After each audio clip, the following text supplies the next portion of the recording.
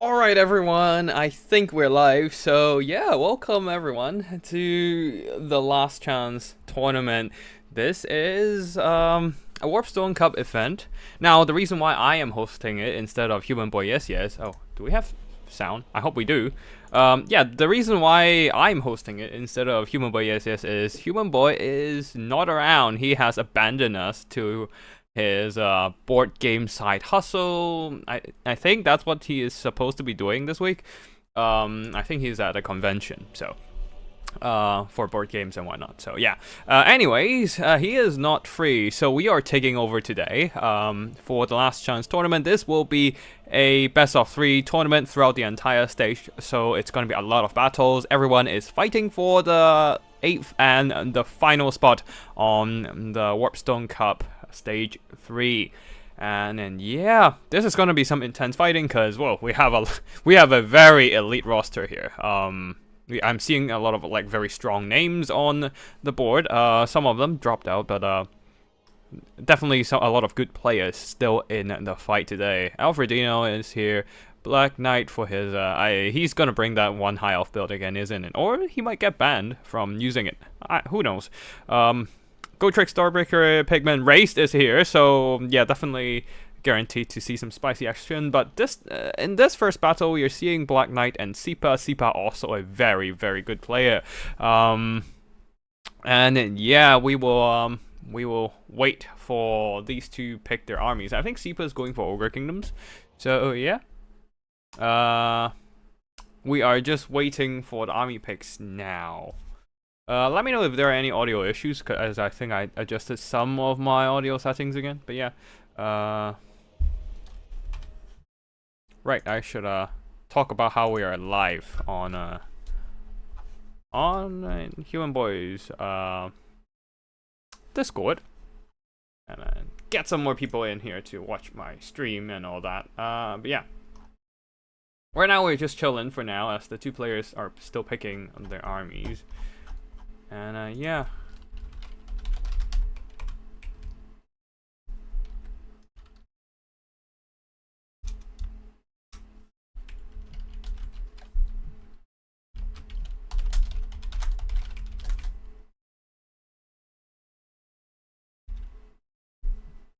All right.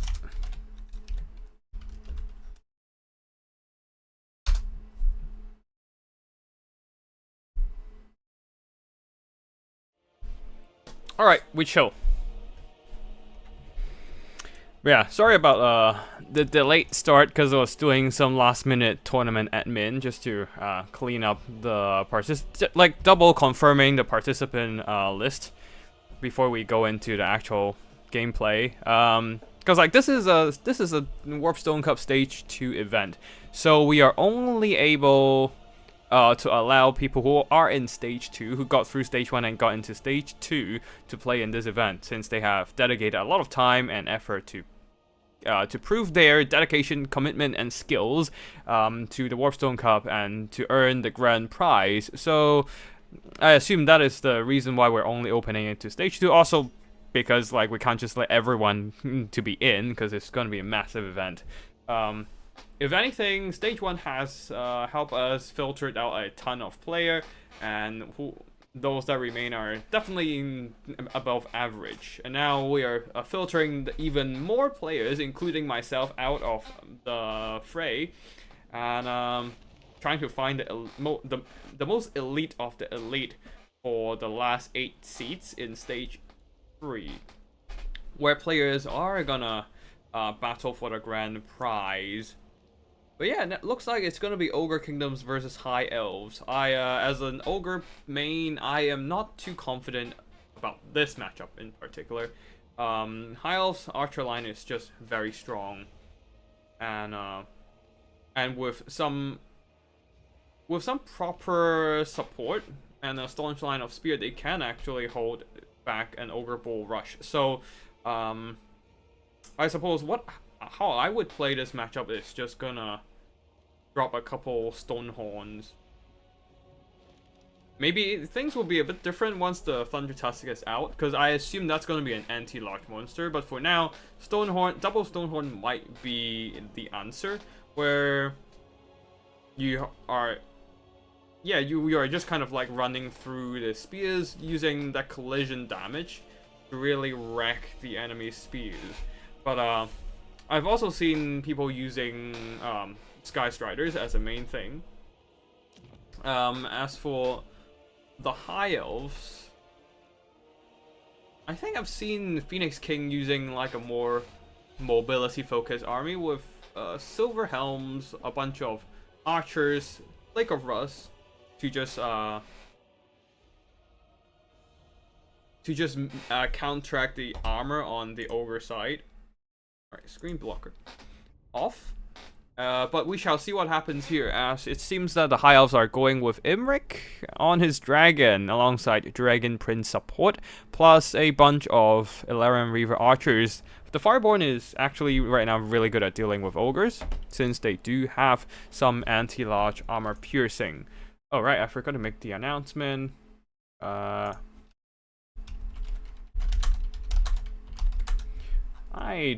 me quickly make some announcements first.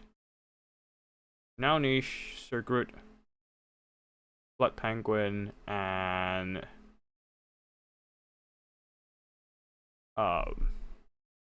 Keaton.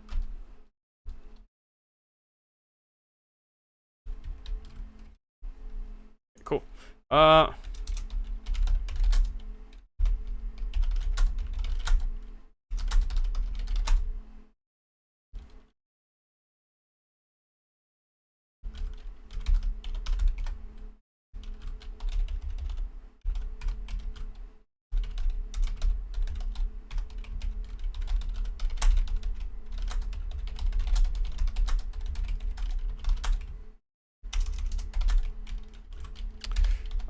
Okay, shit. Yep, cool. Now we wait. It's the most painful part every damn time. We wait. Hey, Russian Dickety. Russian Dickety? Yeah. After watching a couple of videos that you decide I want to try multiplayer for the first time today after watching this tourney. Yeah, appreciate you watching my content, man. Thanks for the support. I do recommend checking out Human Boys Yes Yes new player tournament if you want to play land battles in a more regulated format. Conquest is great too, but I think the lobby right now is bugged and super laggy in the ranked multiplayer, so I wouldn't recommend you spending too much time on that. Human Boys new player definitely is it's a very good start. It's a very good option to start your multiplayer journey, or you can just join Human Boys Discord. Actually, let me just post the link here. I don't know if you know about this server, but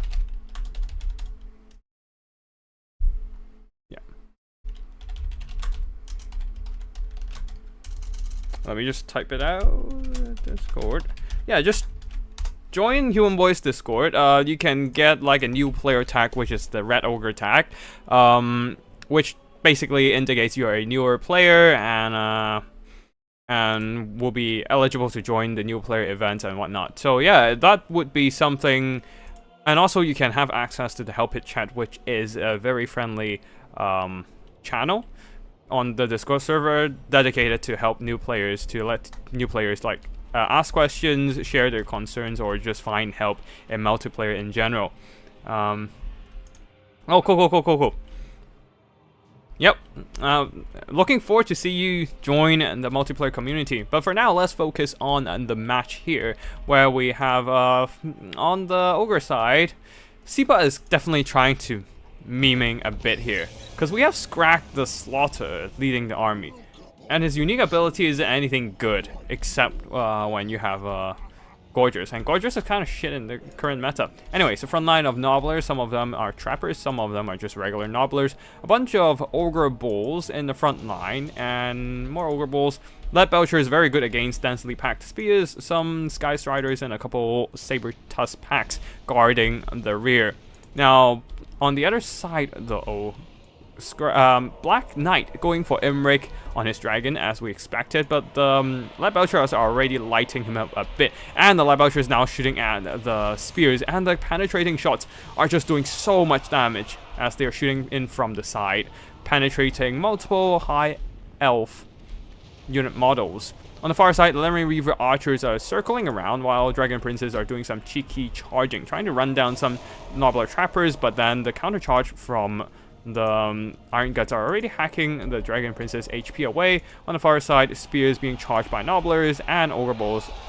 Things are not looking too good for some of these high elf spears. Dragon Princes, even the Fireborn, are charging into the front line, but Iron Guts and Sky Striders are really handing it to the Dragon Princes with their armor piercing, and also don't forget the anti-latch on the Sky Striders. Even the Fireborn is taking substantial damage in the vicinity. Skrak is charging in though, and I don't think he does much here. I mean, he does have some AP weapon strength, which is nice, but that's about all he has. And then Imrik is challenging him to a melee fight. Fireborn still trying to provide some nearby melee support. One of the Dragon Princes, the generic one, got a regrowth, so got some HP back, sustaining their hit points here. And the Sky Striders really needing a Troll Gut soon. Down to 8 unit models, and they have taken quite a bit of damage. On the far side, Sabertusk continues to pressure the Dragon Princes, but the Lemon Reaver archers now have no counter, as the Sabertusks are all busy either routing or chasing after other units. Lemon Reaver archers are just a pretty decent skirmisher, and now they're just free to shoot away, or even just cycle charge, rear charge down Nobblers, and Light Belchers. One of them has already been dispatched by the Light Belchers melee. Dragon Princess continues to fight on, and yeah, they have been really getting that solid buff of armor piercing in the recent patch, making them so much better against armored targets, which are usually large, and they are, well, good at fighting them anyways. So yeah, another regrowth, this time on to the Fireborn, keeping them alive as they still have 36 unit models, while on the far side, their ogres are trying to beat down on those spears and eliminate some of the high elf melee support.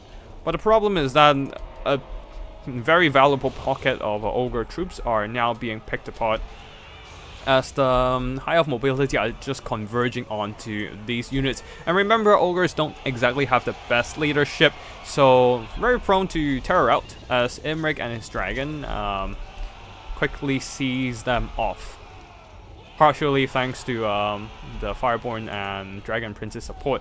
The Iron Guts, after temporarily terror routing, are stabilizing in terms of leadership, but they don't have much leadership left anyways.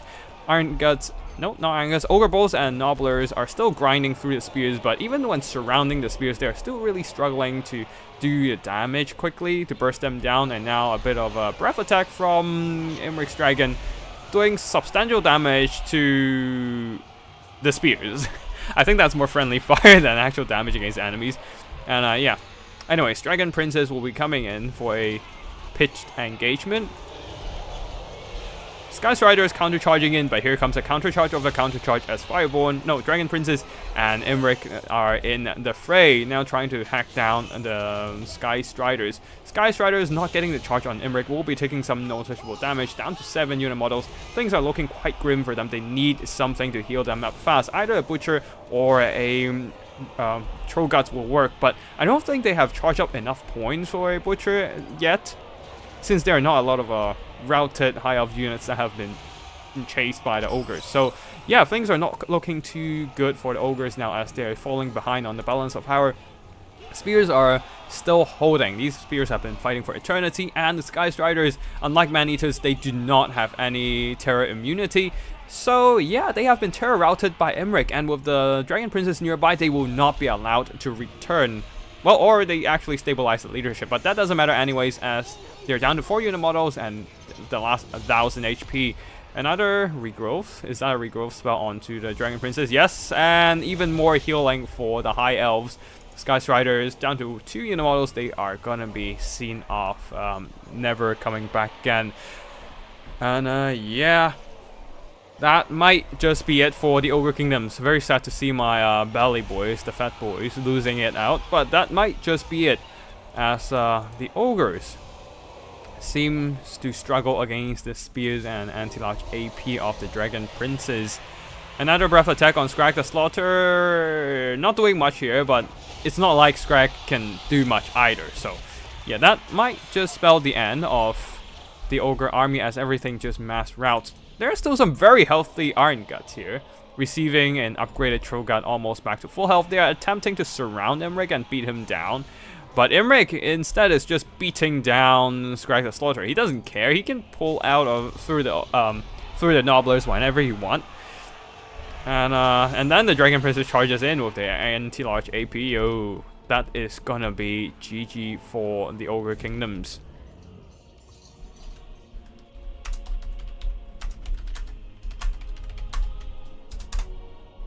Did I save it?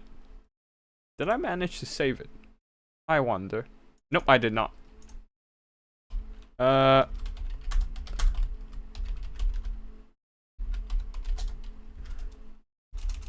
Alright, cool. Okay. Now we are pulling up the screen blocker and we can pull up the scoreboard as well.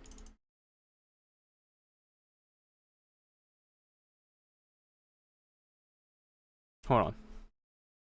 Where did I put the folder? Yep, for the scoreboard. I think, if I remember correctly, yes, I do have score left, score right. Yeah, I have 2 files specifically for the scoreboard. So, yeah. On the left, we have Sipa, who has no scores yet.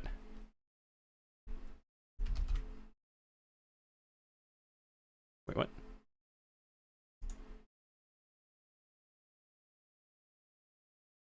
Did I save it?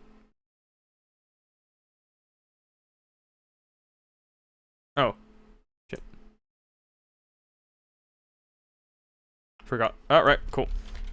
Sipa, who has no scores yet. And on the right side, we have Black Knight, who has 1 point in the match.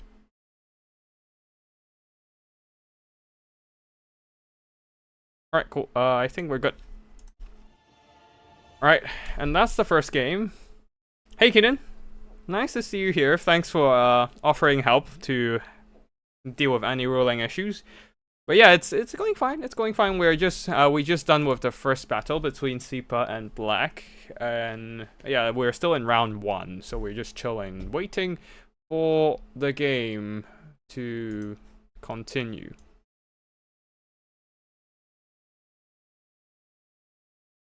But yeah, I don't think I can cast everything in this tourney, so we shall see. I'll try to cast as much as possible, but for now, let's see what happens. I don't want to cast everything, so we can still leave some for like the other casters. Plus, that's a lot of best of 3s to cast. That's like 1, 3, 7, and that's 15 best of 3s, which times 3 is 45 battles. I don't think I can hang on that long. So we'll just try to cast as many battles as possible, but otherwise we will be... Yeah. But otherwise, we'll have to leave some for, like, the other casters. Hoping to see some Wood Elves today. Your casting if everything is nigh impossible. Best to focus on top 4. Yep, that's the plan. I don't think I can cast both of the semifinals live, since it's gonna take like half an hour to 45 minutes for one... Half an hour to 1 hour for like one best of 3 to be done, to complete. So if I cast both semifinals live, that means I will be leaving one pair of participants to dry on the side. They're just gonna have to wait like an hour. So I'm just not gonna cast both live. I'll try to get the replays from the other semi-finalist pair and just try to get the replay cast, well, in the replay format. Hey Zegos, nice to see you here. Sad to see you not able to join the tourney. I don't think you did. You sign up? Did you check in? Let me just check. I don't think you checked in, right? Yeah, unfortunate. But yeah. We shall wait and see what Sipa and Black Knight will pull up in the next battle. Yeah, but Black Knight really has a thing for the Dragon Prince Imrik. Every damn time I see him play High Elves, it is just Imrik Dragon and a line of... Yeah, it's just Imrik Dragon and a Life Caster, and then the rest of the army can change. But it's definitely Imrik and his dragon is staple. Yeah, but I'll just enter top 8 through the eliminations. Fair. Have you finished your entire bracket of entire regional group, by the way? I'm not really on top of the rest of the groups ever since I got beaten by Butcherbird. Like, I was like, I can only get through 2 rounds. I only get through 1 round of battle in the Warpstone Cup. And then I just like, okay, time to play in some other tourney. Last game. Oh, last game. I thought. Okay, let me just check. Wait, I thought. Oh, right. Sigurd versus you're going after Sigurd. Okay. And then our region thankfully has 2 seats, so whoever got into the finals will have a qualify, will be the qualified players anyways, yeah.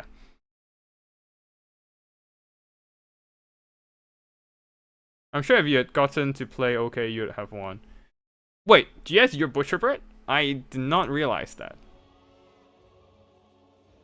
Sir Good definitely has a chance. But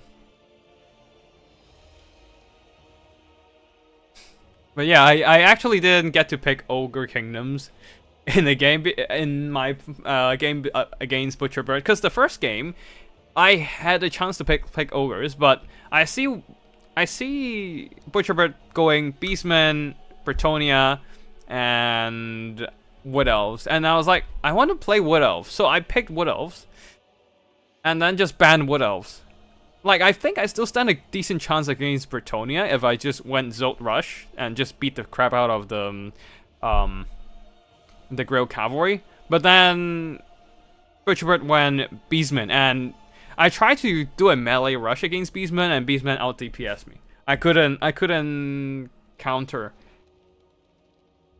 I couldn't counteract I couldn't counteract the aggressive Beastman rush. Damn.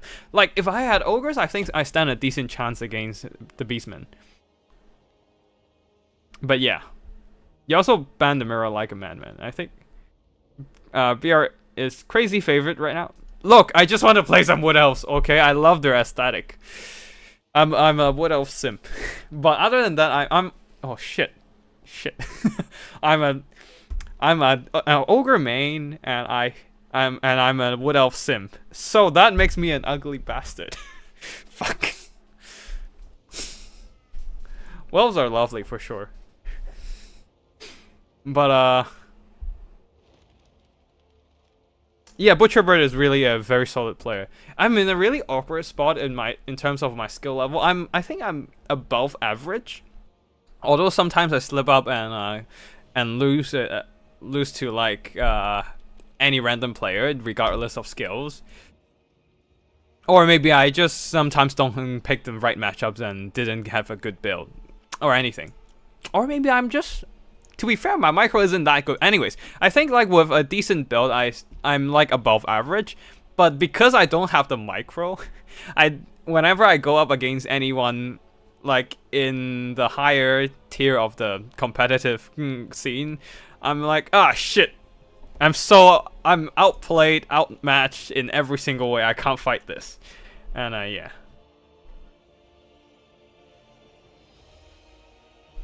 But yeah, I never realized the GS account is Butcherbird, because I see GS and I'm like, okay, it's probably some randomer. Especially like I've seen Butcherbird using this account for a few times, so yeah. But never had I once make the correlation of GS equals Butcherbird. Yeah. But either ways, even if I got like a win with the Beastmen, with the Ogres versus Beastmen, I think the third fight is still gonna be rough. Like, I am good at pretty much... Oh, Butcherbird is back to his Butcherbird personality. But yeah, I think, like, I am not...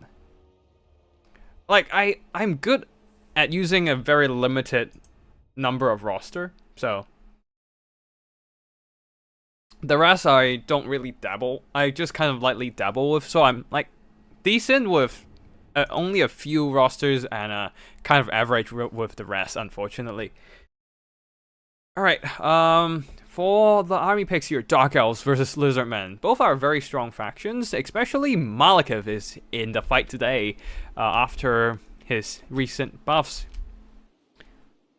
Limited roster, unlimited rats. Yes, yes.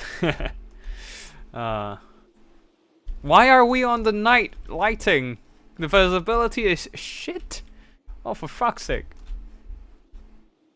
Alright, we wait.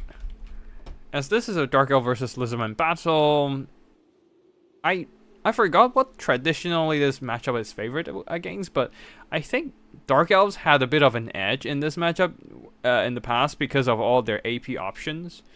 Haven't seen this matchup in a while, but Malekith is a very strong combatant now, having that physical resistance to mitigate any incoming damage, combined with his scaly skin missile resistance on his Black Dragon mount. He can actually tank missiles fine. Also heavy armor, so the blow dodge javelins will be doing limited work against him.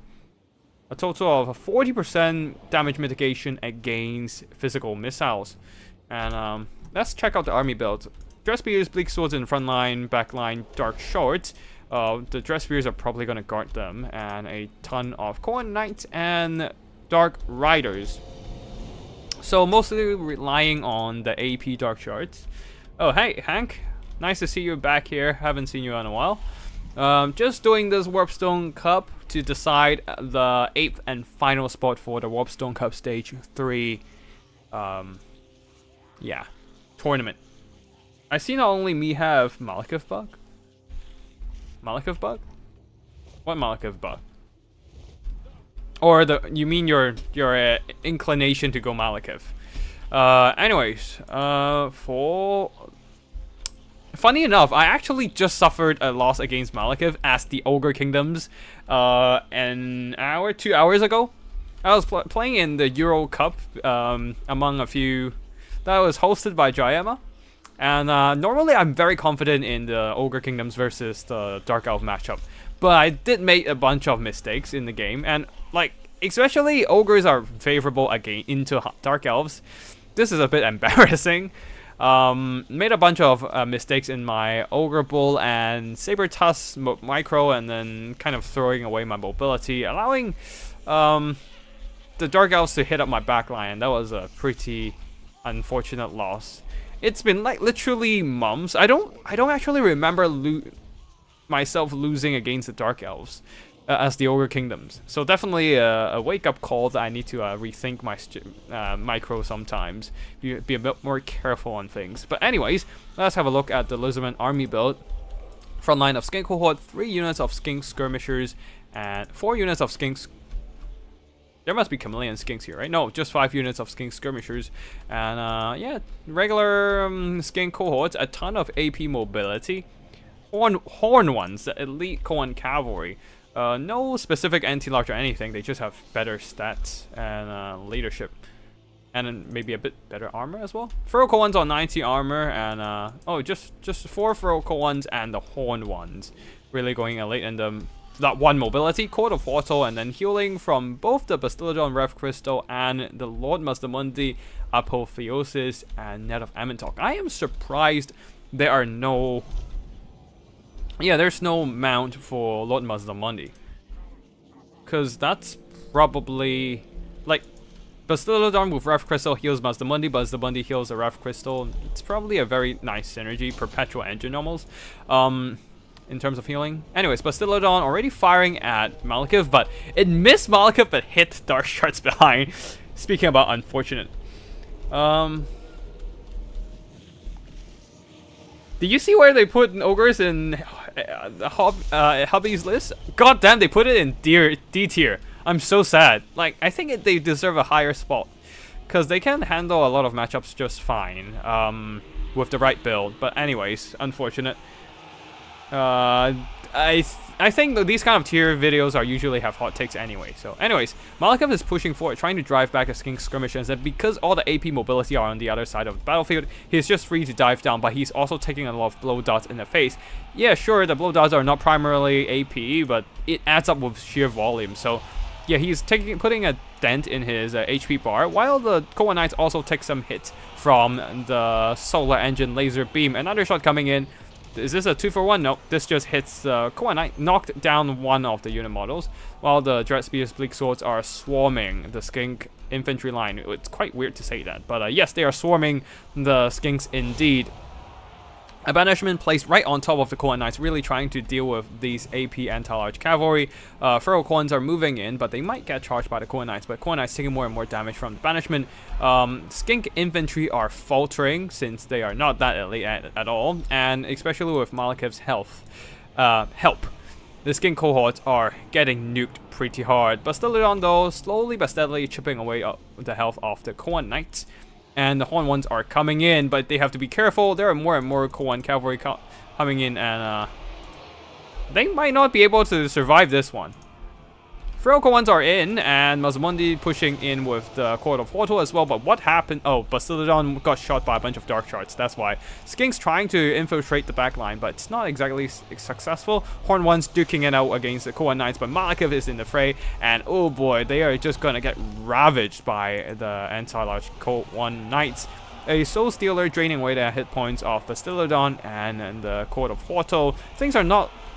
This is a rough start for the Lizardmen for sure, as their mobility are now being caught by the Koa Knights, and they don't really have a good option to deal with the enemy mobility. Horn Ones is putting up a good fight, chipping away the health of this one unit of Koa Knights, but yeah, they have to really rely on the Court of Hortal at this point to win the game. Now, Skinks do have the sheer volume now, now that some of the Dark Elf infantry are actually being broken back, pushed back by the help of Court of Hortal and some other Lizardmen blow dart firepower. Some of the skinks are getting on top of the Dark Shards, who are firing into the Court of Hortal. Something needs to be done to heal up these Boxagors, since they are running low on health, fighting so much anti-large AP. An Apotheosis giving them a bit of HP boost, and at this point a Rev Crystal would be really nice. They don't really have any infantry fighting with them, so they're kind of falling a bit behind in this melee trade. The Skink Cores probably should just turn on their melee mode and just charge in and provide some bodies for the Koa Knight to support them. But yeah, Bastiladon is rushing in now. Maybe I want to use the laser beam to shoot the Koa Knights for a bit first. But anyways, the Koa Knights are indeed dazed, so they do have a bit less melee defense, will be taking a bit more damage, while the Skink Skirmishers really cost-efficient kiting powers. They're just slowly wearing down the Koa Knights with their sheer volume of blow dots. But yeah, the problem really is an Apotheosis on the Mastamundi. That must have been a misclick, since the Court of Hortal are running so low in health and they are almost dead. They're trying to pull out of the Soul Stealer range, but that might be a bit too late here, as they are hit by the direct damage. Oh, that is a painful loss. Mastamundi using the Apotheosis on himself instead of the Court of Hortal will cost him the Court of Hortal. And yeah, Lizardman, Black Knight's Lizardman is faltering now. And we might go into a game 3 on this one. Yeah, now Mastamundi is all alone against Malekith, and yeah. Lord Mazamundi is it's not going to be happy about that. Apotheosis healing the Bastiladon Solar Engine, who is shooting into the blob. Not that it matters much anyways, since there's nothing to save Mastamundi from his fate. The Horn one just evaporated Jesus. Yeah, they did. One of the problem is that they actually triggered the healthier Cold One Knight's pursuit behavior. So what happened, I assume, was the Horn ones were targeting. The Horn ones were targeting the. Okay, let me just turn this load back in. The Horn ones were targeting the weaker Cold One Knight. They charge in, wrecked the weaker Cold One Knight. The Koa Knight start routing, and Horn One chasing after the Koa Knight as well. But then the other unit of Koa Knight is in the vicinity going after the Horn Ones. And because the Horned Ones aren't fighting the Koa Knights, the healthier Koa Knights, the healthier Koa Knights going after the Horned Ones counts as pursuing the Horned Ones. And that actually triggers the pursuit behavior, making them very efficient in delivering hits against an enemy that exposes their backs to the pursuers. And that is why the Horned Ones evaporated. And also Malekith is in the fight, so yeah, those Horned Ones were in for a rough time at that point. That was what I was assuming anyways. I'm not entirely sure if it's like accurate. Only Chaos Dwarfs and Norska are in the lowest tier. Ha! Ha! I am actually a Norskan player. Ha ha! Ha! I am a big Fimir advocate. But yeah, I wouldn't say Norska is strong either. It's a for me, it's a second pick faction. I only pick them when I know what I'm going up against. I rarely pick them as like a first pick in a part of my 3 first picks. So it's they struggle against certain factions, but I wouldn't say they struggle as much as the Wood Elves in their bad matchups. Because Wood Elves suck ass against Chaos Dwarfs and Dwarfs and Cathay, but against but Norska can still be okay even in matchups they are not that good against. Yeah, the AP anti-large cav got a free charge for sure. But yeah, I think the Ogre Kingdoms deserve a little higher on the spot. But then again, I guess if they're low on the spot, that means CA would give them a big buff. Not that they're not already receiving a big, not that they're not on the radar of CA in the next patch, since they're getting stuff like Thunder Tusk and Blood Vultures. The air game would be very important here, because Ogres really lack options against enemy flyers. So getting the Blood Vultures, giving them additional anti-air mobility, or just a disruptor to ruin enemy missile units is actually going to be it's going to be a great boon. More Nobblers, please. It would be funny if they got the Nobbler piggyback riders, because I think there's in the game there's a version of unit which is like Nobbler piggybacking another Nobbler as like a cavalry unit. That would be funny as hell. It's gonna be like a man-size Nobbler unit. Like at that point, do you count that as a large unit, or is it a regular unit? Like a small unit model or a big unit model? It's hard to tell. Anyways. Army performances, Malekith did pretty fine there, but I think most of the value goes to the Dark Shorts and the Koa Knights. These Koa Knights, Jesus Christ, they got a lot of value. This one not so much, but the other two, yeah. This one got blasted by Solar Engine, so no surprise. And yeah, the Lizardmen, the Court of Wattle and the AP Cav just not having a good time whatsoever, just trading really bad into the Cold One Knights. Honestly, I feel like Koan Cavalry in general just kind of sucks due to their mediocre stats for a cavalry at their price point. But yeah, we have one final battle between the two. Let me just turn on the scoreboard and edit it a bit. Sipa on 1 point. Black Knight also on 1 point. It's a 1-1 scenario.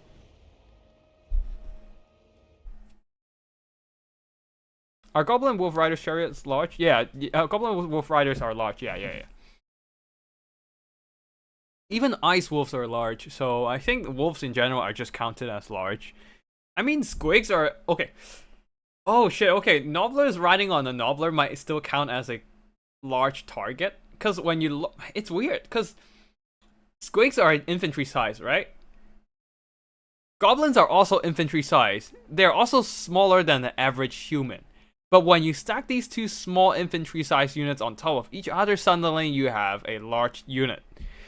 And then when you look at stuff like weapons teams, crane gunners, those are 2 humans, but they still count as infantry size. So like...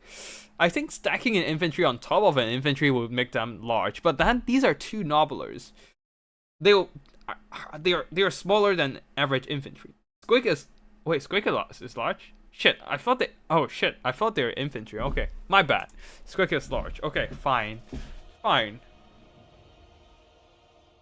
Fine then, I suppose. Squig herds are large. Yeah, fine then. That makes sense. That makes sense. They are large. Okay, Squig hoppers are a large target. But... I don't know, man. I don't know, man. Grimgore definitely looks larger than freaking Squigs. Even Squig hoppers. And yet he is still a small unit. Makes no sense. Are they larger than a horse? It's weird. Exactly. It's a weird thing because CA's standard for large targets is that are they larger than a horse? If they're larger than a horse or about the same as a horse, they are a large unit model. If they're not, then they're a small human-sized small entity. But then you have the Squig Hopper, which doesn't look like they're larger than a horse. So, I don't know, man. And then don't forget about big Chungus like Grimgore. He is still an infantry unit model, despite being taller than everyone else, being the biggest and baddest and strongest of all orcs. I don't know, man. Anyways, it seems that we have a Tinge versus Dark Elf battle. Sipa going Tinge, Black Knight going Dark Elves. Two very strong factions once again. We shall see if Black Knight going for Malekith or a regular Soul Stealer Lord. Regular Soul Stealer caster. We shall see here. But yeah. Oh boy, this is gonna be a spicy fight. Oh boy.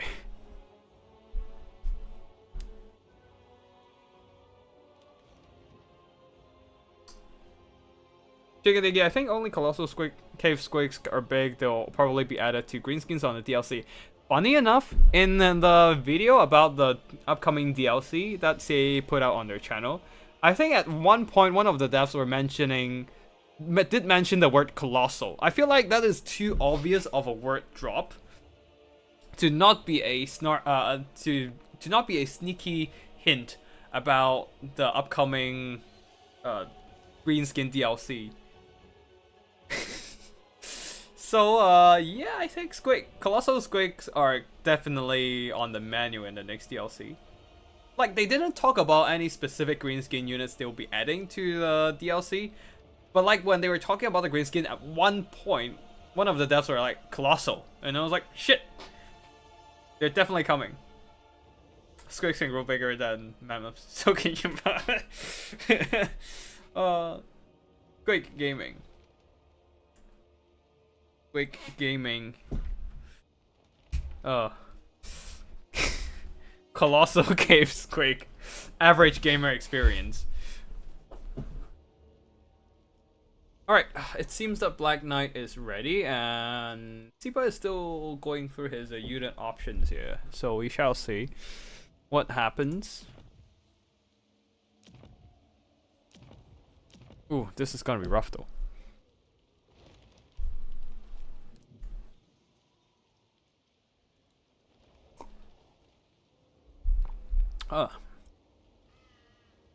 Might actually... It's actually almost 6 now in the UK, so I might, at some point of the stream, I might have to hop off for like a minute or two to grab a quick snack for later.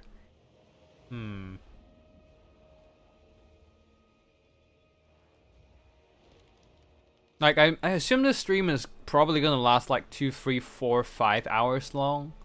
And it's gonna be quite rough if we just stay around and not grab any food. Oh shit, Incon's already done with his fight against Wraith. That was fast. But yeah, we'll still have to wait for Sipa to finalize his army build. Teen versus Dark Elves is... I don't think I've seen this matchup at all recently. No, I don't think I've seen this matchup at all. Dark Elves definitely have some solid missile choices, but are they gonna be like a good threat against Tinge? Probably not. Since the Dark Shards are very limited, very limited in range, and Tinge are not exactly great in armor.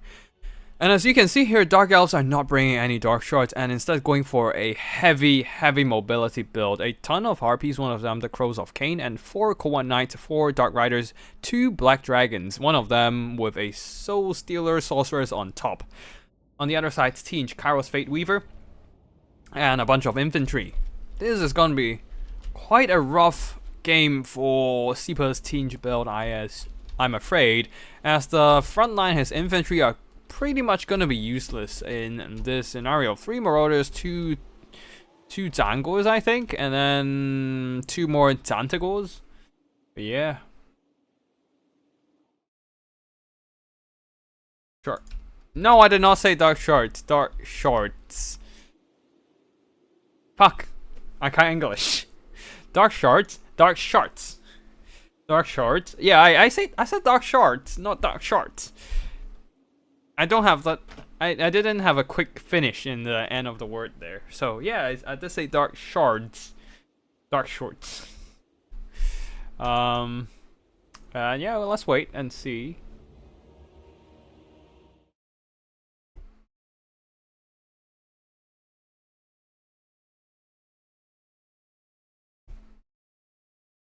Alright, now let's catch up with the rest of the Tinge army build. 4 Furies, 3 Zangors, 2 Marauders of Tinge, 1 Sour Guts. I don't know why everyone loves Sour Guts. I guess they're just a solid regiment of renown. Like, their ability, the Sour Discharge, doesn't see 70 to AP damage. Okay, that's actually not bad, but yeah. Flamers of Tinge, a couple of them, and then more units of Pink Horrors at the back. 2 units of Pink Horrors. Oh, okay. 2 Tentacles leading the army covers Fate Weaver, 4 Furies of Tinge, and yeah, that's it. Flamers are gonna be rough to protect in this battle against so much mobility.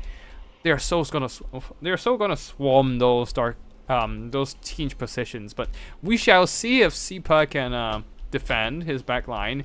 Well, he was definitely expecting more of an infantry build because we're seeing Penumbral Pendulum here. He does have blue fire, so he still have some pretty good options to deal with enemy cavalry. Gaze of Fate also pin down enemy movement, but it's gonna be rough for Tinge, for sure.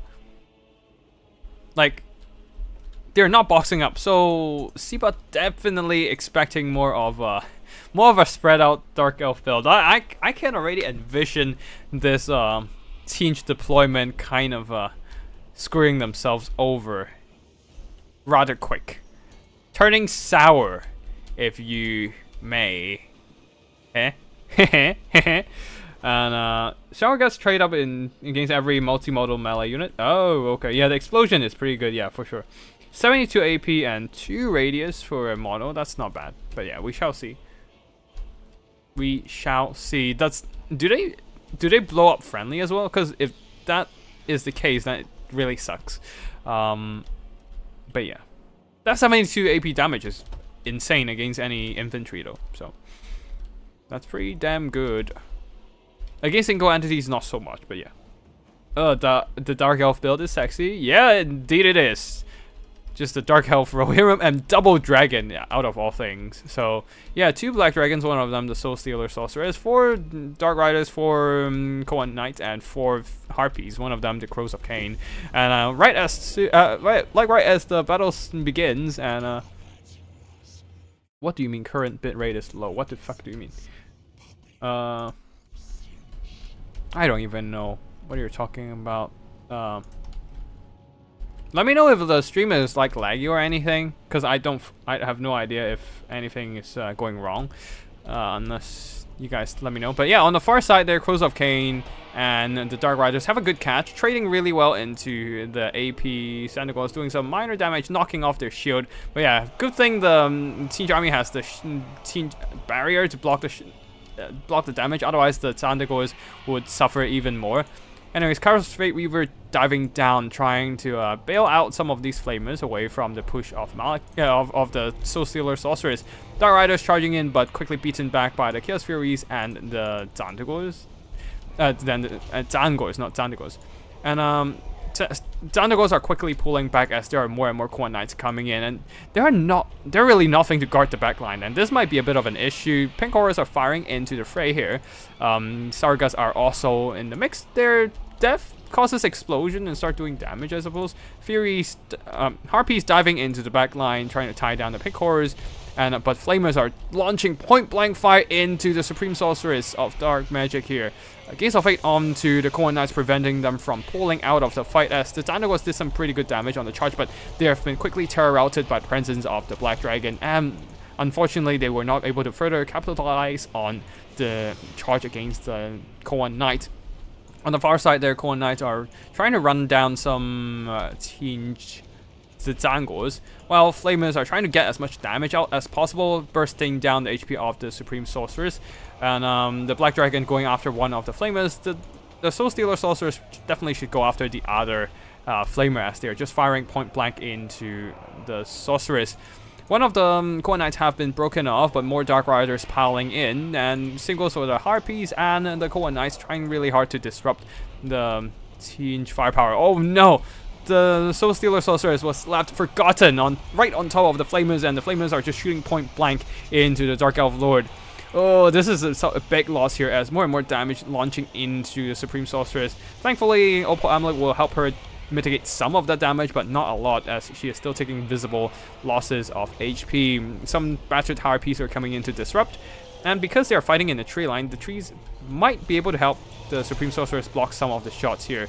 But yeah, the Black Dragon is definitely carrying this shit by himself. And as the Soul Stealer Sorceress is getting lower and lower in HP, Balance of Heart is in Tinge favor now. Also, a Penumbral Pendulum right on top of the Cohen Knights doing some pretty good damage, and it seems that the Dark Elf mobility rush is faltering hard, being counteracted by Xantagos and the Chaos Furies of Tinge. Tinge Furies definitely trading upwards as they charge into the Cohen Knights' rear. They're swarming the Dark Elf positions, and the Dark Elf mobility simply is too fragile to outrush the Tinge army. Not able to shut down the Flamers, definitely hurt the Dark Elves a lot. And then a Bolt of Change plus a Gaze of Fate locking her down.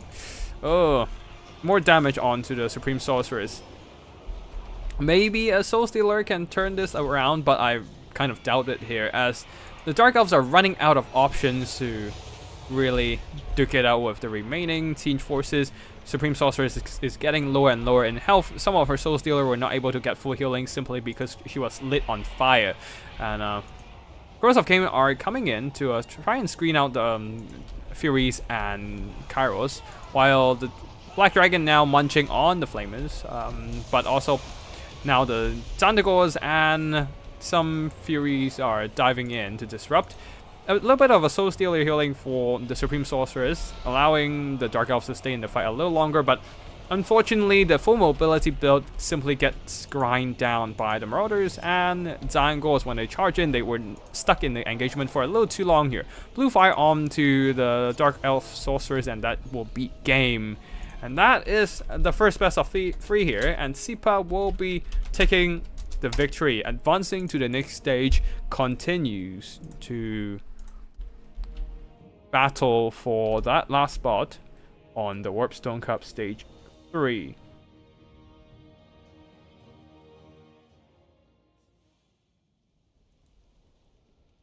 Is that a non-mounted Black Dragon? I think yes, that is it.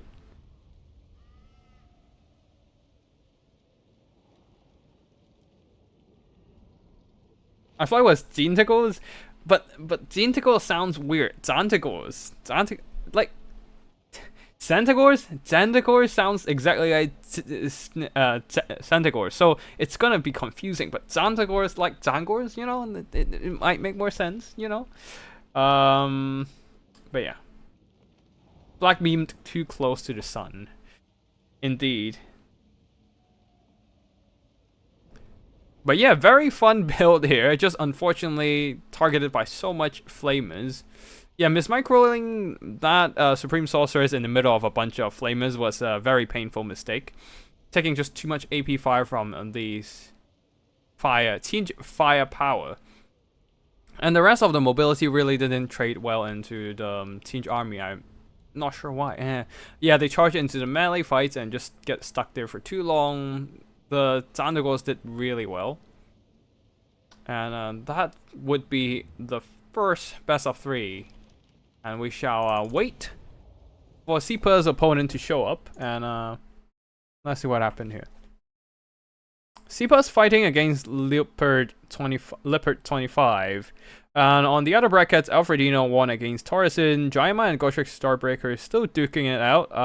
Incarns versus Race. Race has won. Nalnish versus Yashkav. Nalnish has emerged victorious, while Nurgle's PA has been beaten by Pigman. Rusto and Saxy are still in their best of 3 fight. So yeah, let me just quickly send an invite in.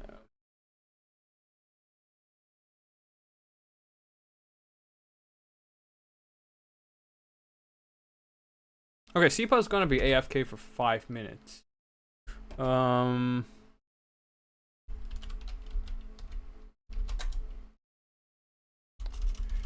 I guess we can at this point just wait for.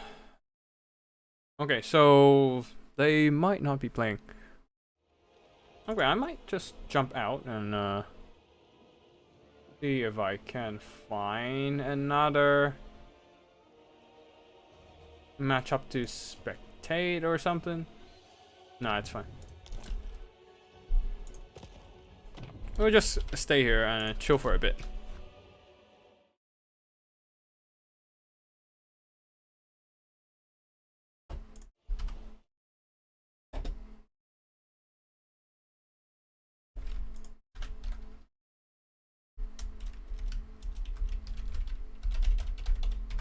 Not sure which not sure which match is done with their thing yet, so we shall see.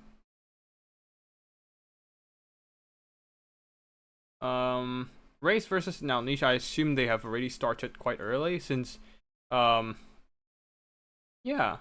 Nalnish beat Yashkov 2-0. Okay, so that was a pretty quick one. That should be a pretty quick one. And Race and Nalnish has probably already started with their battles. Jayama and Godric Starbreaker. Maybe they're still. Oh, okay, maybe I'll just jump over to see if Jayama and Alfredino might be still duking it out. Anyways, I think we're out of battles to watch right now, unless we tap into the Warpstone replays.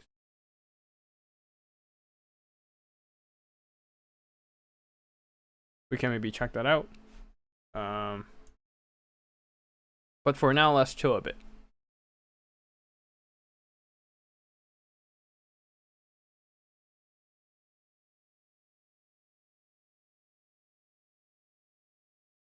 And it seems Leopard is not in a fight. Is not around yet. I don't think. Alright, so we are not really in yet on any action. And a bit of downtime. Which week? Yeah, let's just check out some replays at this point then, since we don't have anything else happening on the side.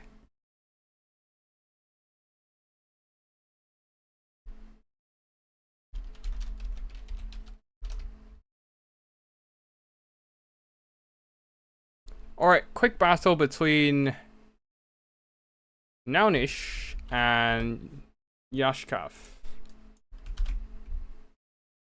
Let us just quick. Oh wait, Leopard is in, so Sipa's probably gonna be back. While at the same time, I'm just gonna refill my tea, and I get some snacks, and we should be good to go. So be back in a minute. I'll quickly get my semi-dinner sorted, and just to prevent I starve to death in the middle of a stream.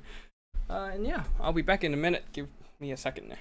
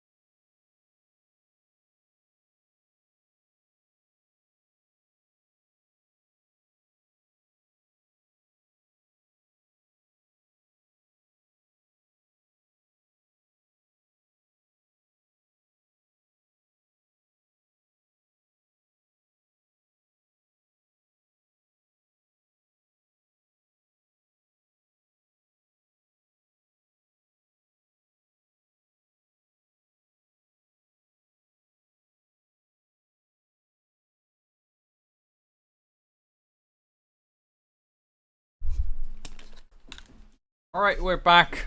And let's see if Sipa's ready for a battle as well.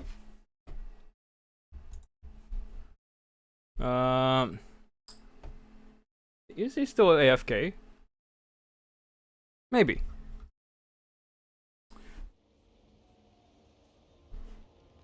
Okay, he's probably... Nope, Sipa's back, so we can, Oh shit, screen blocker. Alright, cool. Screen blocker is on, we're back for some action. And yeah, let's see what are they gonna take against each other here. Sipa going for Kislev, I believe. Leopard haven't figured out his faction yet, I don't think.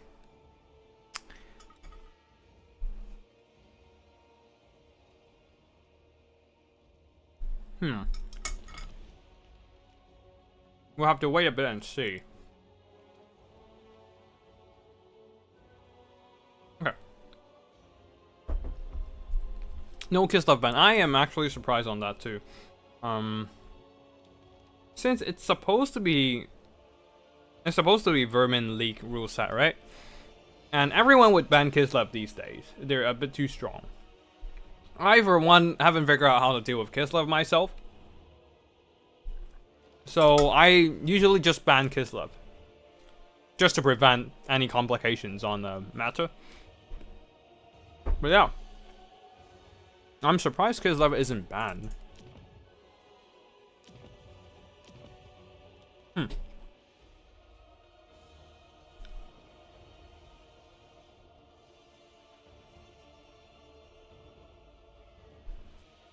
Oh wait, or maybe they're going siege. They were just figuring out what to pick. I don't know.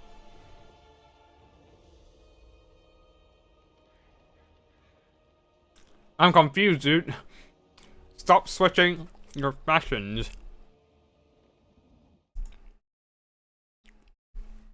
Maybe they did ban Kislev, I don't know. Dark Elves versus Wood Elves. That, I would say this matchup is generally in favor of Wood Elves.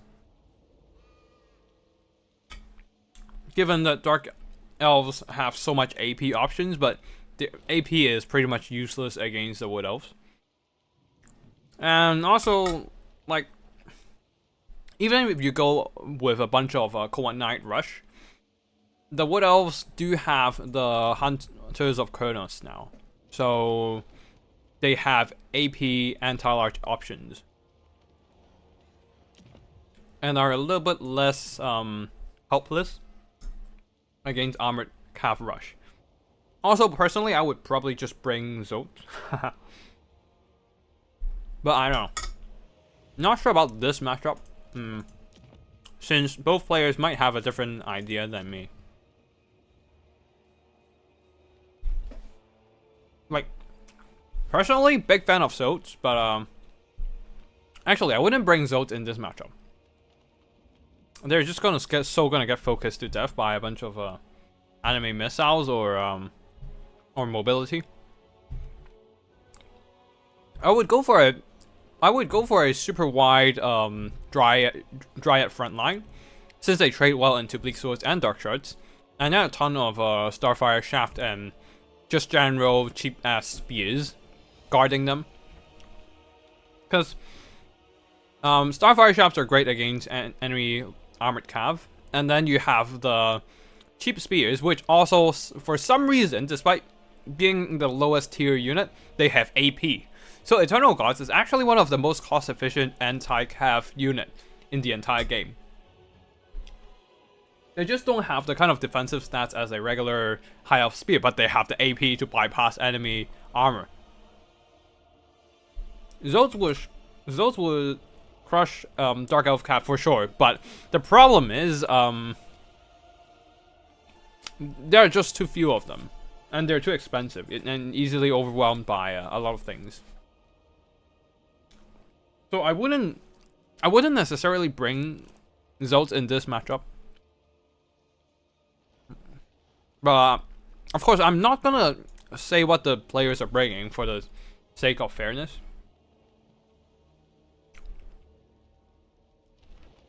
Should have went with else, but I want to try that. Well. Unfortunately, you can't really turn things back. Yeah, unfortunately, sometimes we just want to try things out, and it just doesn't end up favorable to us. And you just got we suffer the consequences of our own actions. It's fine. We live with it. Shit. I think I overknead my dough. So basically what I am eating right now is a bunch of steamed bao buns I made yesterday. And they're a little bit chillier than I thought, so I assume I overknead my dough.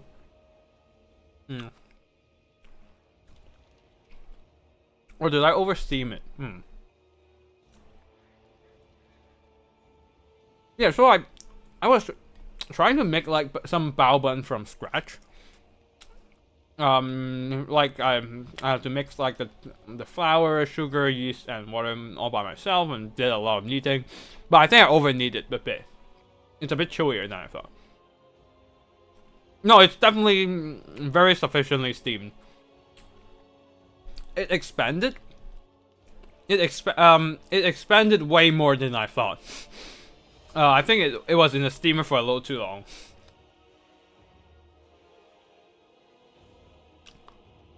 Like, because the steamer I use had 2 layers, and these buns came from like the middle layer. So the steam, after evaporating from the water, goes into the middle layer and then the second layer, and the ones in the top layer are fine. These ones expanded way bigger than the top layer ones, so I think they were oversteamed in this scenario. Also, I need to put more sugar in it because I like a sweeter bun. Shit, I forgot to change names.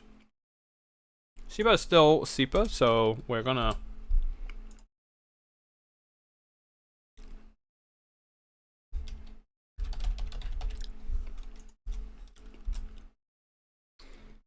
Yeah, okay. Army boats. Dark Elves from Sipa, going for a front line of bleak swords, and then a line of dark shards with shields, really trying to do the out-shooting Wood Elf tactic. Not sure how it's gonna work here, because the Wood Elves do have some very impressive firepower these days. But yeah, a ton of Dark Elf mobility, Doom Fire Warlocks, 3 of them in fact, with Lesser Doom Bolt and Soul, like no Regiment of Renowned version, so no Lesser Soul Stealer kind of thing. A double Throw Manticore for that mobility aerial pressure, and a Supreme Sorceress of Shadows. Really nice character here. I do like that choice of spell. With nothing but Melkoth's Mystifying Miasma, a very useful spell indeed. I really love it. This spell choice. One of the most cost-efficient direct damage spells against multi-entity units. I like Sweet Buns too, yeah. I hope that's... yeah.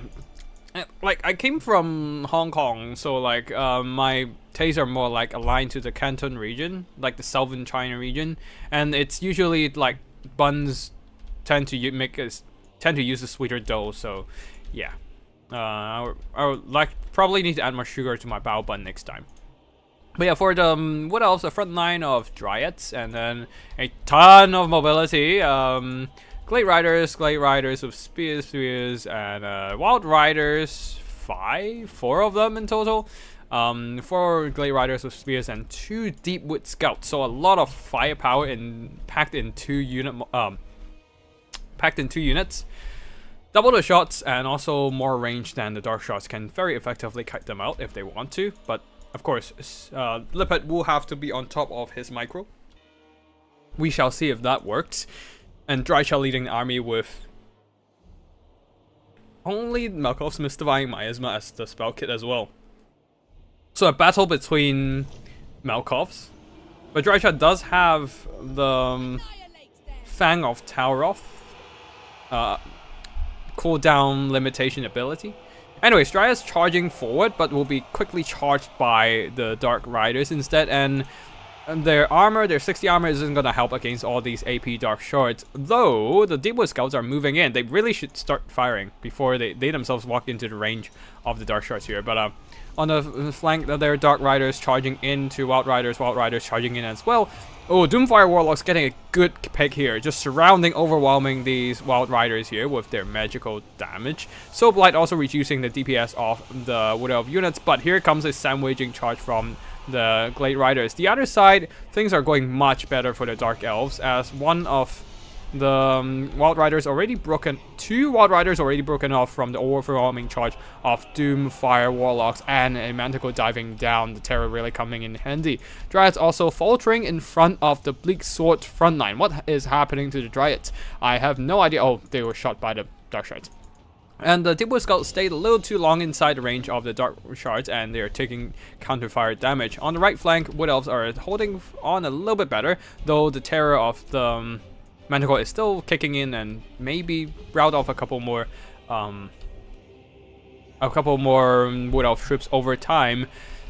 Now, Drycha is holding on just fine. The Summon, Malevolent Dryad has pushed back some of the enemy. Killed the whole Dark Shard unit, damn.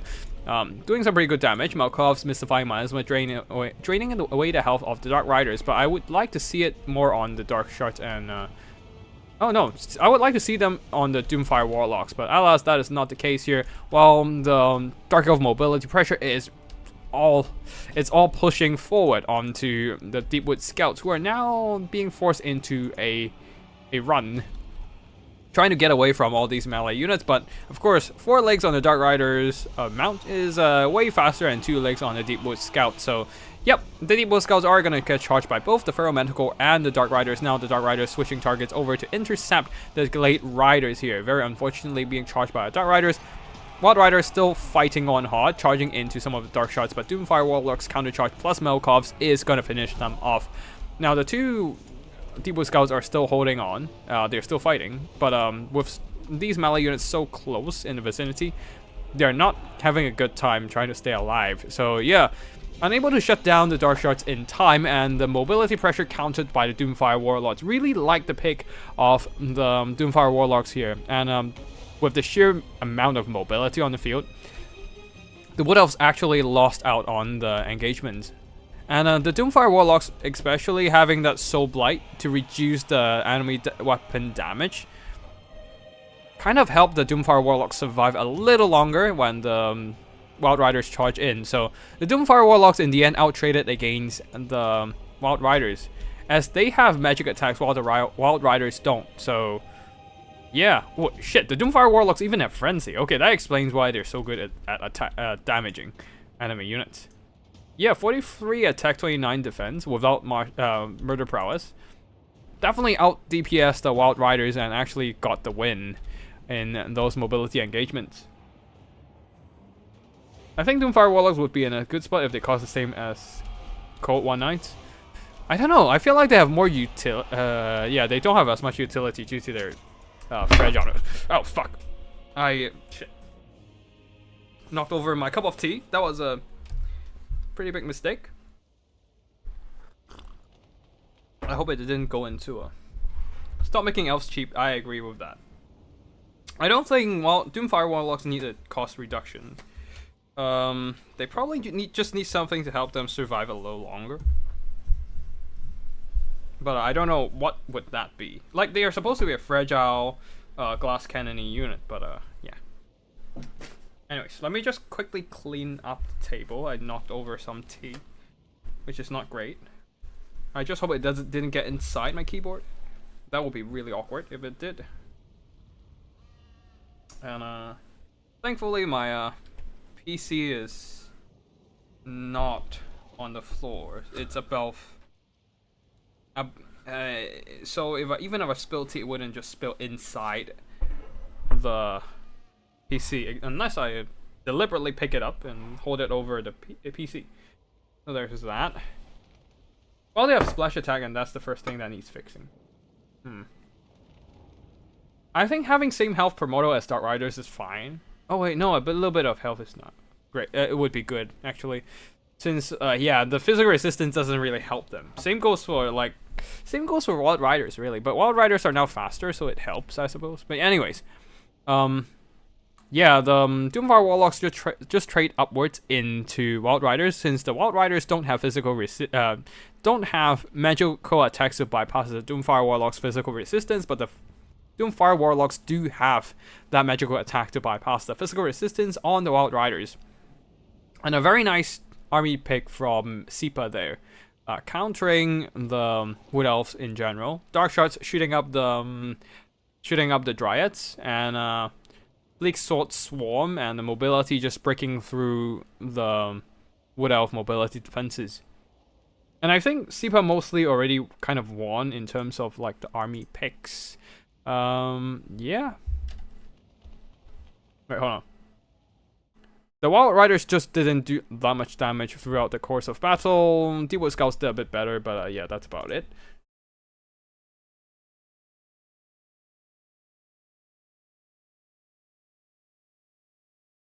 And yeah, I wouldn't pick Drycha into Dark Elves really. I probably would pick like a regular Wood Elf Glade Lord, a Glade Lady, the one with the net, just to limit enemy mobility movement. And yeah, I would just bring a bunch of Dryads in the front line, a bunch of Glade Gods to just outshoot the Dark Elves perhaps, and a ton of Spears and Glade Riders just to hold the flanks and get that 20 stack army. Although the Dark Elves also getting that 20 stack army, so the 20 stack advantage here isn't gonna be as pronounced. But yeah, anyways, let's just continue with the battle and see what kind of armies both sides will take in the next match. I mean, in the next battle. Drycha's, yeah, I wouldn't really bring Drycha these days, so just because she's not actually a good lord. Her only thing good is really just her Dryad summon. Like her passive ability, her staple passive ability, being angry and adding attack. It is rarely useful. Yes, it adds attack and whatnot, but only when Drycha is low in health, and everyone just avoid fighting Drycha because she's not that much of a threat.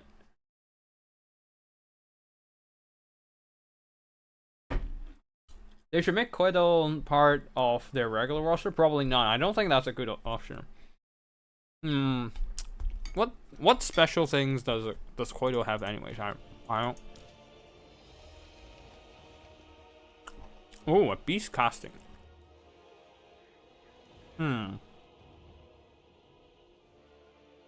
Maybe.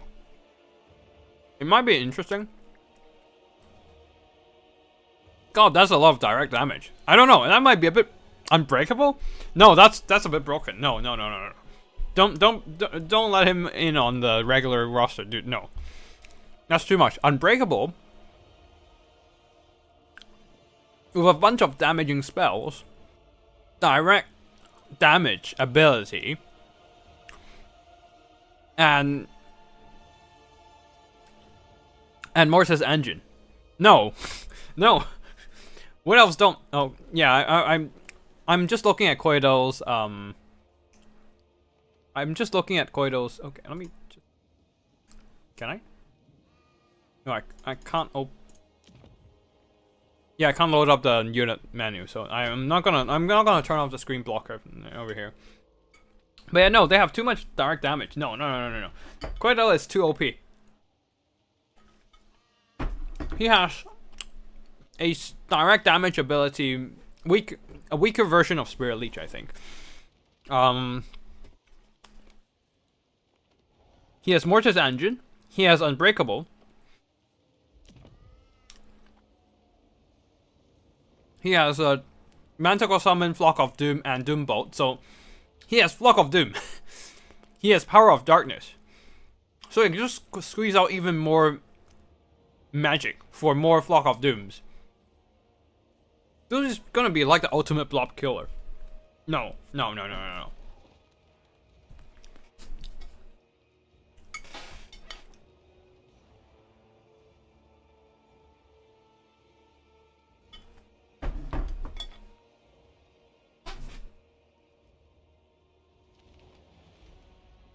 Yeah, I definitely overneat my my bow button. Like the bread in the bow is like has too much. It's too chewy.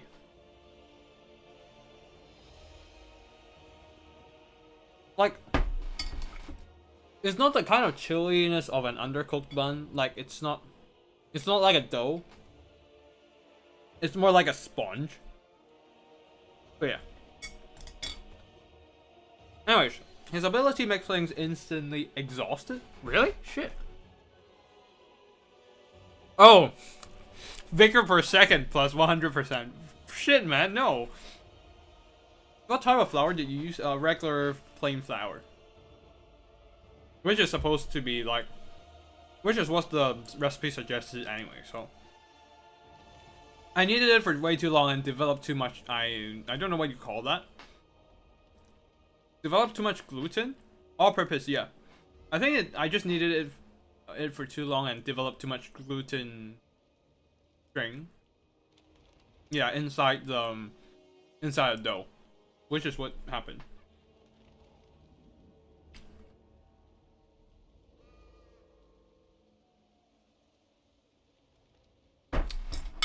Also, I reheated this, so it has been sitting in the fridge for like a night. And I reheated it like just now.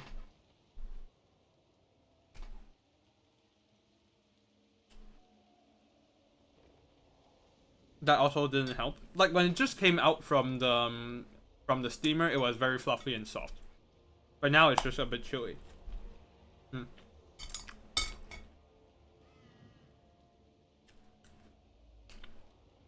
Okay, Skaven versus Bretonnia.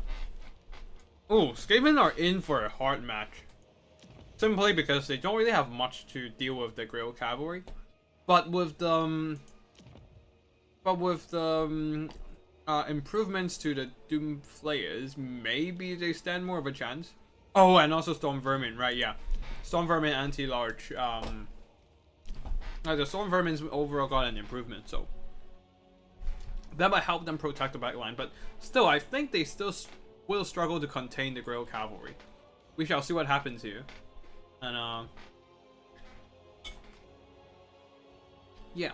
Oh, interesting choice of an army pick from Lippert here. I can't say what it is, but huh.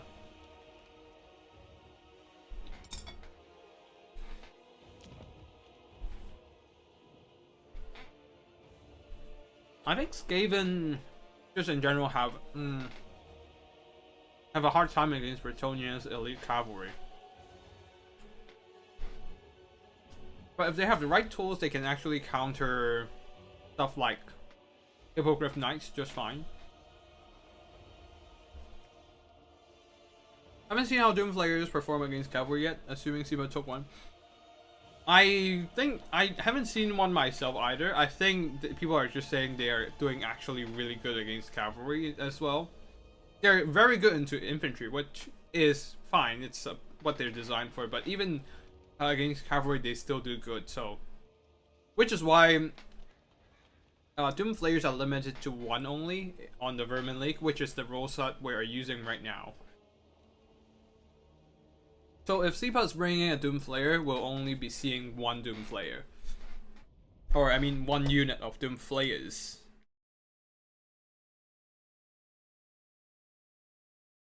Anyway, Sipa got a win in the first battle, so I'm just going to change that. And turn off the screen blocker. And as you can see here, we do have one Doomflayer on the field, and that is a Dwarf Thing Manus. The rest of the army are 3 Red Ogres, a Wolf Rat, a single Gutter Runner, I think that is, 2 Night Runner, 1 Gutter Runner with Poison, and that is not the Slinger one, that is the regular Shuriken one. I think they use Shuriken, right? And then 2 more Poison Wing Globadiers.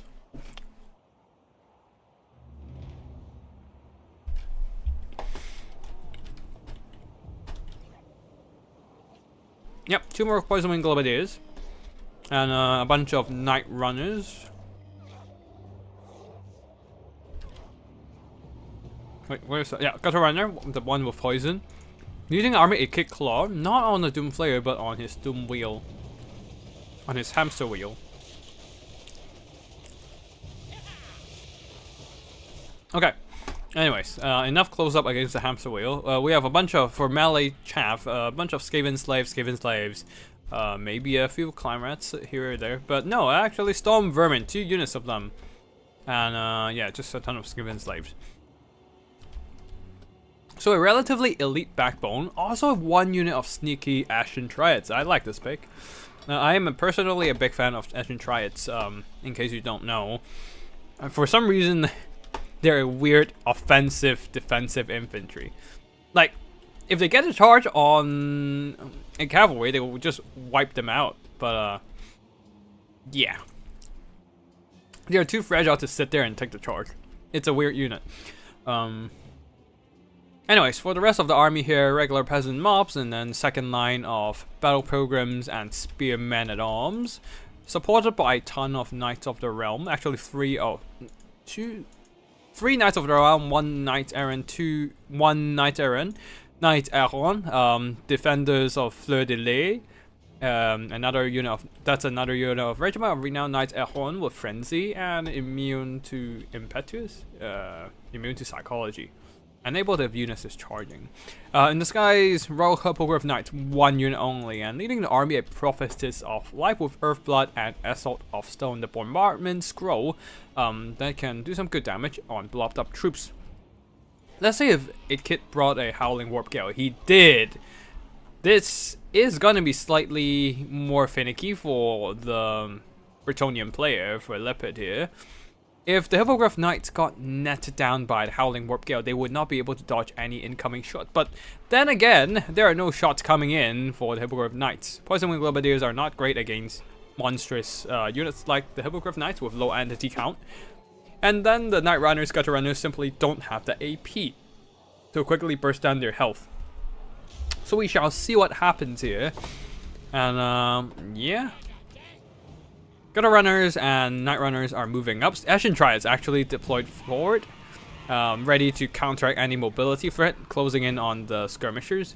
Peasant mobs in the front line and Battle Pilgrims are just gonna screen out enemy threats, but Gutter Runners already, Night Runners, all that are already opening fire at the Battle Pilgrims, who are taking some damage, but that is some very minor stuff. Them taking damage from the Night Runners, Gutter Runners are definitely better than any of the cavalry eating those shots. So I think that's a worthy trade for the Bretonnian army, despite them taking damage. Sipa are getting some accumulated damage now, but I think the damage value is kind of delayed. I don't know. But yeah, Knights of the Realm are standing still. This might be dangerous because the Poison Wing Globes are going to chuck in some shots to drain away their health. Brass Orb at the back line of the Peasant Bows, doing some pretty good damage, nuking down half their health.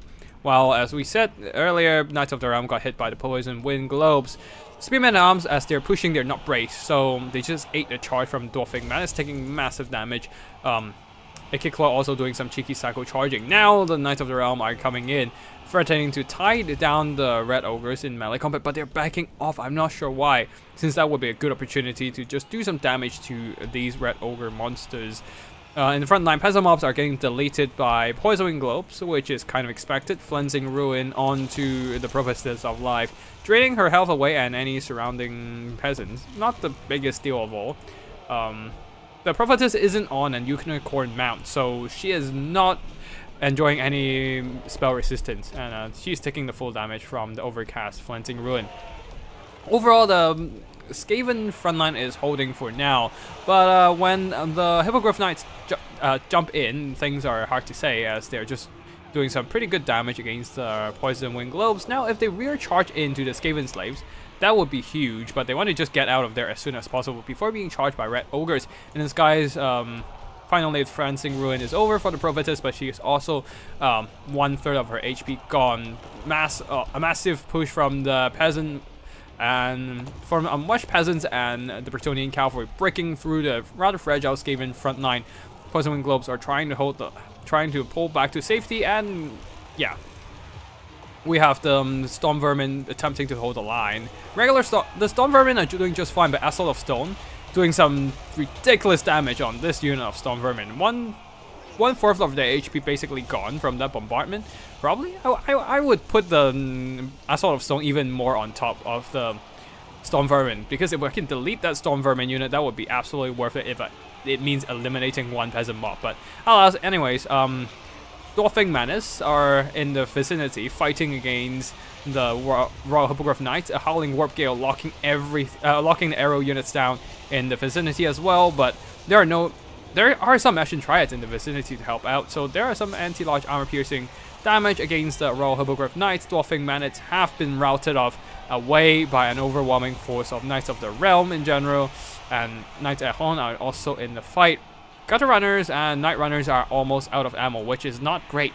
They are now being subjected to the charge of the Bretonnian Cavalry. Things are still looking rather even in terms of balance of power, partially because Ikit is still very much healthy. Storm Vermin are holding on for now, and the Royal Hippogriff Knights have taken a bit too much damage in the pitched engagement earlier.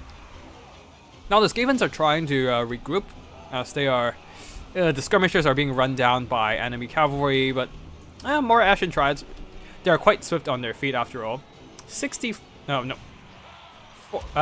speed, so actually able to catch up with the Knights of the Realm, who are stuck on some Skaven slaves and wolf rats. They have been routed by these AP unit, and a bit of Earthblood from the Prophetess here, trying to keep them alive, keep the Royal Hippogriff Knights alive in the fight. And yeah, Skaven still have a bunch of infantry left, but I don't know what. As Shigidigi said in the chat, I don't know how the Bretonnians are gonna, how the Skavens are gonna deal with the Bretonnian cavalry. Defenders of Fleur de Lis still have 1/4 of their HP left, and Ashen Triads are desperately trying to catch up to them here, as the Gutter Runners are pinning them down, holding them down so that the, this might be a funny game where you have to rely on Ashen Triads to do all the work. They have earned back their worth. I think they cost, like, what, 750, 850? So yeah, they have definitely earned back their worth, cutting down Royal Hippogriff Knights, now the defenders of Fleur de Lis as well. The Dwarfing Menace though took a lot of damage and didn't do much in return. Storm Vermin still holding on just fine against the unwashed peasants. Not that they're not unwashed Skavens anyways, but definitely a much more elite, well-armed unit than the damn peasant. So yeah, Dwarfing Menace now being charged by Knights of the Realm, anti-large and armor-piercing Royal Hippogriff Knight. So yeah, that is probably going to be it for them. Another Flensing Ruin upgraded version though, directly draining the health of the Prophetess. Prophetess thankfully still have some healing left, so she can just fly over to the Hippogriff Knights, get some Earthblood, and just keep fighting on, eating those Flensing Ruin. Anyways, over here, Skaven slaves have regrouped, now going after the routed Knights of the Realm. A shameful display, if I may say so. Balance of power though is indeed favorable to the Skavens, as the peasants are all being pushed back and the knights are dragged down in prolonged combat against Triads and Storm Vermin. Wait, where are the Storm Vermins? Oh yeah, the Storm Vermins, one of them is pretty tattered, the other is still quite healthy.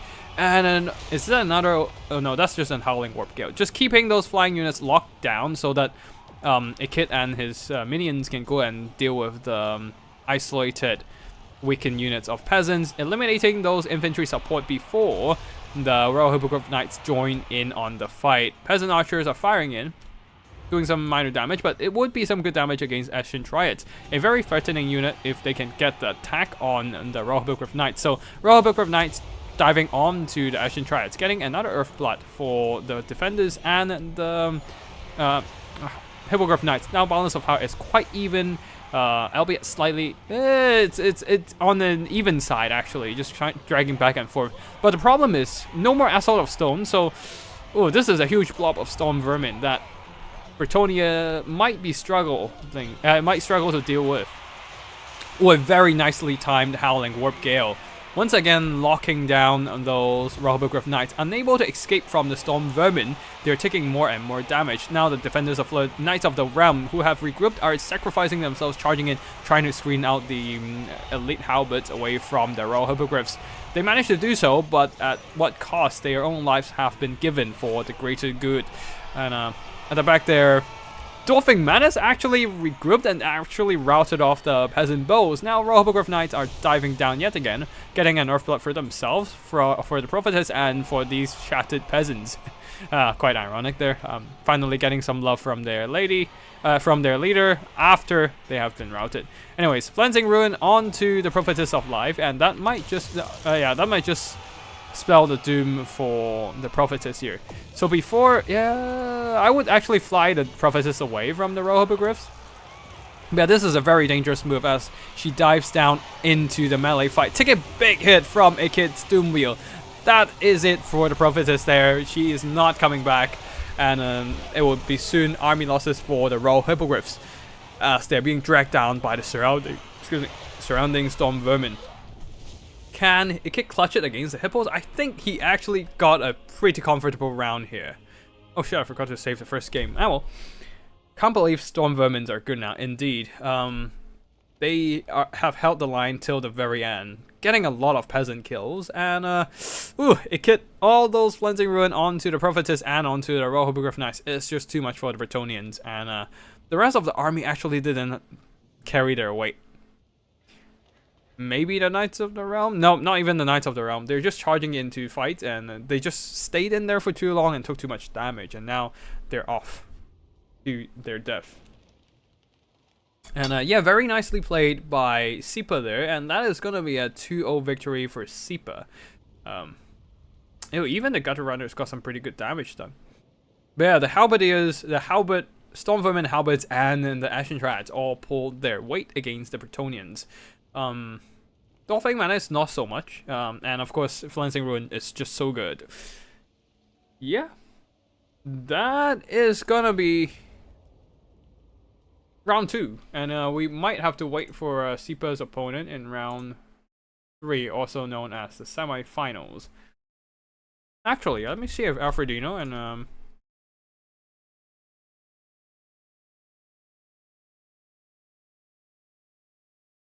let me see if Alfredino and the rest are in a fight or anything.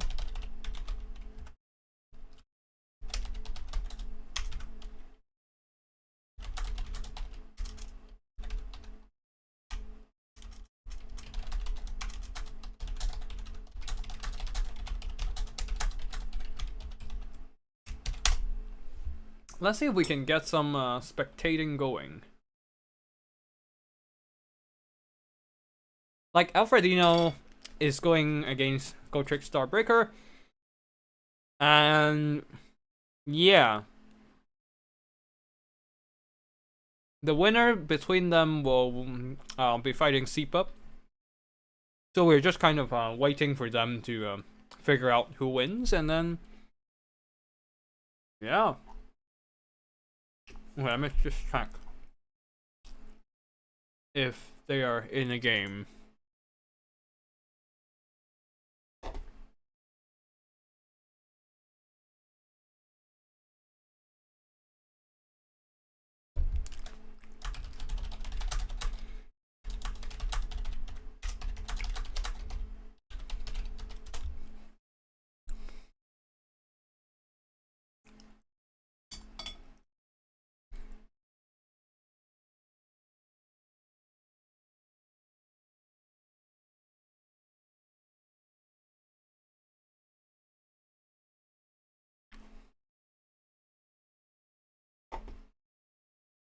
Intense games, what the fuck? Why is this so sweaty? Of course it's gonna be sweaty. You guys are fighting for the last spot on the Warpstone Cup, Stage 3.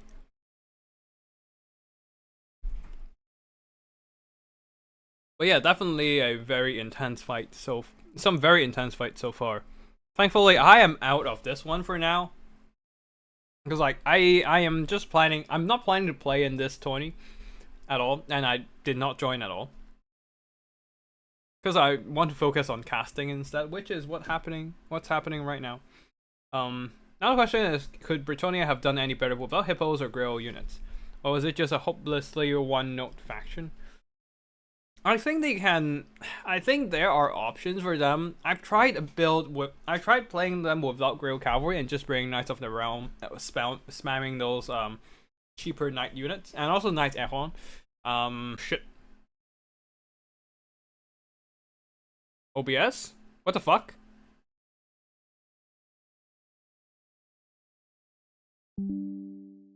Okay. I think OBS had a quick hiccup.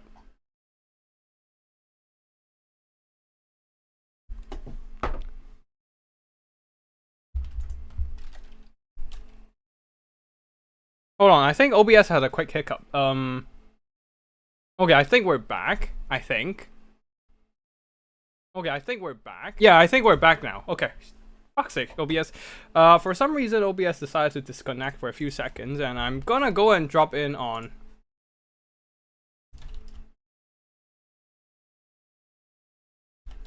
Gotrek, Starbreaker, and Alfredino's match. So...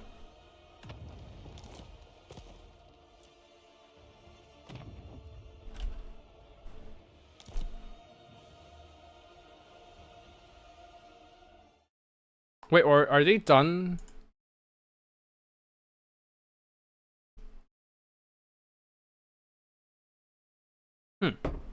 Wait, are they still...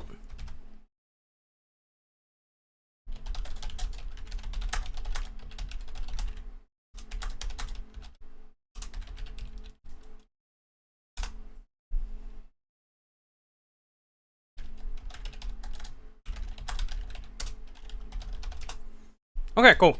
Alfredino and Gotrek are just waiting, had to rehost the lobby, so I am just gonna block that.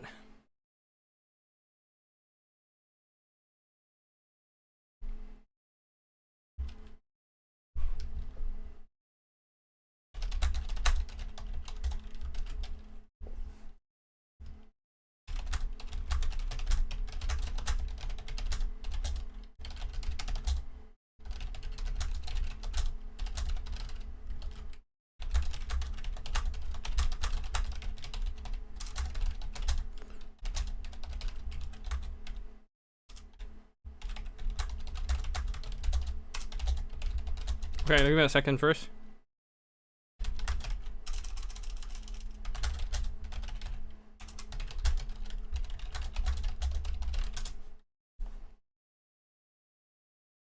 Okay, cool. We are waiting for Alfredino to show up. Gotrek Starbreaker is on...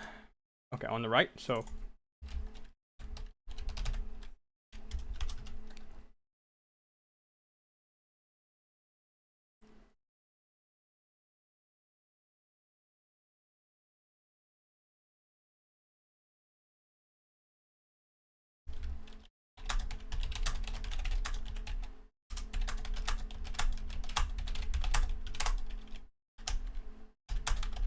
Okay, so Gotrek is 1 up for now, as he was fighting Alfredino earlier.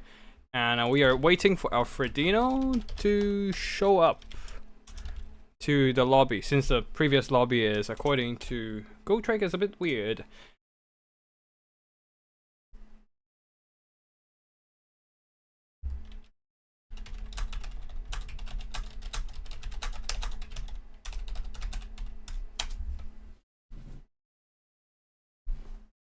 Alright, we wait. But yeah, as I said, one best of 3 roughly takes like half an hour to an hour. And as you can see here, we are 2 hours into the stream and we only did like 2 best of 3 matches. So there is no way we can cast all the battles in this stream. We have a lot of best of 3, so I hope like other streamers do go ahead to pick up the Warpstone Cup replays and in the Warpstone Cup channel. But yeah, I don't think I'm gonna wait for. Yeah, I don't think I'm gonna. Is Alfredino yet in yet? Let me just check. Okay, Alfredino is here, so we'll just we'll just watch Gotrek and Alfredino play. Race and Pigman are already in progress of the battles. So yeah, they are already in the semifinals and are probably already in progress. So yeah, I think we'll just have to skip their best of 3 since we're already in the lobby with Gotrek and Alfredino. And then right after this battle, we'll go to Sipa's matchup, and then Yeah, whoever wins between Alverdino and Gotrek Starbreaker will go up against Sipa in the semifinals, and then whoever wins goes into the finals against whoever wins between Race and Pigmen. So that's the process, and after casting the finals, we'll go into the replay section where I'll definitely cast the semifinal replays if Race or Pigmen send me those. But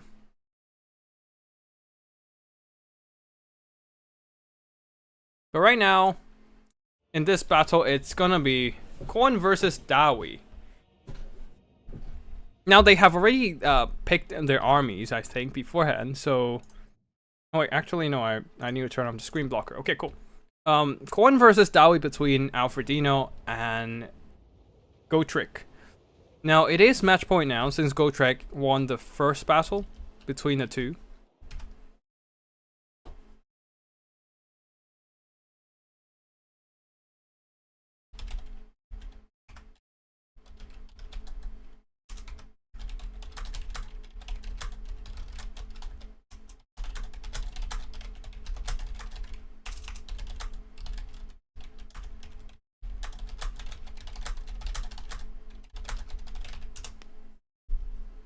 Okay, cool.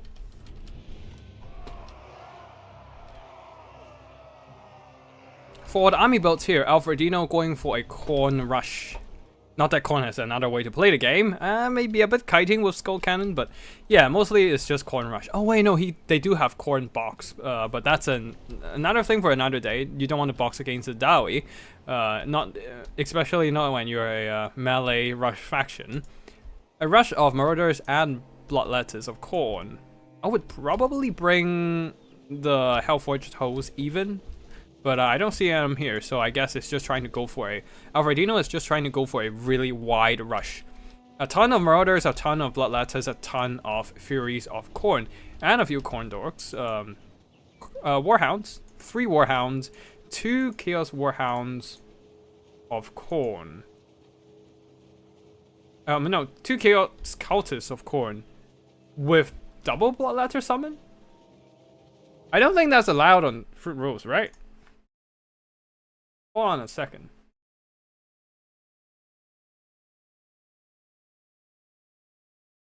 You can't bring 2 Bloodletter summon, right? They're limited. Really limit.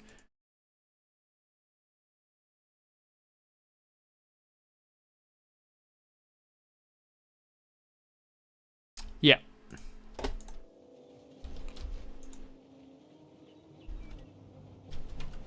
Hold on.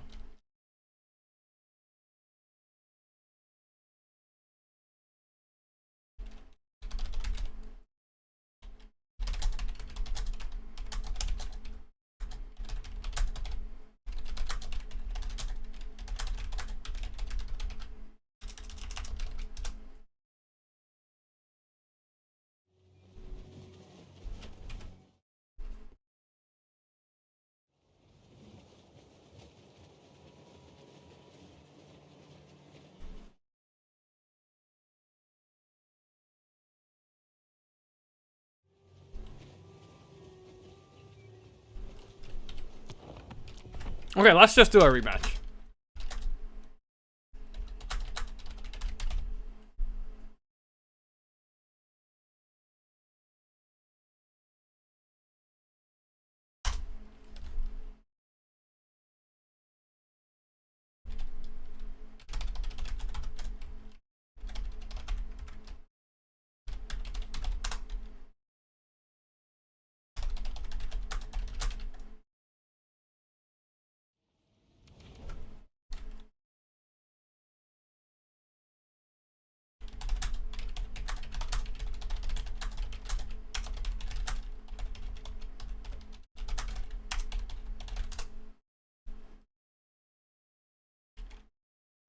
Alright, give me a second.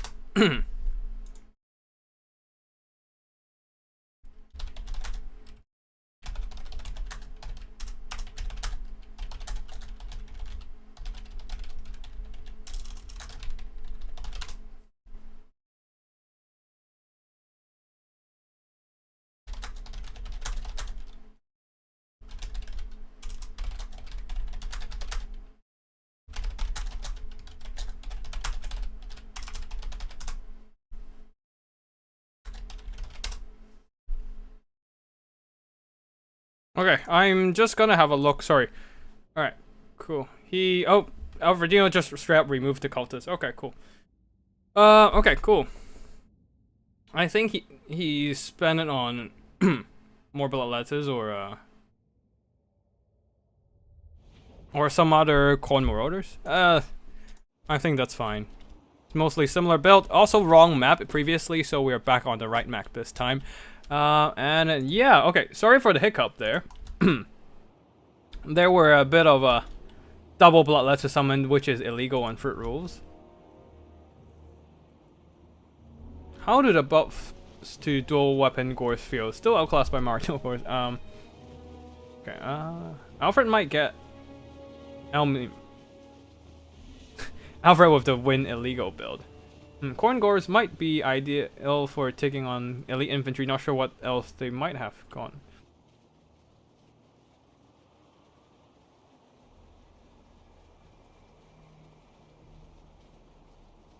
No, okay.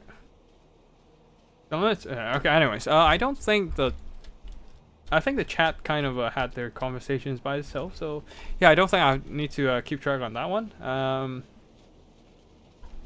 But yeah, double bloodletter summon is illegal, so a little bit of change. Oh, probably the double dual weapons corn marauders. That's probably it. But yeah, anyways, a ton of corn marauders and bloodletters, and a ton of furies. Valkia with spear Slapnir only, and a cultist bloodletter summon. For the Dowie here, Godric really going hard with the box. Ironbreaker lined up on the outside. Same goes for Longbeards. Are we seeing? Am I seeing things? Goblin healers. Oh boy, let's fucking go. Goblin healers. 2 of them, in fact, and some rangers plus double dragon slayers. The Brotherhood of Grimnir. Ooh, this is a stacked up front line. A solid Ironbreaker defense, and then a second line of Brotherhood of Grimnir for the offense. Oh boy, oh boy, oh boy. This is gonna be one tough nut to crack for Khorne. But then again, bloodletters should trade fine into the Longbeards. So if they can cut through the Longbeards in time, then they probably can get inside and start getting the flanking action going. But Gotrek is... This is exactly the Dowie build to beat Alfred's coin. Really? Serious? Serious? Serious, Sipa? I don't know, man. This looks a bit too memey for me. Double hewers. Oh, Goblin hewers are very good at clearing infantry swarms. Maybe, but there is just so much here. I don't know if there are enough Goblin hewers to do so. But either way, Dowie will try to walk up and form a box. Those Furies really need to get in there in time, because if they don't, then the bloodletters will be taking all the damage and they will lose all the assets to deal with the the Dowie box. They need to keep the bloodletters alive here, but oh wait, these are gonna be some very juicy Spear Slapnir. The problem is that they are armored, so Spear Slapnir isn't gonna be as effective. So there's that. Alfred has 0 range and 0 chariots. I don't think chariot's gonna matter in this case. As soon as the chariots charges in, because the Longbeards are all braced, they will just struggle to even get through the Longbeards. Ooh, Dwarf Warriors switching around. Very interesting choice of switching the targets. Probably because the bloodletters are coming in from this side, right? The bloodletters are probably gonna go furthest over here to wrap around the Dowie formation. And there are some bloodletters stationed around here though. So, but most of the pressure will come in on these sides of the dwarf box. So, which is why Gotrek switches over the dwarf warriors to this side. But of course, bloodletters of Khorne are also here, ready to charge in. I don't like Alfred build, not enough exalted bloodletters. I think Hellforge Host would be good in this matchup, I think. Just to clear out all the... Just to fight the... Oh my god, Persian Warrior! I thought you were retiring! Ah! I don't like I've built not enough exalted bloodletters. Oh, wait. Oh, okay, yeah. And Salinator has waltzed into the chat room, despite bailing on us in the tourney. But yeah, didn't expect you two to show up here. Anyways, Rangers... yeah, he definitely lives. Persian... Why am I saying Persian Warrior? Anyways, Rangers are aiming down at Volkia, doing some minor damage. Retired but not dead. Okay, fair dues. Rangers will have to aim down the bloodletters, try to do as much damage as possible before they charge in and start hacking away the dwarf armor. The Rangers are holding for now. They really need to start shooting the bloodletters, man. Come on, start firing. All right, they start to shoot now. Doing some pretty good damage. Very noticeable damage. Goblin Hewers, though, they need to start firing soon, because otherwise they would never get a chance to fire. Oh boy. Alright, they are chugging axes now? Are they chugging axes? Okay, they're trying to aim down on the bloodletters right next to them, but I think they are blocked in terms of line of sight. Okay, might be a bit horrible. Anyways, Ironbreakers are holding just fine against the Fury's charge. The problem is the flanks, can they hold against the Bloodletters, since the Goblin Hewers didn't actually get a chance to shoot. Their line of sight has been disrupted by the Furies. But a Rune of Doom from Thoric Ironbrow, of course, adding that melee attack stats to all these dwarves. Rune of Speed as well. Oh boy, that's a lot of attack stats. 84 attack on the Dragon Slayers and 54 attack on the Longbeards. They are definitely fighting back, holding on for a bit, and Lack is killing us. But the Hewers are not firing much. They're just dragged in melee combat and unable to shoot. Okay, this might be the downfall of the Dawi, if they are unable to use the ammo on the Goblin Hewers, and Rangers die really fast to Furies though. Yep, indeed. But they were beating back the Furies for a bit there with the... Okay, very nice Spear of Slopnir here, hitting both units of Longbeards, and now they both have 1/4 of their HP gone. The Grimnir Brotherhood is holding on just fine, and the Slayer Artillery crew is holding as well. But oh no, the Longbeards and the... Where were the Dwarf Warriors earlier? The Dwarf Warriors Longbeards are a bit out of position, now dragged up in front, and the dual weapon Khorne Marauders are able to sneak in and start getting on top of the... Oh, this is bad. They will just go straight for the Goblin Hewers, and with their anti-infantry bonus, they can kill the Slayer crew just fine, since the Slayers don't really have that kind of armor to withstand in battle. The Goblin Hewer, unfortunately, unable to use much of their ammo, and now being absolutely slaughtered by the Khorne infantry. Ooh, this is very bad. They're an expensive artillery as well, and all their ammo is going down with them. I don't think at this point I don't think the Dawi army can make it, but it seems balance of power is suggesting otherwise. The Iron Drakes and Brotherhood of Grimnir are holding on just fine, but they're not doing enough damage to cut through the chaff in time. There's still a lot of healthy Bloodletters around. And the Goblin Hewers, man, that was unfortunate. It's Gojover. It's Gojover. It's not even they're not even halved yet. So yeah, Khorne never stood a chance. I don't know, man. I think the Khorne is actually having a pretty good chance to win this, because the Goblin Hewer ammo will be gone as soon as the last of their artillery crew dies, and that will take away a lot of the balance of power for the Dwarf army. The Dwarf army might be holding on for now, but oh wait, no. The double Dragon Slayer plus Thoric is still a formidable force to be reckoned with. So we shall see here as the Lack takes us. Lack might be the doom of this. Oh well, you kind of expect it all over the world anyways. Yeah, my connection is fine, I think. Oh, and a Bloodletter summon right on top of the Rangers. The Cultists and Volkia are duking it out against Tactical Lackhammer.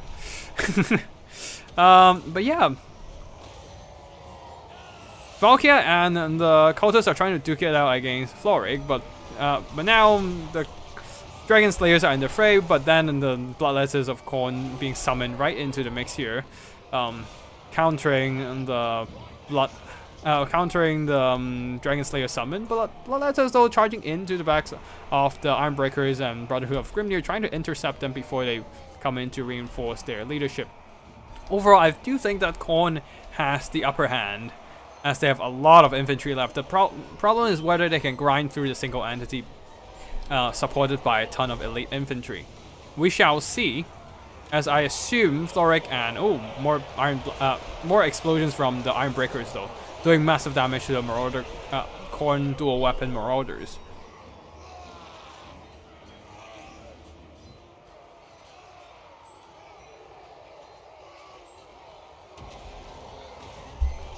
I don't know Warhammer can be launched in PowerPoint.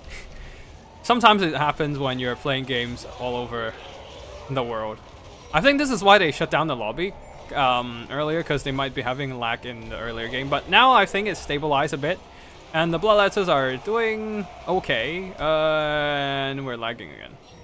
I might have to actually drop and just jump onto race and...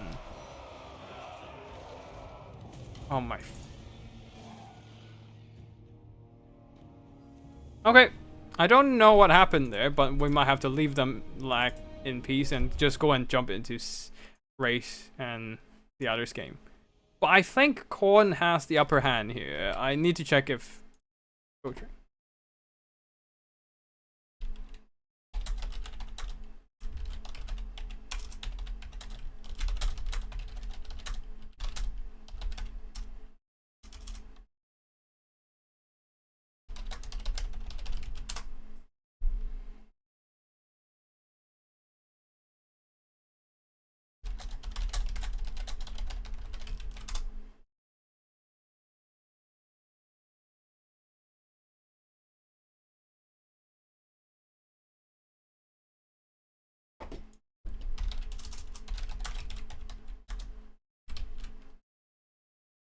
Alright, looks like...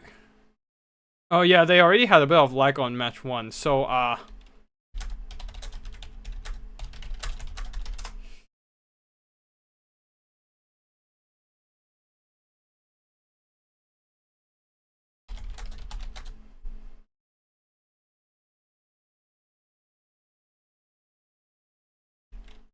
okay, give me a second.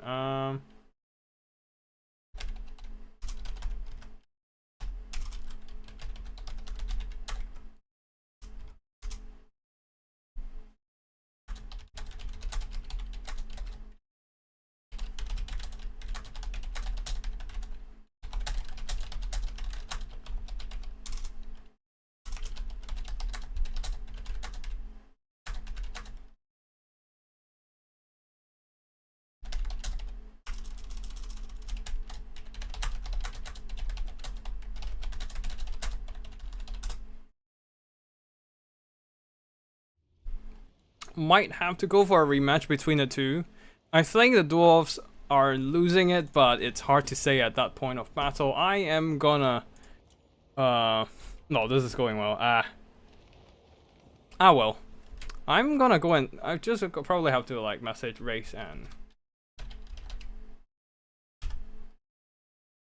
Yeah, that's why I jumped off the lobby and let them play and do the replays. Probably just gonna go and see if Pigman and Race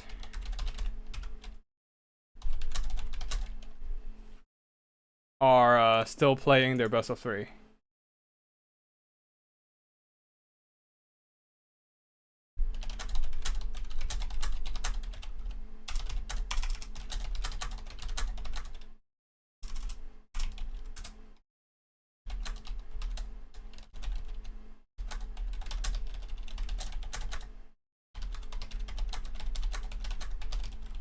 Alright.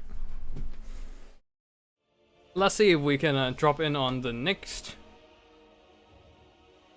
tournament. Next tournament battle. But it's hard to say here, because they might just be duking it out in the game right now. Dang.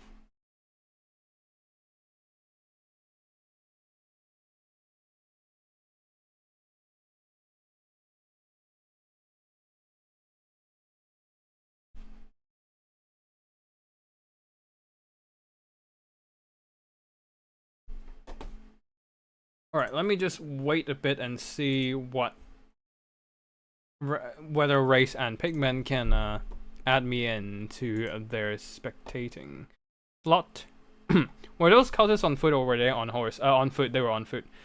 And then... yeah. What do you think is Norska, Slanesh, and Killstorps are in the DLC after Korn's group, since they are low tier faction as well? Ooh. Korn after the DLC is probably going to be super strong, but Chaos Dwarf might be kind of low in tier, but I still think they stand a decent chance into most factions anyways. They just have a rather limited toolkit, despite being the latest DLC faction. Probably either they didn't put everything in there due to budget concerns, or they're just leaving some space for future DLC. But either way, I feel like what the problem with Chaos Dwarf is, their infantry is just too expensive. No matter, like, they're either absolute shite or they are just too expensive. There's no in between. They lack a good mid-tier, like low mid-tier infantry. Like, they have very solid Chaos Dwarf warriors, but they are kind of overpriced for what they do anyways. And then the Hobgoblin Cutthroats and Sneaky Kids are just shite and are overpriced. It costs like, what, 500 something gold to get a Cutthroat? When you can get a Night Goblin for like 400 something. Yes, Troll Roster has an issue of overcost and a lot of it being countered by the same stuff. Yeah. Yeah. That's unfortunate. But yeah, I think cost is their bane right now. Like, the cheap stuff are labors, but they're absolute gobshite.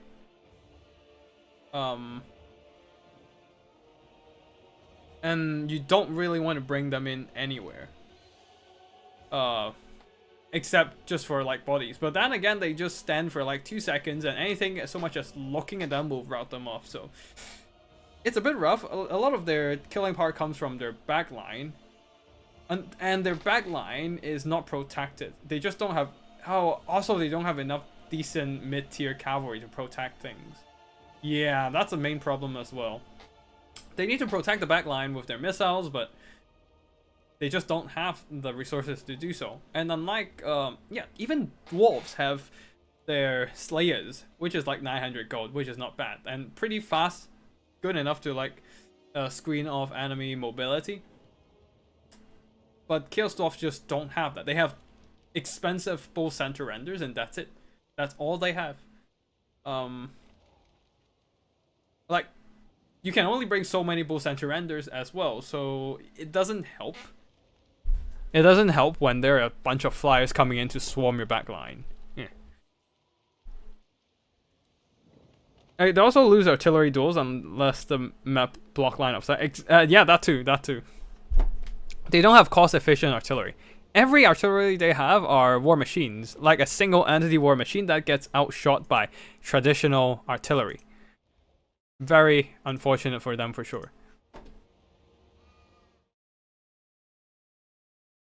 Anyways, let's just see if we can check out some replays now that we're waiting for the games between Gotrick and Alfredino to conclude.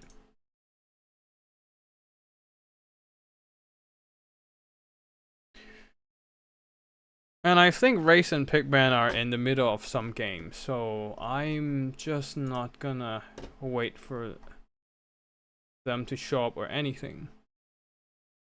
Actually, let me check what replays we have on the Warpstone Cup channel. Okay, we got some stuff coming in, so let's see. Greenskins, Dark Elf. Okay, let's check out these.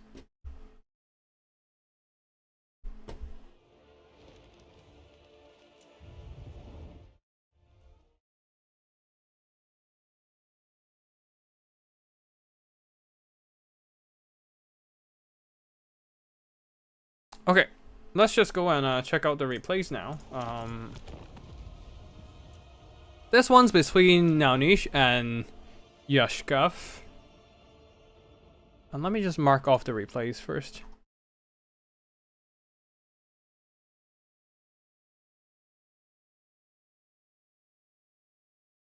Okay, who the hell is calling? Give me a second. Let me just mute my phone.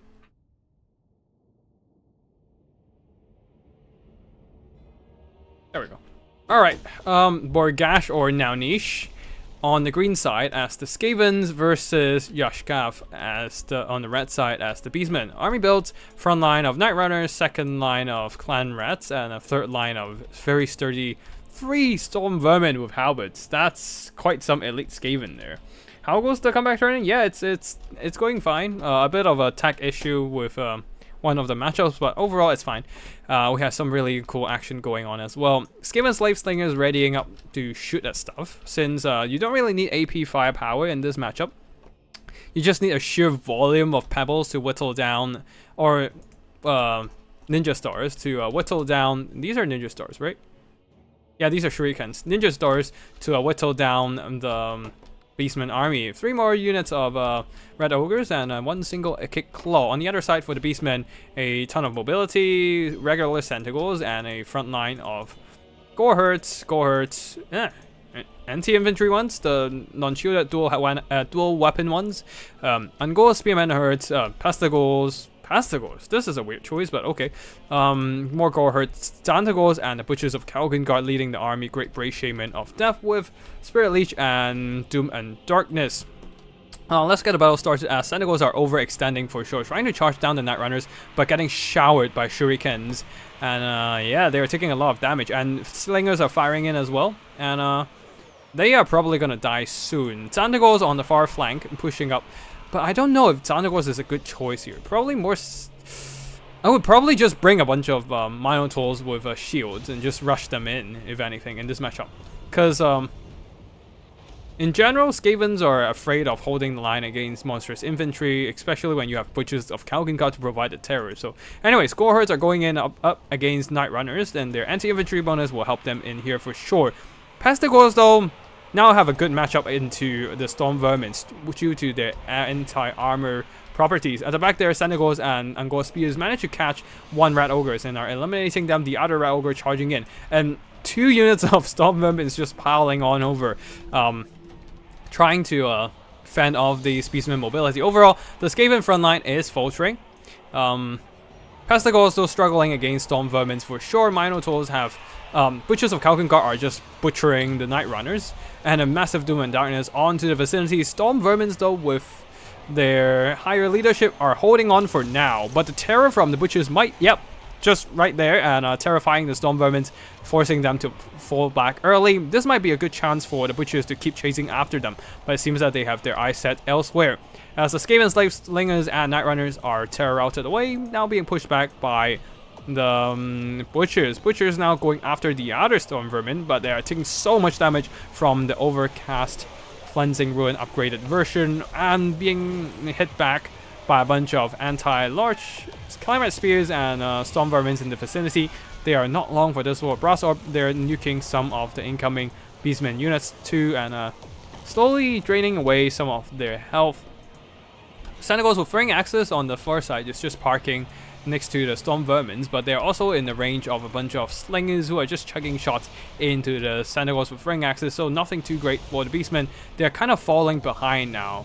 These Sentinels needs to be activated, but they are a little bit too far to provide any help to the main army, which the Beastmen push is running out of gas. Butchers of Kalgengard can probably still fall back and heal up, but the rest of the army, all these Gore infantry and Gore infantry, just taking too much damage, being grind down by the sheer numbers of Skaven and also the sheer quality of Storm Vermins. When the Skaven infantry has both the quality and quantity advantage, what can you do? Probably nothing. And yeah, the Beastmen seems to be losing steam on this push. Now, all these units are getting chased off since Skaven units are pretty fast and can catch up with the routing Angor and Gore infantry. Tantagors once again charges in, but they are charging into a bunch of Storm Vermin with halberds, and that is not going to be a good time for them as the Storm Vermin stands up again and just hitting back hard. Night Runners being charged by a bunch of Sentinels, but they fired back a bit and whistled down some health from the Sentinels, doing some pretty good damage so far, earning back their cost already. Now, for Skaven Slave Slingers. Oh, never mind. And that is the end of this first game between Naunish on the green side and Yashkav on the red side. Yeah, I think it's okay, actually there are 4 Storm Vermins. I didn't really catch that fourth one. High tier Slinger units, I didn't really check those out. Because as you can see here, we only see some low tier Night Runners and lower tier Skaven Slave Slingers. But the Night Runners did some really good damage over time. And Slingers probably earn back their value. Earn back some of their value. But yeah, Storm Vermin is just a very solid backline holder now. It just beats back... they basically beats back anything on the Beastman roster right here. Beastmen might actually need Melkoff's Mystifying Miasma, Pit of Shades, or something AoE and ignores armor to deal with the Storm Vermin now. Cause Santacles of Change, maybe a bit of Psycho Charge can help, but they themselves will be taking a lot of damage in the process, and the butchers got butchered by the Storm Vermins instead. So very painful there for the quite painful there for the Beastmen of a lost.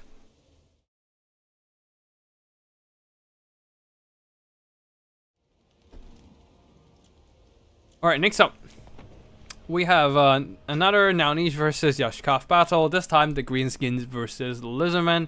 Greenskins here, going for a rather regular Orc Boys front line. Haven't seen Orc Boys as the main front line in like a while now.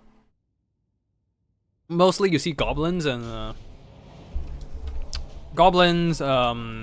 squigs and night gobbles, maybe fanatics especially, but regular Orc Boys backed up by some armor piercing trolls, stone trolls, and swamp things, plus the rusty airs to lower enemy armor, a bunch of Orc Boar Boy Biggins, very solid anti-large armor piercing units, and the rusty Mongols Manji Marauders with the AP skirmishing missiles. Other than that, there's also the Orc Arrow Boys, Savage Orc Arrow Boys with their decent AP value with their arrows.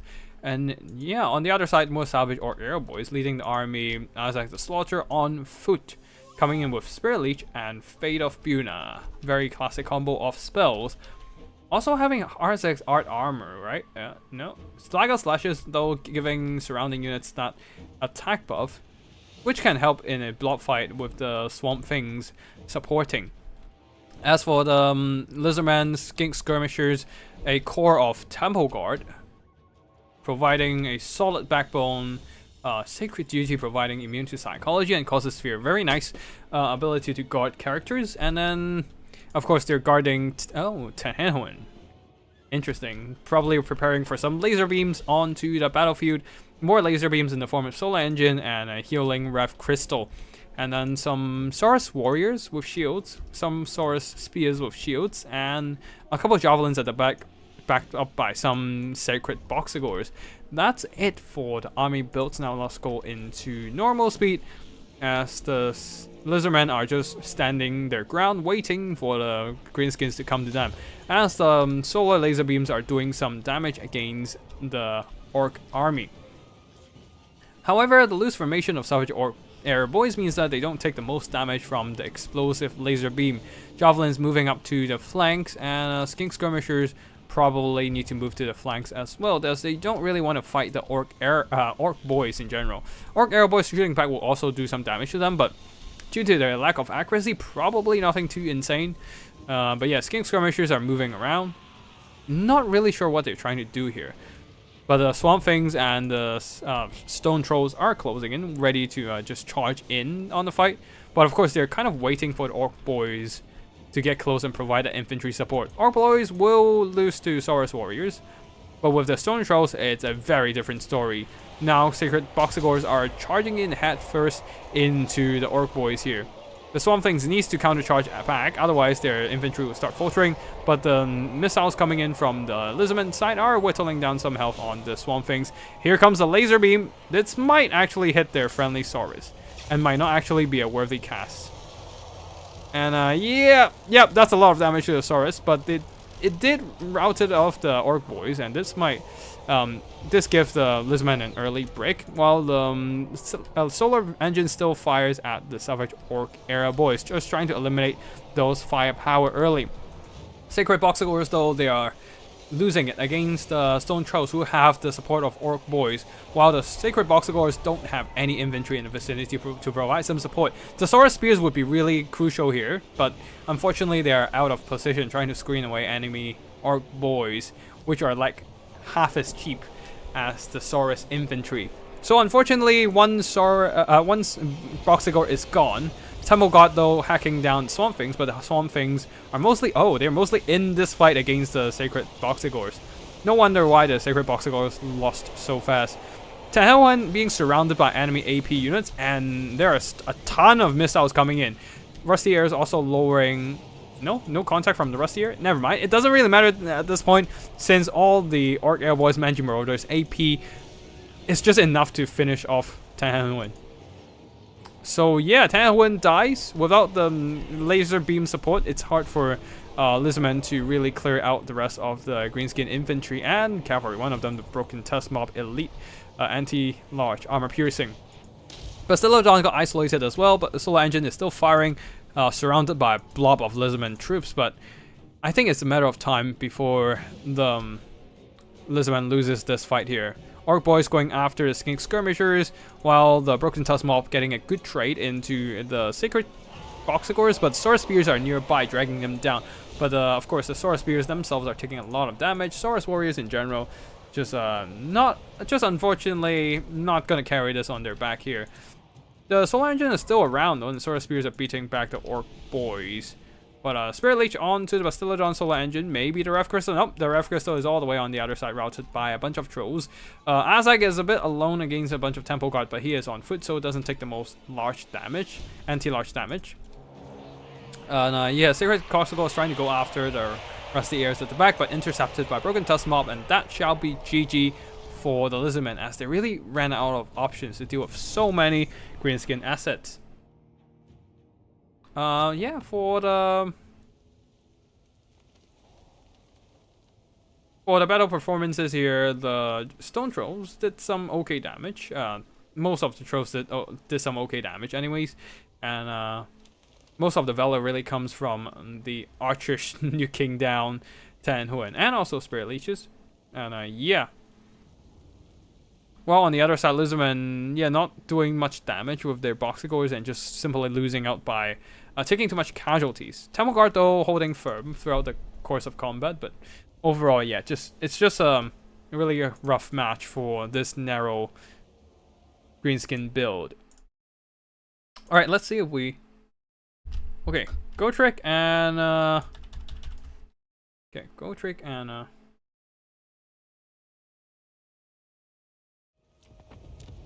Gotrek and Alfredino are done with the battle. And we're going in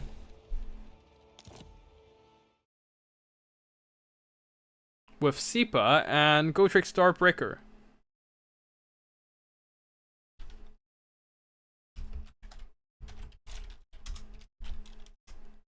Okay. Okay, Gotrek has not won anything yet, so I am just gonna put a 0 on his slot. And we're just gonna wait for a bit. Is it Grand Cave versus Bretonia? Anyways, I am gonna take a quick toilet break and be back in a minute while they pick their armies. I'll see you all in a second.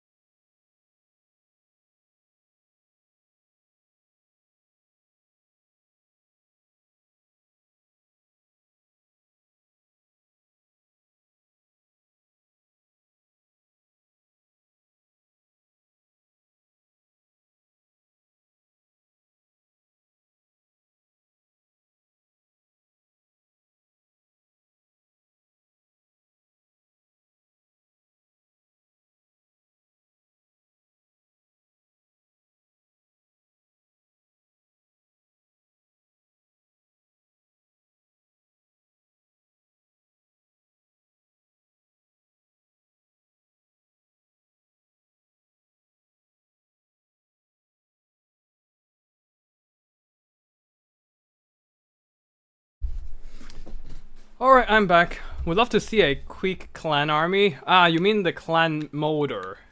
Oh no, no, clan Morse. That's the clan of Queek with simply going for like swarm of like just sheer military might. Like they have numbers and a bit of discipline. Like they just fight better. I mean, I don't really know the Skaven lore, but I think they fight better than the other Skaven clan in terms of just like a martial power. Like all the Skaven clans have their own speciality, right? Ashen is like assassin, and then you have the Clan Skyer for their attack, weapons, and whatnot, and then Clan Molder for their strange biological abomination creations, and Morse is just simply they fight better, and then you have Queek. So it should be based on elite units of classical human style army for Queek's clan, which is famous. I don't really know. But yeah, Storm Vermin definitely an outlier of Skavens in general, being an elite infantry and whatnot. But yeah, it seems like we have a Tinge versus Lizardman battle. And yeah, we shall see what happens here. As these are some interesting units, but we shall see. Anyways, let me just close the curtain. Sun's out, and as a gamer, I hate it.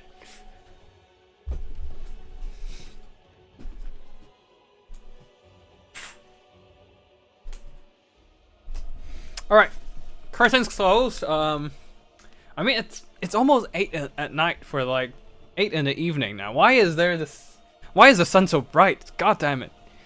UK weather, I mean, UK doesn't make sense. Or I mean, maybe I'm living in a higher latitude area. I guess. Anyways, I digress. Tinge versus Lizardman in this first battle between Sipa and Gotrek.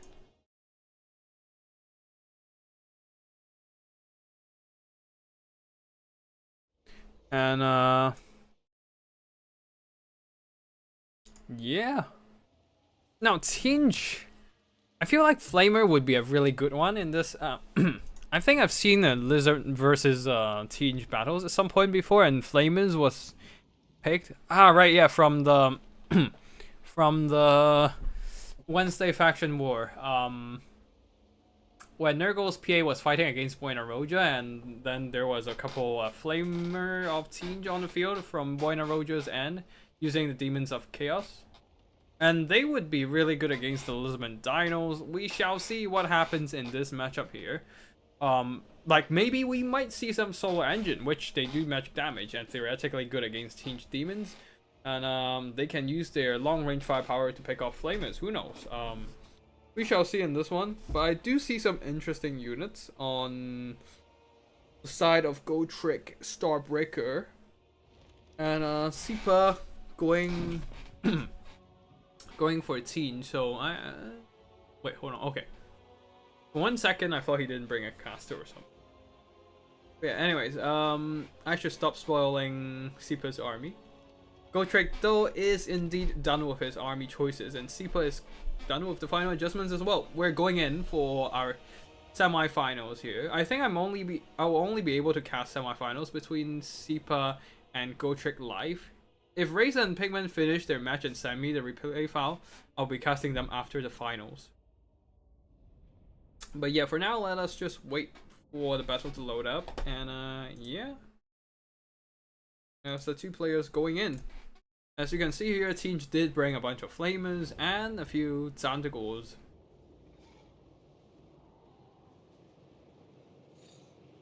Xantigors? Xantigors sounds weird, actually. Xantigors? Xantigors? Nah. Xantigors? Xantigors? Nah. Yeah, Xantigors sounds a bit better. Anyways, Xantigors, front line of Zangors, and then a 3 Xantigors, and then 3 Flamers and a couple pink horrors. Leading the army is a Chaos Sorcerer Lord of Metal with Final Transmutation and Sword of Change, or the Chaos Spawn summon no Skull of Katam, and no anti-large chaos lord. Interesting. One single marauder of spears guarding the back, and that's it for the Teenage Army. For the other side of the battlefield, we have a ton of skinks. 4 skink javelins, a few more skink skirmishers, and we have the... Oh, no. Okay, cool. I thought we were lagging. Amaxon Barbs. I totally forgot about their name. But yeah, Razordawn Hunting Packs Regiment of Renowned version have poison, very solid reload speed. And what is that ability in the... Prime Wind 6, never mind. Poison, solid reload speed, and AP missiles. Perfect to counteract... Wait, what are they supposed to counteract? I can't imagine something that the Teenage Army would bring that is specifically countered by the Amaxon Barbs. Yes, they have stock, but... Oh no, they don't even have stock. These guys have stock. The Umbro Tide, and also Perfect Vigor. So these guys can't be shot by Soul Grinder unless they are spotted by mobility, but I think this is this is an interesting Lizardman army for sure. Oh, halberds. I don't know. Like, they can do damage against halberds, but their range is too short. I would rather bring Solar Engine at that point. But then again, there's no space for Solar Engine because the Bastillodon slots, the 2 Bastillodon weaponry slots are occupied by the Arcs of Sotek. So very interesting choice here. Just gonna use those Vortex to their best effect, I suppose. Sunfurrow Cohen's guarding the Skink Oracle. Yeah, we're seeing some healing on this battlefield now. And Skink Skirmishers, more of them at the back there. Probably just gonna use them to screen away the Zantigors. But yeah, there's not much else available to protect the backline. And this is a bit concerning. Oh boy, what is happening with the internet? Is it Gotrek or is that me? God damn. This is a bit fucked. Okay. This is a bit fucked.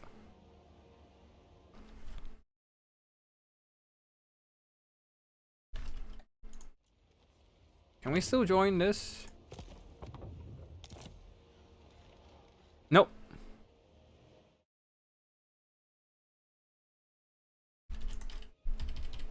We can't, they have already started, so we can't, it's too late for us to switch and join. Gotrek seems to have a bit of, oh no.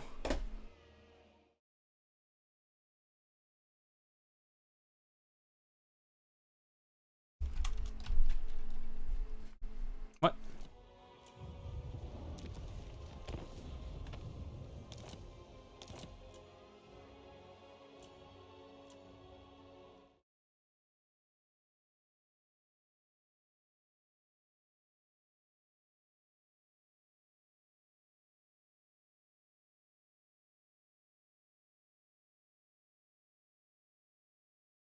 God damn. I guess we're not casting any of the semifinals live then. That is a shame. But I'll just wait for SEPA to send me.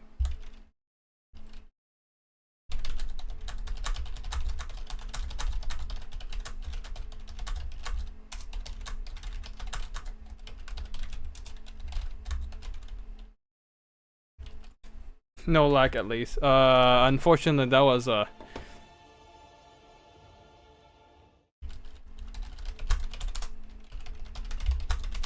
yeah, that was unfortunate for sure, but that means we have a bit more time to cast other games. And let's go ahead and cast some other games for now. I think Race and Pigman are already in their match, so I can't really just jump into their fight. But yeah, okay, let's just check out let's just check out the other battles on the Warpstone replay section. Because we did get some, Okay, let's just try this. Rusto versus Zaxi, and well, actually, let's just check out the... actually, yeah, we'll probably... It's probably better to check out Actually, no. Let me just do that, and let's keep checking out Naunish's replays. This time, this will be a battle between Naunish and Wraith.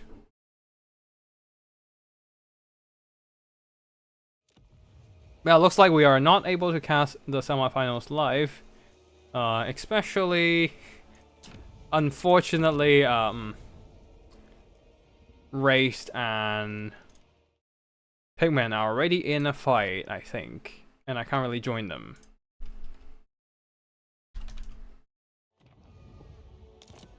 Yep. Nope. Nope.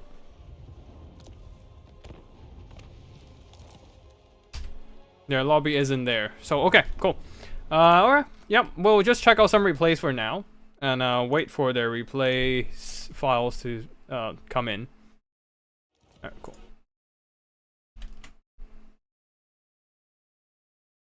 Alright.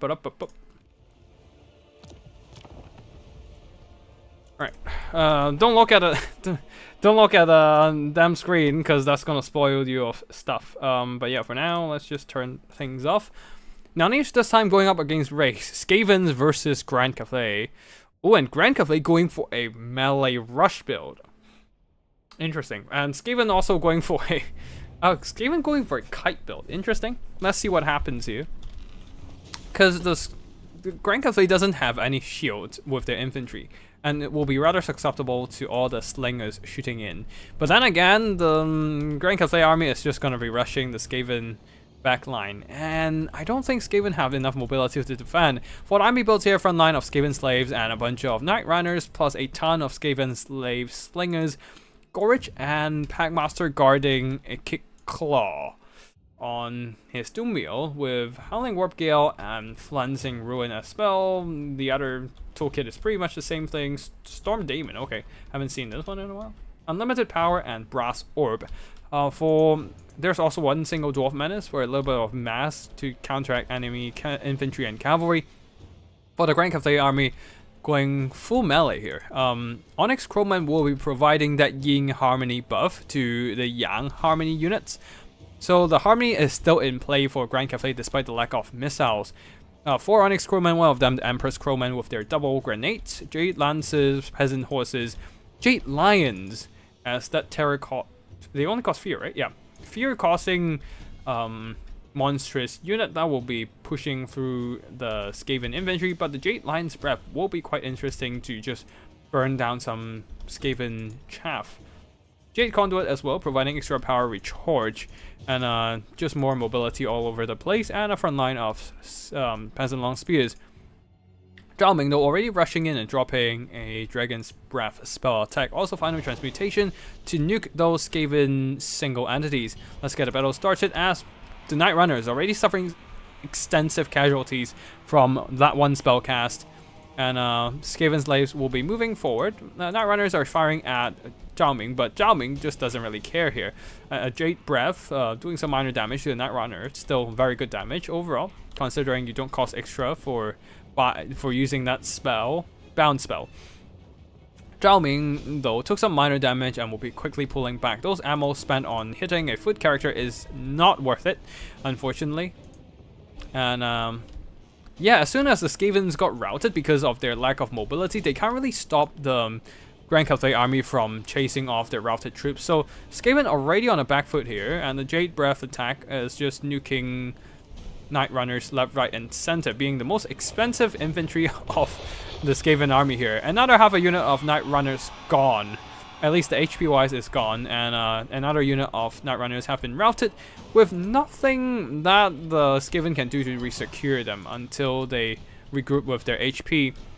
In the front line, Dwarfing Menace surrounding Zhao Ming is a nice pick here, doing some pretty good damage to Zhao Ming, and Zhao Ming doesn't have the AP right now to fight back.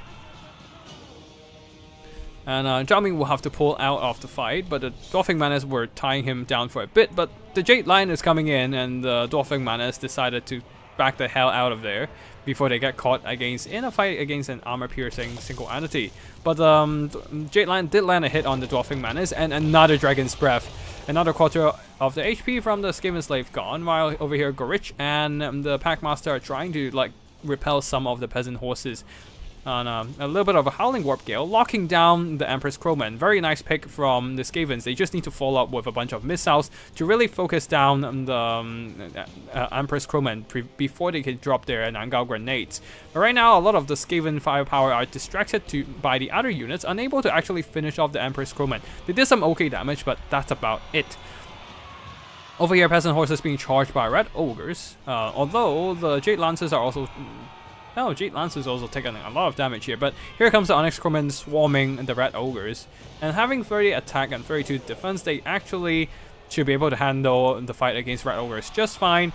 Honest guys, Empress Crowman at half health, but still having all their 50 of their grenades, 50 of their models to drop grenades, are doing some really good damage against Night Runners who are running low on ammo. Night Runners, if you're not bringing the Slinger variant, they have really limited ammo, so yeah, this is one concern about bringing Skaven skirmishers in general. You'll be using up your ammo really fast. You can see that at 3-minute mark, one of the Night Runners already completely out of ammo, the other also running low. Howling Warp Gale locking down the Empress Crowman once again, but this might be a good time for them to drop their second grenade. Or did they drop all their grenades? Anyways, another Dragon's Breath, and these Night Runners will be routed soon as the Empress Crowman dives down. Some of the Skaven Slave Spears are going on a wild goose chase against the Jade Lancers, who are way faster than them. And the Skaven infantry are falling apart pretty much.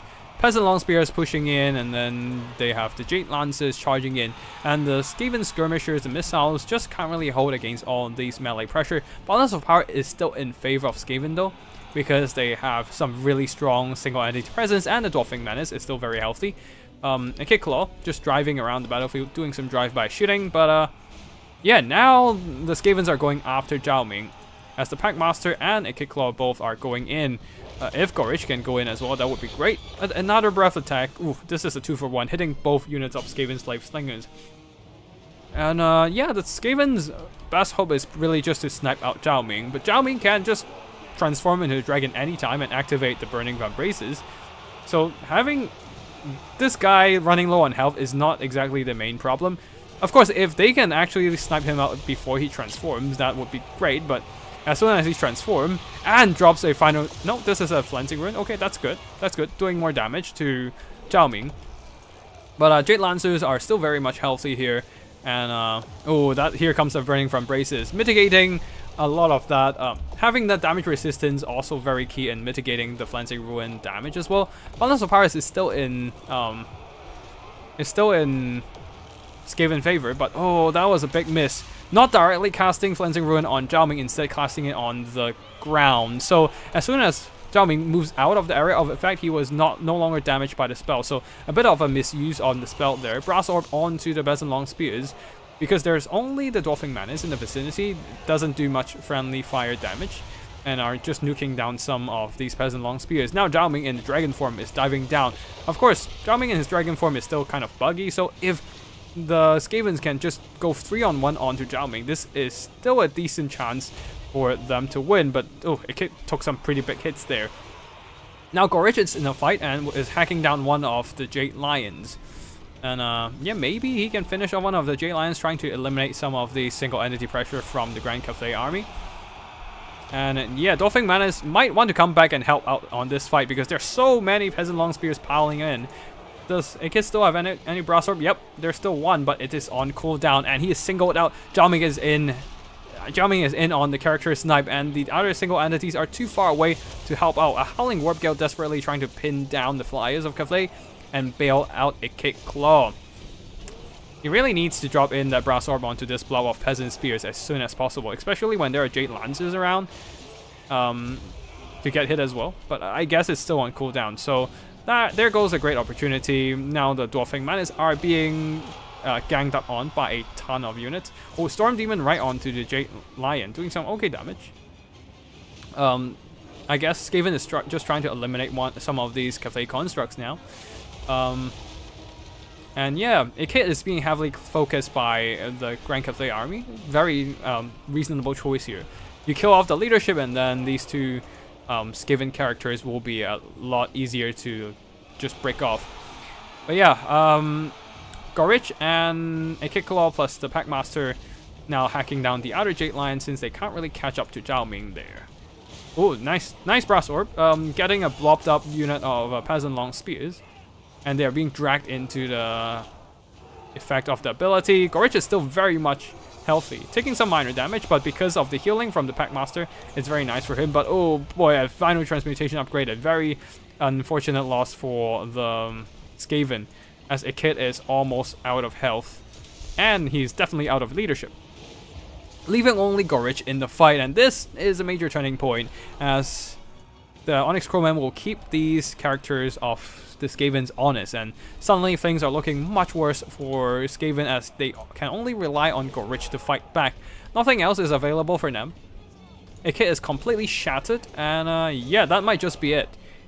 Unless Gorich can clutch this on his own, but balance of power is not exactly in his favor. He doesn't have the most armor at 70 only, and Zhao Ming, in his foot character form, he can actually land hits reasonably into things. And yeah, final transmutation. Zhao Ming clutching the game with final transmutation and the healing burst heal. The J-Lines did very good as well. Being two single entity, just fighting through the enemy, just kind of ganging up on the single entities of the enemies as well. And unfortunately, the Skaven missile firepower was no use in this game.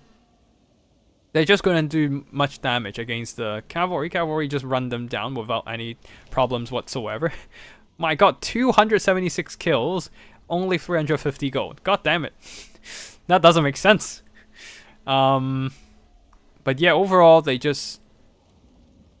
the lack of mobility on Skaven, and because of all these weak skirmisher unit and chaff unit, they just couldn't stand in front of the kind of psycho charging, kind of mobility psycho charging and terror of the Grand Cathay army. Maybe a Storm Vermin would be nice. Maybe. Let's see if we have.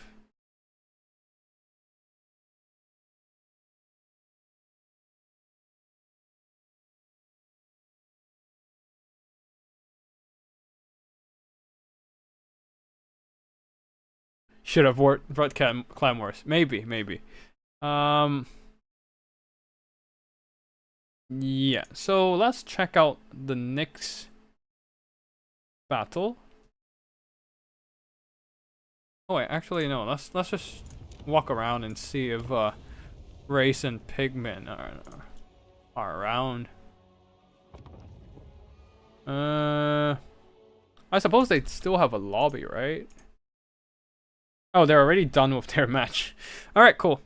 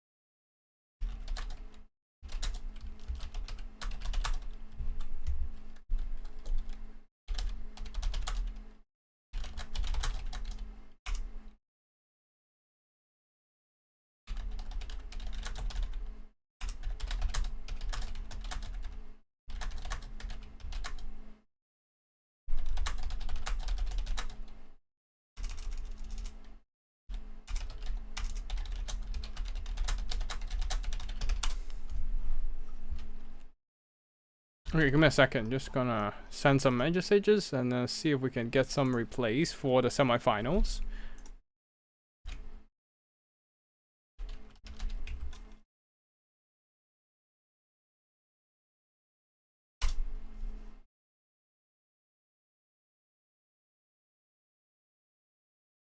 Alright, cool. We should be good for some more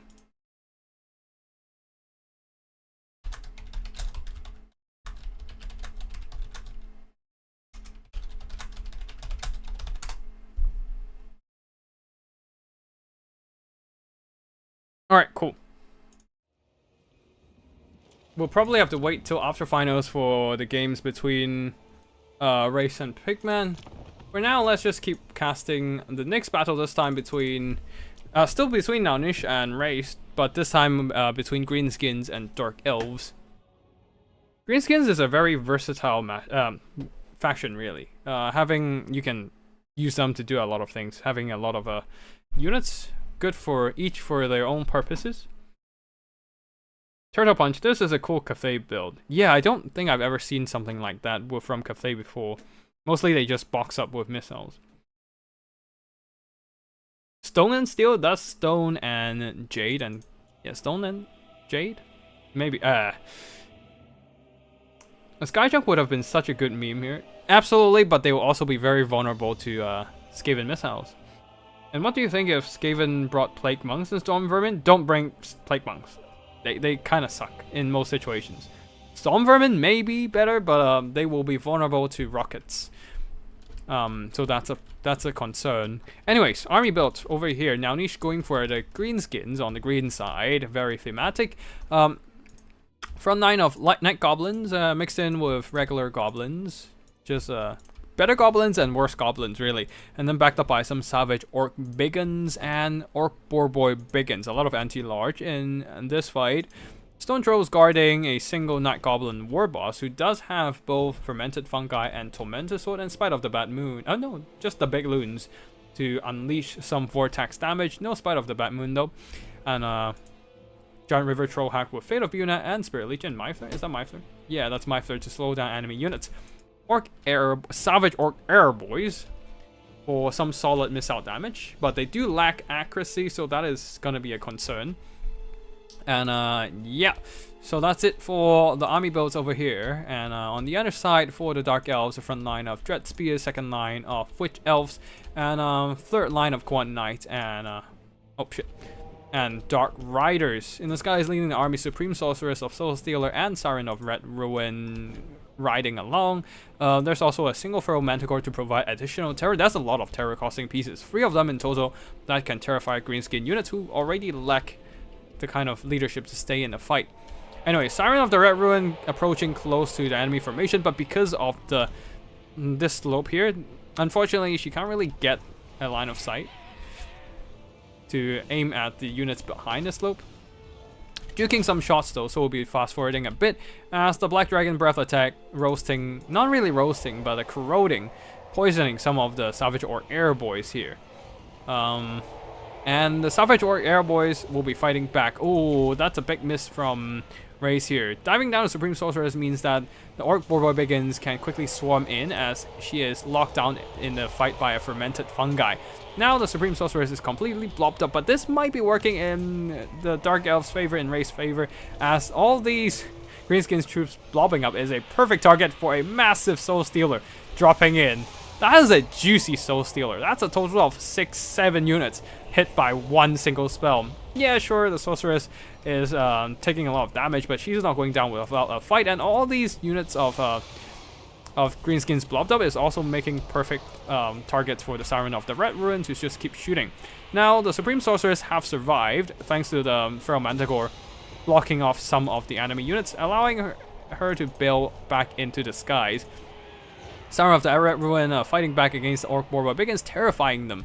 And yeah, unfortunately the Greenskin will be letting the Supreme Sorceress slipping away. Very unfortunate there. Feral Manticore now has done his job to screen off troops from the Supreme Sorceress, and there goes. And it will be bailing back into the skies. In front line, Witch Elves are rushing in, and they should do quick work off the Greenskin troops. The Savage Orc Air Boys might be a decent combatant, but not as good as the Witch Elves, who are dedicated anti-infantry killers. So yeah, back in the sky, the Soul Stealer Sorceress is just chilling and just dropping breath attacks, not doing a whole lot of damage, but at least she's no longer in danger of being sniped out. Even if she gets a rampage right now, there are enough troops from Dark Elves to just screen off the Greenskin threats. It's gonna be fine.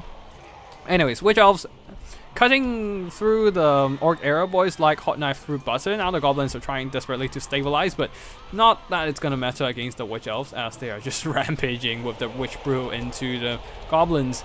And quite a belated Wah coming in. as the greenskins are trying to fight back now. Goblins and stone trolls should be able to do some good damage against the witch elves, but Cohen knights are also in the vicinity, doing some good damage to the other side with the help of witch elves. And of course, the Siren of the Red Ruin is still blasting away, picking off some health from the Rusty Airs. And on the far side there, Dark Riders with repeater crossbows have been rampaged into a melee fight and will be running low in health. Now, Greenskin seems to have a bit more control on the right flank, a little bit of a vortex from the spinning loons, but Greenskins are faltering quite a bit as their front line is on a mass exodus. Savage Orc Airboys, Rusty Airs have all been pushed back, and their Goblin front line is not holding much longer. Savage Orc Biggins are the only thing that is still keeping enemies back. Okay, actually the Night Goblins are still doing okay. But otherwise, the Dark Elves have breached the defenses of the Greenskins, and now Balance of Heart is in favor of the Dark Elves. Oh, a nasty Soul Stealer on both the Night Goblin War Boss and the River Troll Hag, and they will be drained away by the direct damage while healing up the Supreme Sorceress, although Spirit Leech upgraded version. Really trying to get that extra range here, I suppose. Will be counteracting some of the healing, but that I don't think it's going to matter as we fast forward. The rest of the Greenskins are getting cleaned up, so that will be GG for now. Niche and Race has managed to get through with that best of 3 victory against the Greenskins into the next stage.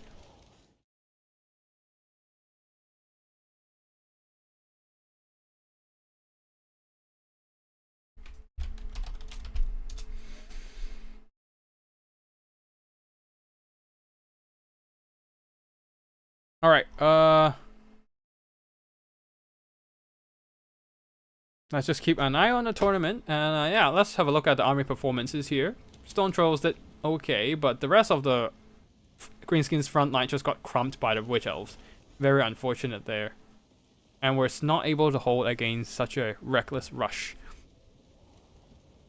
Siren of the Red Ruin did some pretty good damage, but yeah, the Soul Stealer was really juicy at the beginning. And yeah. Greenskins somehow get outrushed by the Dark Elves, putting a bit too much money into their missiles, I suppose. Just can't really hold the front line. Alright, yeah. Not able to snipe out the Supreme Sorceress in the early game there was a big missed out opportunity. If the Soul Stealer Sorceress got killed there, then the Greenskins would stand a pretty good chance to win. But alas, that is a big if at this point, as the Greenskins let her slip away. And yeah, let me just download the save file from SIPA so that we can start casting the best of 3 between him and Goatrick Starbreaker.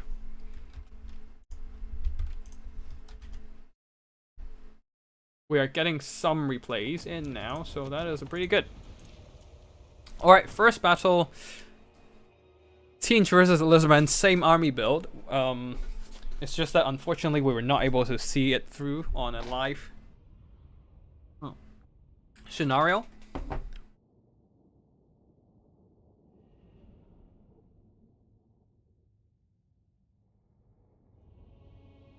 Alright, cool. We are loading in. We have loaded in. Slow down and see what happens here. Yeah, Dangors, and then a bunch of pink horrors and flamers.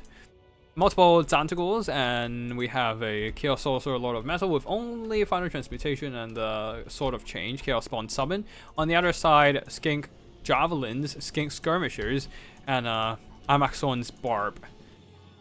And then we have the Furcoen guarding the Skink Oracle for his healing, and Flock of Doom, interesting. Umbral Tide. Flock of Doom is actually a decent spell against the Teench army, bypassing their physical resistance. Krogar on his Horn 1 mount, and with the Hand of God, plus Swiftness of Itzo, Secret Spawning of Zottel. I guess it's for the Vigor Refresh, but physical resistance doesn't do anything against the Teench army. And there's also the Umbral Tide already fighting fire with fire, shooting at the Flamers of Teench, and because Flamers are counted as large targets, so their anti-large is actually really useful here. Yeah, skink skirmishers are flanking the formation, and you can see how much damage the flamers took from that one volley of the salamander hunting packs. That is a devastating volley. And funny enough, Umbral Tide has longer range than the flamers, so they're comfortably outshooting the flamers from afar. Amazon Barbs, though, only 10 range more than the flamers, so they will have a rougher time. But yeah, flamers once again marching up, but once again falling into the vicinity of the shots from the Umbral Tide, and another few shots, they're down to 1/3 of their HP, though the pink horrors are firing back, doing some noticeable damage to the Umbral Tide, and the flamers are trying to burn down the Bastillodon Ark of Sotek. Zangos are also pushing in, and things are looking quite even here. Amazon Barbs actually landed shots onto the flamers, so that was huge, picking off half the unit, and a lot of that DPS from the Tinge army has been compromised. Oh, and unfortunately though, the Zantagos managed to flank around and caught the Umbral Tide, and that is a huge loss for the Lizardman army. As both of their expensive missiles have been caught by enemy melee units, especially all that AP bypassing the defenses of the Umbral Tide. A little bit of Earthflight healing, trying to keep the Umbral Tide still giving them a bit of health there, and Bastillodon sacrificing itself to block up the Zandagors. Even the Amazon Barbs are forced to engage in melee fight, while the Skinks are getting hacked down by the Zangos. This is not going well for Lizardmen, at least in the backline department. Well, and not in the frontline department either. Their main bastion of strength are really just the monsters here. But the Zandagors are now piling on to the Amazon Barbs, really threatening to finish them off. Oh, this is great actually. The Umbral Tide, because of the Earthflood, sustained enough HP to just come back, and now off unloading point blank shot into the Zandagors. A very nice damage right then and there, and now aiming at the flamers, knocking off their shield. However, they lost a lot of models. Yeah, down to roughly half strength now in their early engagements, and now they have roughly half the DPS, unfortunately. Still, they are outranging flamers and are fighting fire with fire again. Oh, what happened to Krogar? What happened to Krogar? He's now down to like a quarter of his HP. Oh, I guess he was fighting somewhere else and took a lot of damage in the process. But yeah, Amazon Barbs have been routed away, while Pink Fires are firing in, pushing back the Skink infantry. Krogar has been surrounded by Zandagors, but getting an Earthblood to heal himself up. But the Chaos Lord of Metal, oh, that must have been a final transmutation to drain Krogar's health away. But Earthblood is coming in really clutch to keep Krogar in the fight. But oh, Flamers is getting a taste of their own medicine, being burnt. Oh no. Umbral Tide getting a taste of their own medicine, being burned down by the Flamers. On the far side, Zandagor was trying to chase down the Amazon Barbs, but there were some Skinks, throw cold ones in the vicinity to push them back. While the Bastillodon Ark of Sotek is surprisingly durable in this situation, taking some Flamer hits, but not exactly dead yet. They're still very much healthy. More Earthblood will be coming in from the Skink Oracle, who have been just running around, disrupting all over the place, and another burn from the Flamers will be dropping Krogar dangerously low. Another final transmutation will guarantee to finish him off, but whether to use that spell onto Krogar or something else would be a big question here. Another Earthblood keeping Krogar alive, albeit barely, while the Skink Oracle over here has been surrounded by the Zandagors, and also even the Metal Teen Sorcerer is in the mix, trying to cut off that Lizardman spell support. Bastillodon Ark of Sotek is chasing after the Flamers, trying to shut down these AP firepower. And on the far side, Ferox one's rampaging into the Zangos. Not exactly a great choice for them, but at least their AP will be doing some minor work, I suppose.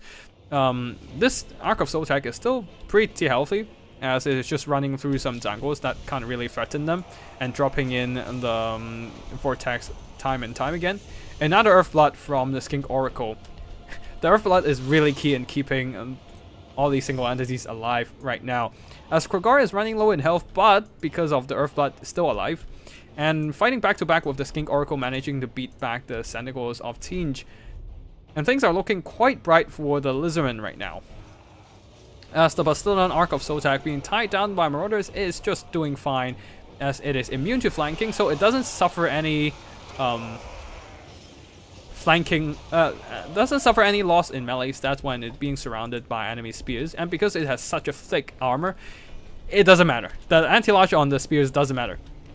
Flamers though still can do some noticeable damage, but it would be a nice timing for the Skink Oracle to turn around, and shoot at the flamers and just knock out their unit models. And there goes one unit model. They should be able to crumble anytime soon. And on the other side, Pink Horrors still standing strong, but the Bastillodon is in the fray, being charged by Ferocal ones. They will not be holding on for too long. Flamers have faded away from reality, leaving only the Metal Teen Sorcerer alone standing over here.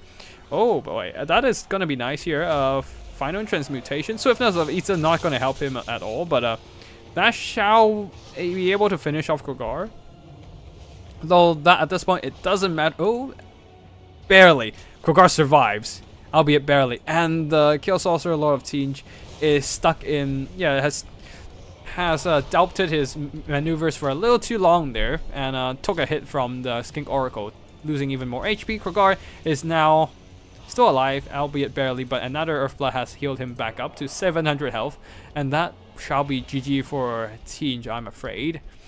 As the Chaos Sorcerer Lord of Metal, after that one final transmutation, unable to kill Krogar, doesn't really have anything else left to turn the tide.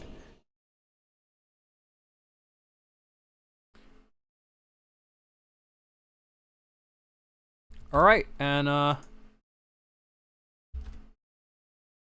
we have another replay just came in from Sipa versus Gotrek. And yeah, first battle, Gotrek with his Lizardman will be taking the lead. The Skink Oracle really doing some good damage overall. I think the hunting packs are not as good, nowhere near as good, but the Arc of Zotac just staying alive for so long. They're just so hard to kill. Even against the Flamers, they still tanked out quite a long while. With their sheer amount of HP, armor, and missile resistance. And they are now unkillable in melee for the Tinge army. Not even the Zandigos can do enough damage to put a dent on their HP bar. So yeah, very good game from both sides. But it seems that the healing once again prevailed for the Lizardmen. Alright, next up. Interesting Beastman army. The same thing we seen earlier, but High Elf Sipa going for a staunch line of spear and a bunch of skirmishers and lions. Oh wait, no. Oh shit. This build, I've seen this build in an earlier stage of Beastman battle that I'll be casting, and it should be going online next Monday. But the build isn't the main point. It's what happened during the combat. So it's not any spoilers or anything. But anyways, you'll see the exact same build popping up next Monday, I hope, with a best of 3 against another player. But yeah, some very cool stuff happened in that battle. I'm not gonna spoil you guys, but do keep an eye out for that episode, because that is some insane bullshit maneuver that got pulled during the middle of combat with this Beastman build. So yeah, it's which is why I'm casting that. But anyways, let's go focus on this battle. Sipa going for High Elves, Imrik on his dragon, and a bunch of Elaren Reaver archers. Hold on, I need to check something. Okay, cool.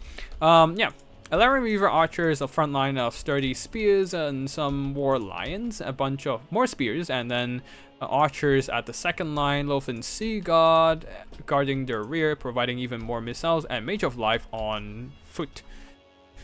Double war lions, and that's it for the Beastman army. A ton of mobility. 4 poison warhounds, 2 Xanthagos, one of them the Xanthagos of Tinge over here. 2 poison warhounds on this flank. Same goes on for the other flank. Oh, actually 2 Xanthagos of Tinge. 2 Xanthagos on both sides actually, and the Grookhoofs of Wolf's Run, we see 1 Butchers of Kalkankar and an Eye of Moorslip. Yeah, okay, not the exact same build as the other thing I saw, but yeah, close enough. But yeah, 2 Xanthagos and 2 Warhounds on each flank.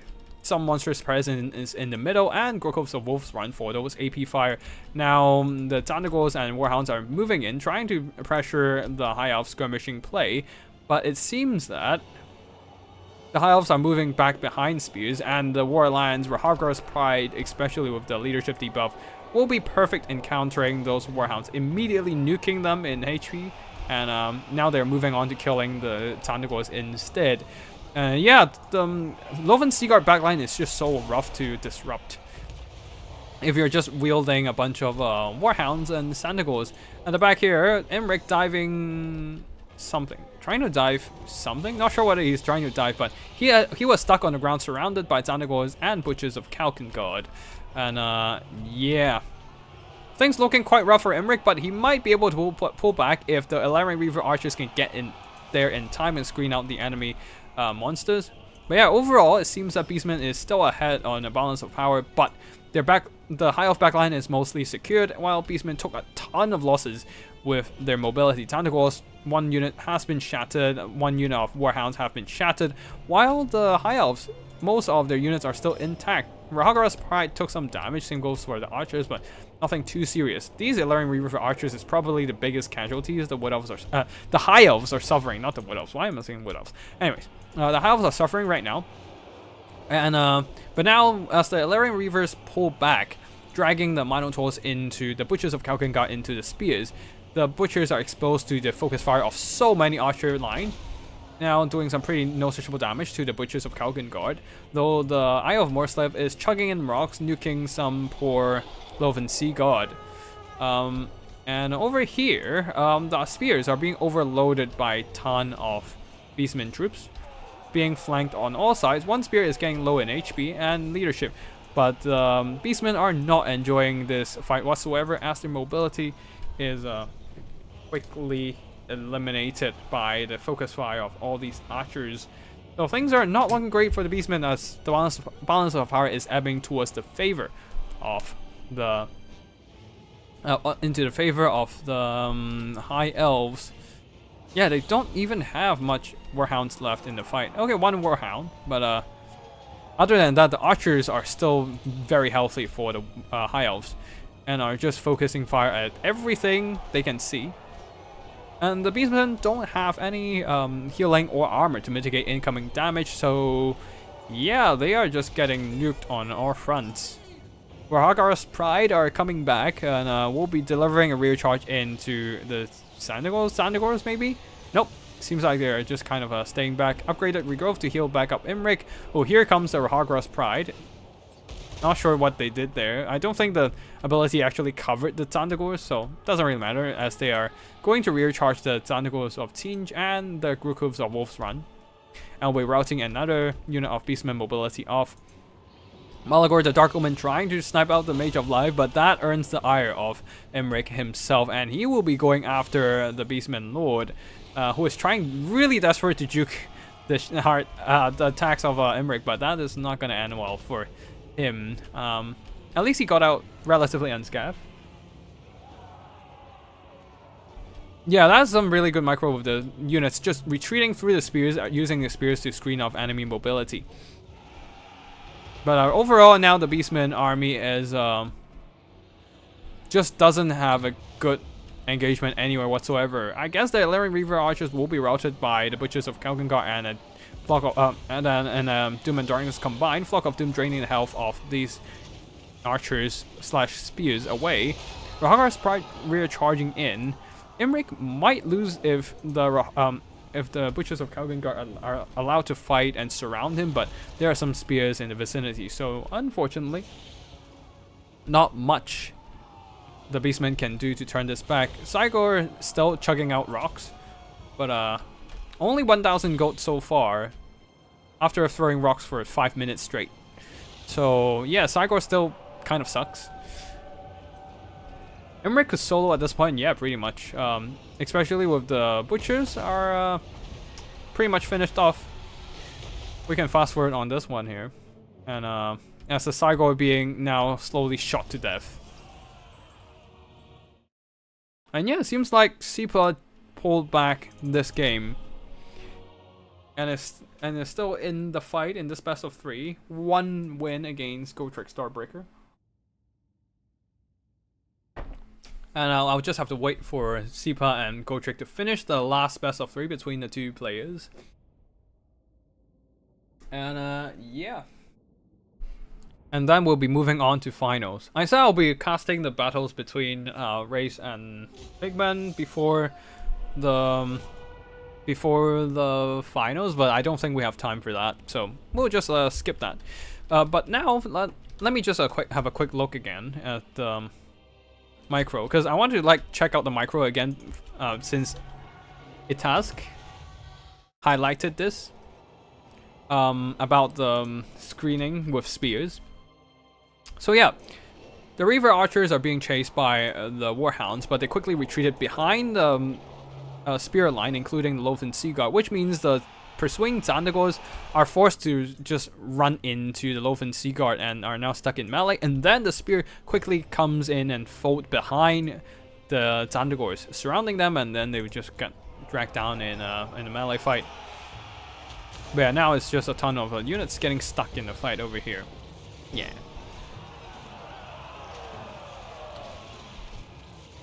Yeah, and then the Beastman army is just too light in armor and can't really stand up against all these archers and spears. And as soon as the Xanagors and Warhounds charge into something, they're stuck on the spears, and then War Lions pounce in and try to catch them, lock them in the melee fight, and finish them off. So yeah, at this point, once again, using spears to screen out the pursuing troops. Very nice.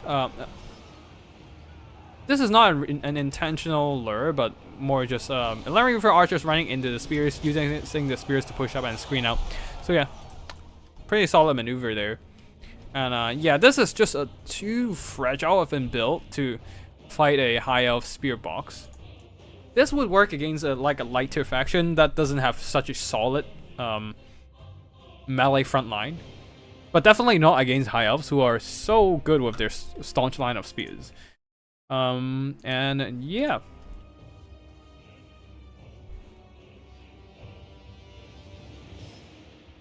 that shall be GG for the second game. Alright, now we're just kind of waiting for Sipa to send in the one last replay between him and Gotrick Starbreaker.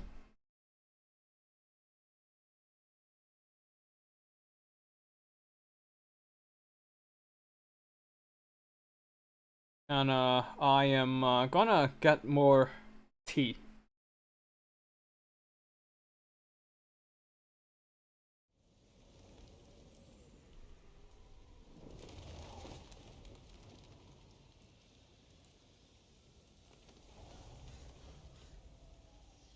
Okay, yeah, I'm just gonna go and grab more tea. Be back in a second, since we are still waiting on... actually, shall we just cast something? Yeah, let's just cast something. We have some water. So we can just sustain on that in terms of hydration.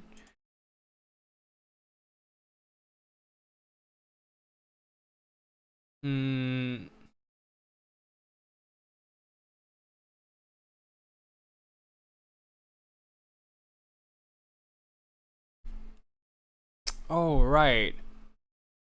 Right, I need to send a message to Gotrick. No, here they're in the middle of a fight, so... Oh, what? Oh, well...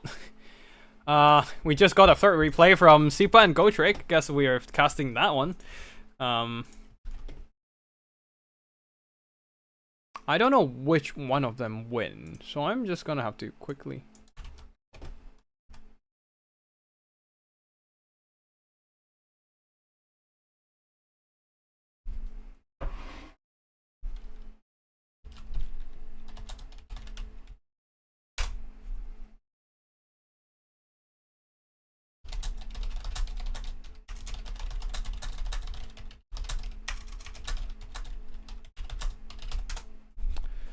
Alright, that is the third and final replay from Sipa and Gotrick, so I am just gonna quickly download and save that into the replay files so that we can cast that soon. Wait, hold on. What? There. Okay, cool. We got it. Replay. Folder. Yep, cool.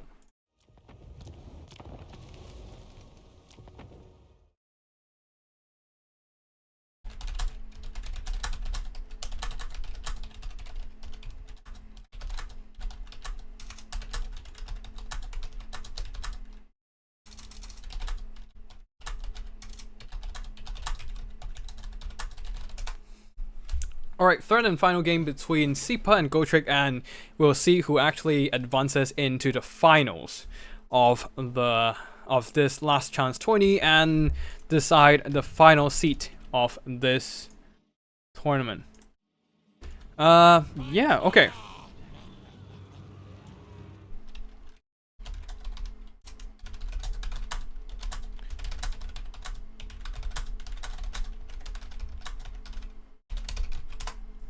Alright, so let us just quickly cast this battle as the finalists are waiting.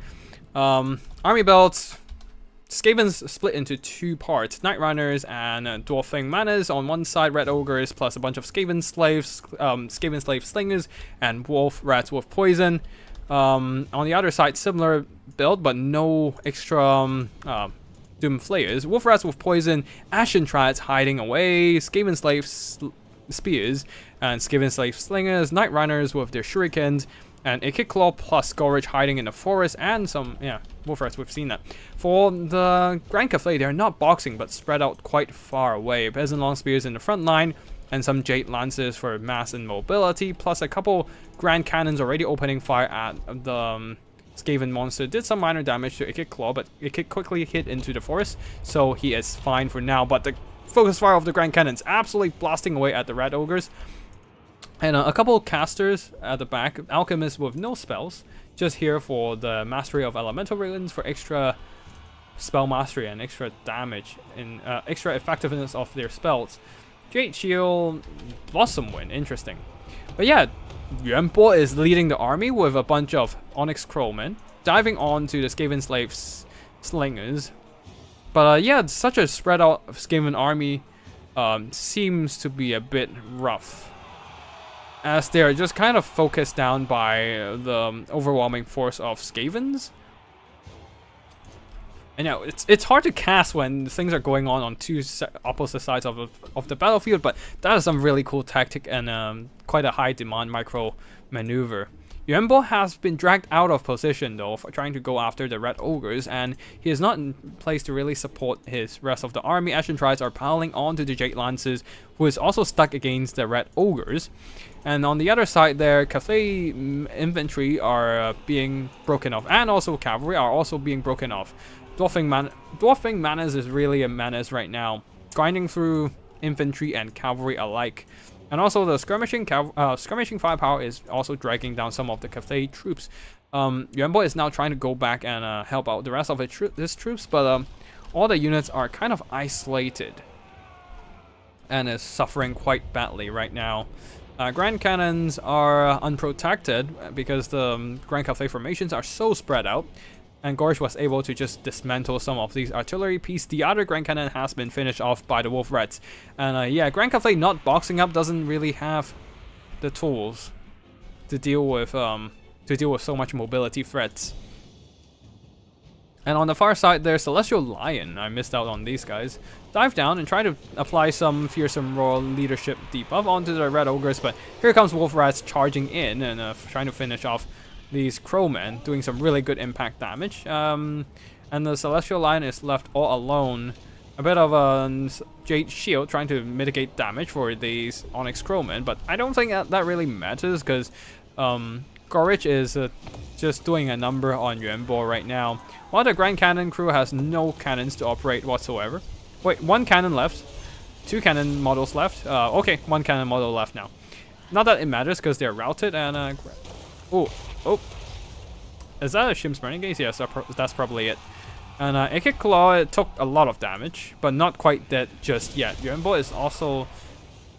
He uses all the Emperor's Executioner onto Ikit Claw, but not able to kill him. So, unfortunately, the sniping attempt has failed, and it will not give him another chance to execute him. So, yeah, at this point, the split push tactic really worked out for the Skaven, as the Grand Cafe mobility was kind of outmaneuvered in every place. All the AP just kind of out-traded against the Jade Lances, and the Spears were not able to quite hold against so much skirmishing firepower. Celestial Lion and some other Cafe units are just out of position, unable to get to the Skaven the Skaven formation in time. I think this Grand Cafe build is more designed to deal with a Skaven box, but against an aggressive Skaven rush, this didn't really work, unfortunately. And Gorich here just beating up those alchemists, sniping them out in a few swipes, and Celestial Lion coming in to help Yuanbo and fight against Gorich, but yeah, that's not saving the alchemists. And there are probably just too much Skavens left. And Ashen tries as well, moving in, just to finish off the rest of the mobility of Grand Cafe, leaving Yuanbo and Celestial Lion alone against everything else. Jade Lancers quickly annihilated by the Wolf Reds and Ashen Triads, and there goes the Jade Lancers, leaving just only Yuanbo and the Celestial Lion in the mix. Gorich should be able to beat up the Celestial Lion just fine. Jade Shield trying to delay the inevitable, but yeah, mitigating some damage, but it's just delaying the inevitable at this point, as the rest of the Cafe troops are all lost, except this one marathon running Peasant Long Spears. Not that it matters, they will never get back into the fight in time. I think this Brasor is more of a statement than actual damage dealing, because it's probably doing more damage against the Wolf Rats at this point. But yeah, really cool build from Sipa there. The split push torn the Grand Cafe defenses apart, kind of dragged them all out of position, and at in the end, we're unable to hold back the Skaven rush and defend the artillery position. This build is definitely more designed to deal with a Skaven artillery build, with the Grand Cannons firing back at artillery pieces, but against a rush build, it's just too widespread, too sparsely defended, and cannot hold their position. Yeah, really cool build from Sipa there. A lot of Skaven today, yeah. I'm definitely surprised by how much Skaven we're seeing, despite Human Boy is not in the in this tournament. Very thematic for the Warpstone Cup event though, so there's that.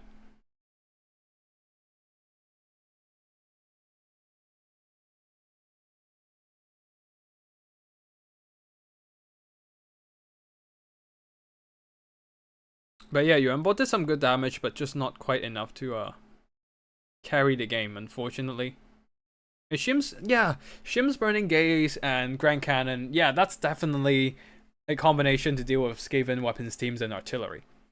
But there's nothing for them to shoot back at, so yeah, they just unfortunately were countered perfectly by the build.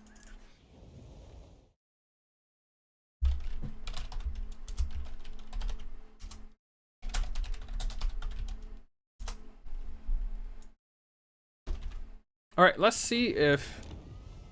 Okay. Oh, cool. They're there. Okay, spectate, let's go.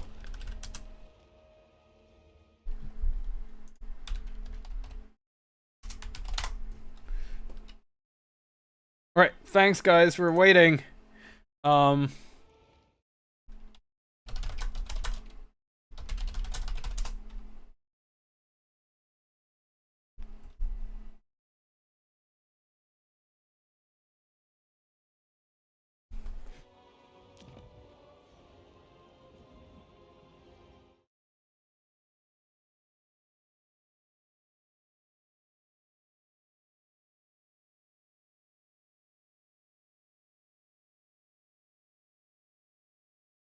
Alright, we're good to go.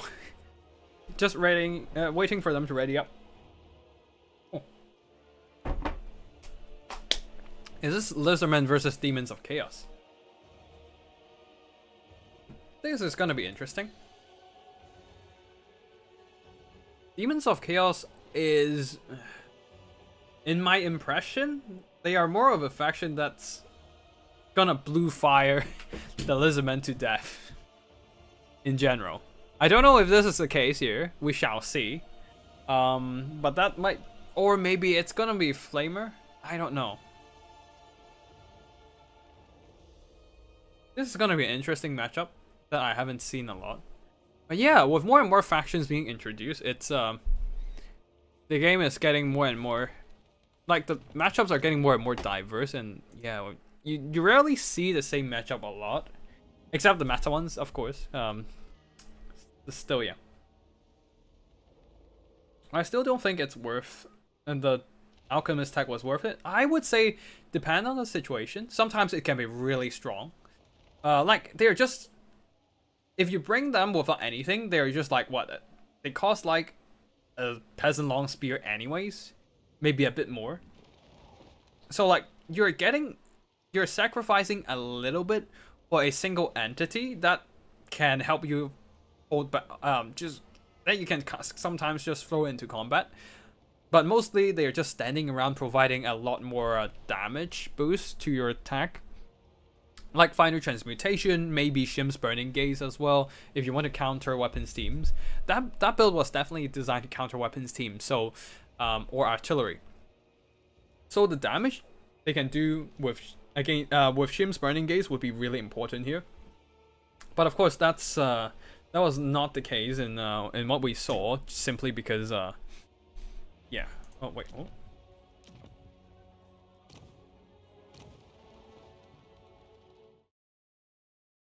Oh, okay. Wait, don't tell me it's a Dark Elf's Mirror. Please don't tell me it's a Dark Elf's Mirror match. Oh no. Oh no. What have you guys done? No. Please don't. Not the mirror match. Oh god.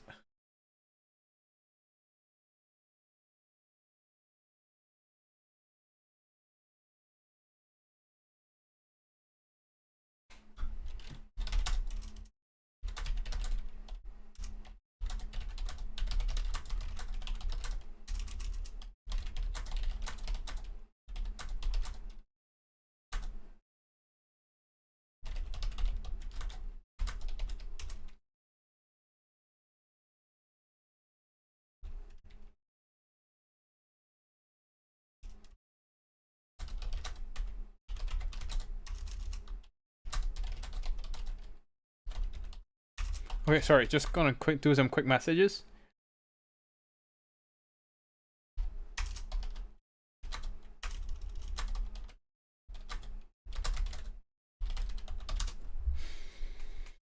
Alright, cool. Now we're waiting. Dark Elves versus Demons of Chaos, I suppose. Okay. Dark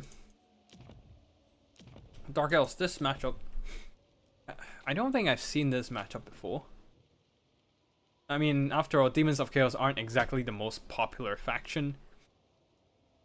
But their lack of armor means that a lot of the unarmored, and I mean a lot of the AP faction, AP units of Dark Elves are not gonna be useful in this matchup. Yeah, I do have the screen blocker up. So the Dark Elves needs to figure out something to deal with the Demons of Chaos army. Maybe Witch Elves? No, Witch Elves. No, one. Oh wait, no, I've seen this matchup before. One way to do it is Black Corsair. Throw in the. Well, I've seen a. Oh no, that's a Dark Elf versus Tinge. But yeah, Black Corsair would probably be a good shot, just because they are anti-infantry, has armor to mitigate pink and blue fire shots, and or maybe you just want to spam Black Corsairs with handballs, just to shoot at the chaos demon due to their lack of armor and whatnot. Yeah. Black Corsair with handballs would be a good choice in this matchup for sure. If you want to play a bit more missile heavy. But otherwise, probably Black Corsairs, a ton of Bleak Swords, Dread Spears, just to like get a wide front line. And Soul Stealers, Sorcerers might not necessarily be a good choice, but it's really hard to get better than that. Definitely not Malekith in the fight, because Malekith, some of the value of Malekith comes from his physical resistance, which is useless against Demons of Chaos anyways. No Recarve, no balls. Recarve would be an interesting one because it's gonna be kind of useless here. Actually, Recarve. Recarve is kind of a bad choice, but I can see a Charybdis plus something else to reduce enemy leadership would be good. Just to nuke the leadership of the demons of chaos and force them into early demonic instability crumble. That would be neat, but it's hard to tell.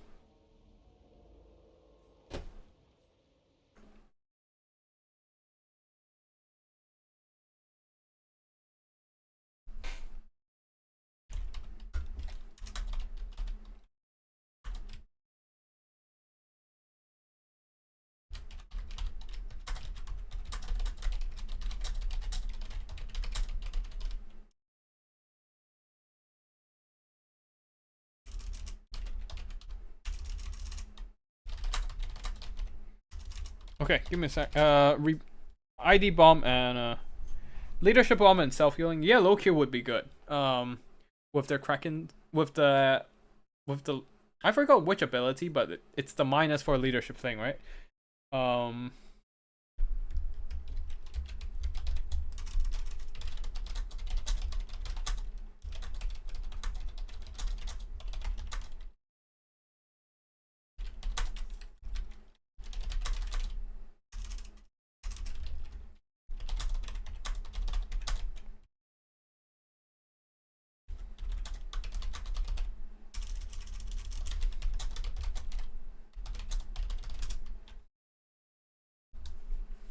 Oh, Merciless Slaver. Yeah, that's ability. Or is it -6? I kind of forgot. But that leadership bomb is definitely gonna be good in this situation here against the demons. If there's the leadership bomb and then you get Doom and Darkness and Charybdis, and that would be like what? Let me just check. Let me just check Loki Felhat's leadership, since I can just click onto the units down at the yeah, I can just click onto the unit selection, not their roster. I can't actually click onto the units they picked, but just click the roster in general and to check out any unit I want. Merciless Slaver -6, and then Charybdis is a -8, right? Charybdis Abyssal Howl -8, and then that's -14, and then drop in a leadership debuff of a Death Sorceress. That's a total of 30 because of the Doom and Darkness. And then something else. I think it's the Way of Malice doesn't reduce leadership.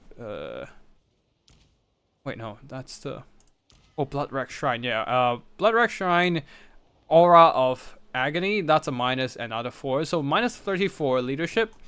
And then I think you can do something else. Ah, right, Kena Assassin. It can apply a discourage effect with the Black Lotus. So that's a minus total 50 leadership. And that is gonna be an insane leadership bomb if that's gonna happen in this game. We shall see, but it's a one-time -50 leadership bomb, so it's still gonna be a risky endeavor. It's gonna be risky for sure. Like, you can nuke exactly one blob and that's it. The rest will be at most minus 34 leadership. But yeah, we shall see. We shall see.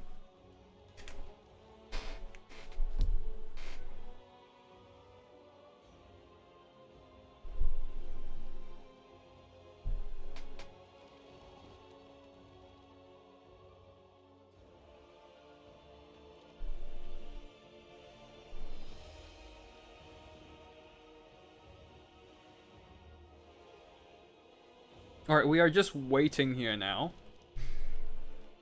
Just gonna chill and let them come up with the final army picks, and then we should be good to go. I think Sipa's still adjusting his army.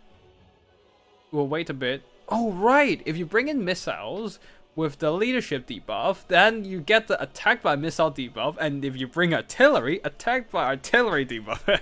Okay, that is gonna be pretty ridiculous. But anyways, that's about it. That's about it. But yeah, you can stack a lot of leadership debuffs in on the Dark Elf build. But minus 50 leadership debuff is gonna nuke any kind of demon and force them into early demonic instability crumble. But still, it's the discourage is a one-time usability, so it's not gonna be game changing throughout the entire game. Like if you can get a key engagement, that would be great. But if not, you're kind of fucked. So yeah, we shall see.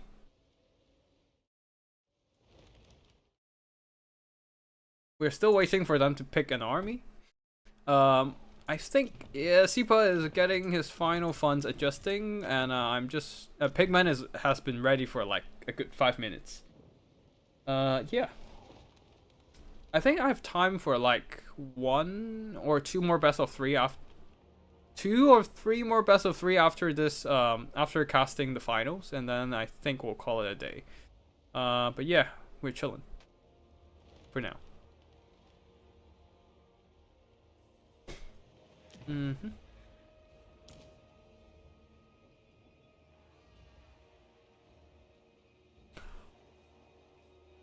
Oh shit, I'm hungry now. Ugh, thank fuck I ate those 2 buns earlier.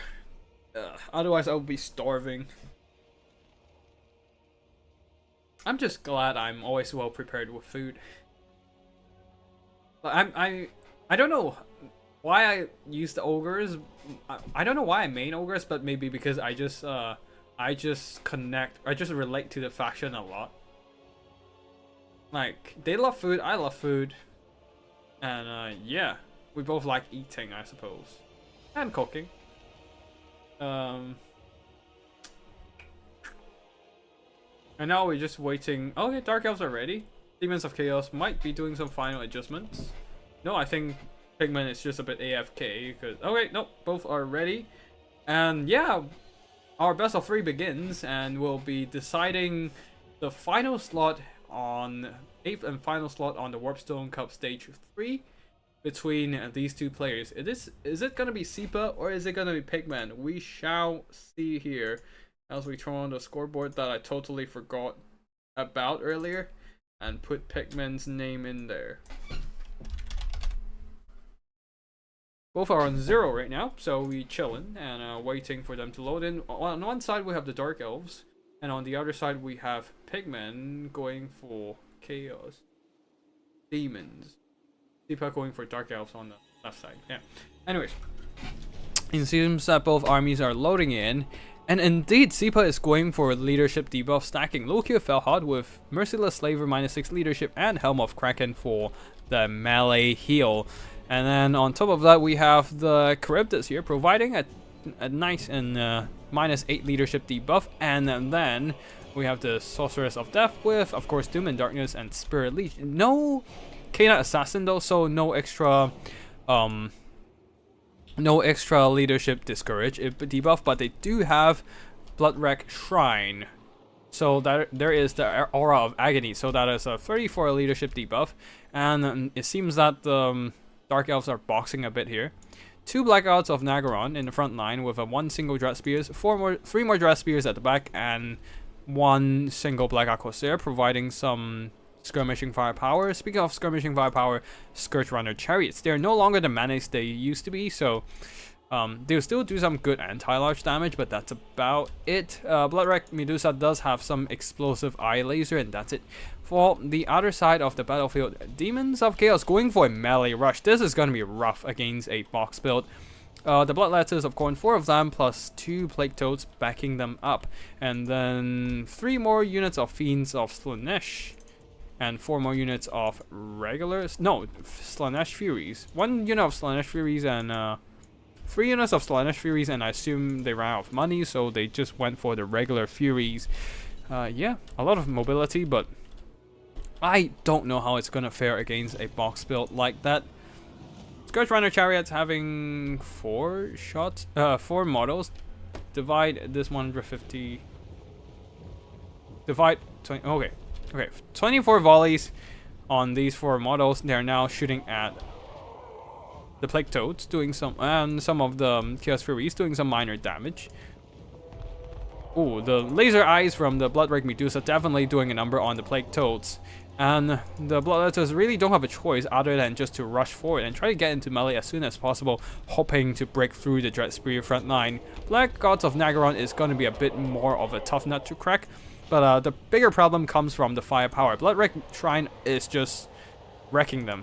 Bloodwreck Shrine wrecking the Bloodletters is a very thematic sentence, I guess. Also, Black Alcohol says launching shots into the Bloodletters. Oh, I forgot about the leadership here. Herald of Nurgle coming in with Miasma of Pestilence and Stream of Corruption for spells. Locus of Fecundity for the heal, but ooh, it seems that the Bloodletters are already very low on leadership over here, after taking too much damage in range.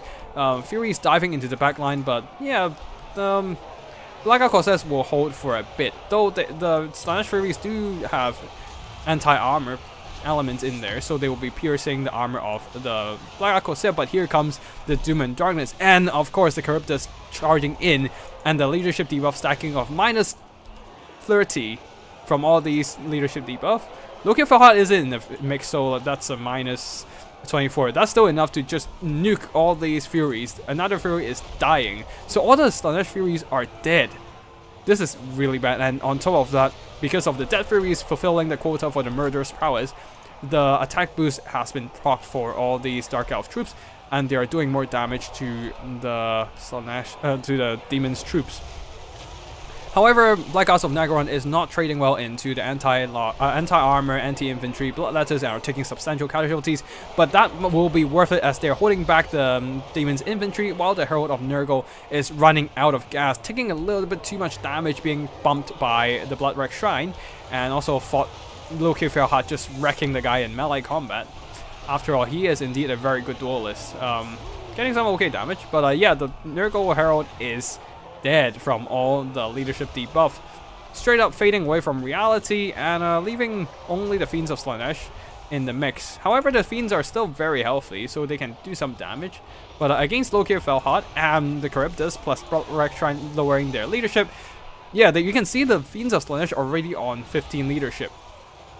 And if there's a Doom and Darkness comes in right here, and they're now down to almost the negatives, one more leadership debuff and then they will just fade away immediately, and yeah, that's gonna be GG for the Demons of Chaos, as the Scourge Runner Chariots have been just running around battlefield kiting away. Very nice micro from Sipa as well, just keeping them alive. I didn't really highlight them, but they're still alive, which is the important thing. And also a lot of mobility were just kind of distracted by the box breaking duty. They just kind of dive into the backline and died because of the Doom and Darkness and the Charybdis leadership stacking. And at this point, the rest of the Bloodletters and all that will just slowly get grind out. And yeah, the leadership debuff is just too much, man. Loki Fahad is also a very solid lord in this matchup as well, as the demons kind of struggle to kill him in melee. But yeah, the leadership debuff is so devastating against oh shit. The leadership debuff is just so good against the Demons of Chaos. It's actually kind of unfair even. Okay, Sipa versus Pigman. Yeah, the damage value-wise, none of them actually did that much. Yeah, I mean, the Scourge Runner is almost earning back their value. I think they earned back their value, actually. Or almost, at least. And still being relatively intact. All their models survived. Just, they took some HP damage and whatnot. But yeah, overall, that Doom and Darkness Overcast just broke the backs of all of these backline diving Slaanesh Furies, getting a ton of value just from that one charge of the Charybdis and then the leadership bomb. And Sipa will be taking the lead with the leadership debuff stacking. Very nice build from Sipa there, kind of taking advantage of the demonic instability crumble. So Pigman is on a bit of a back foot and will need to bring the bring himself a victory to drag this series on to a third and final game.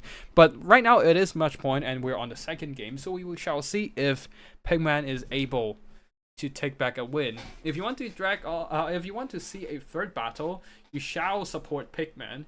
But if you want to end the stream slightly earlier, like one battle earlier, which is like 10 minutes, then you shall support Sipa here. Sipa has taken the lead with his leadership debuff stacking bomb on with his Dark Elves versus the Demons of Chaos. But right now, I am just gonna take some water and rehydrate. I think we've almost streamed for 4 hours now. And yeah, my throat is a bit raspy and dry. But anyway, seems like Sipa is going for Skaven while Pigman is contemplating his options here.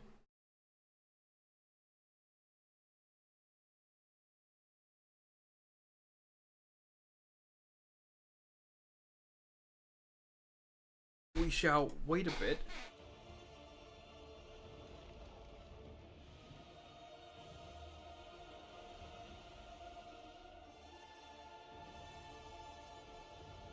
Beastman maybe?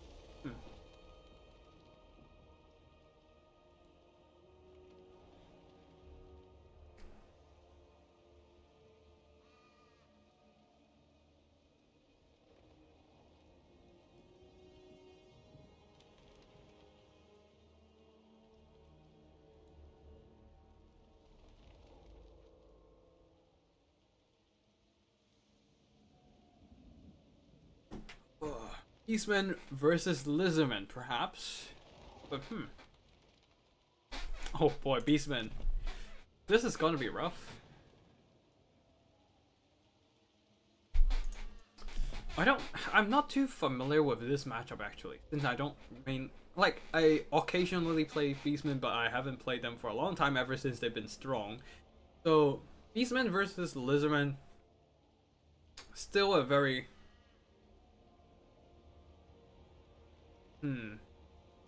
with how strong Beastmen are recently, with so much AP options, I think they might have an advantage against the Lizardmen.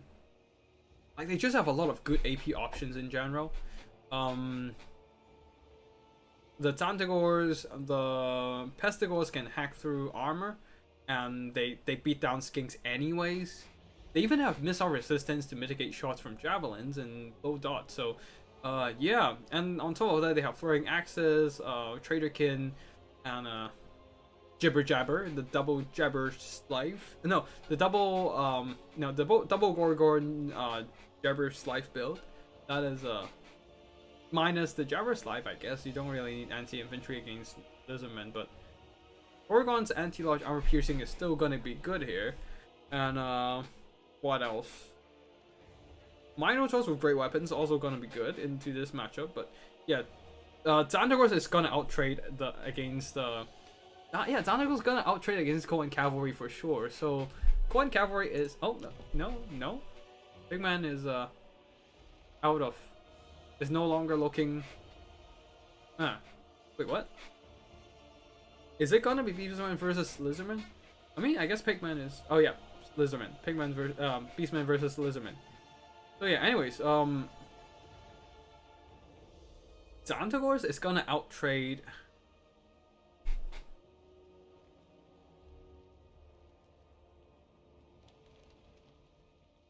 Hold on.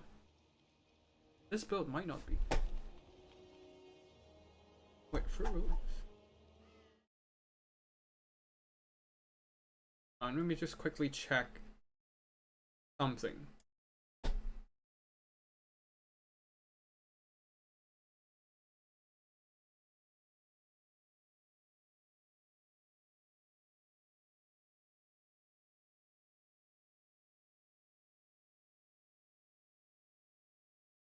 Wait, hold on. What? What?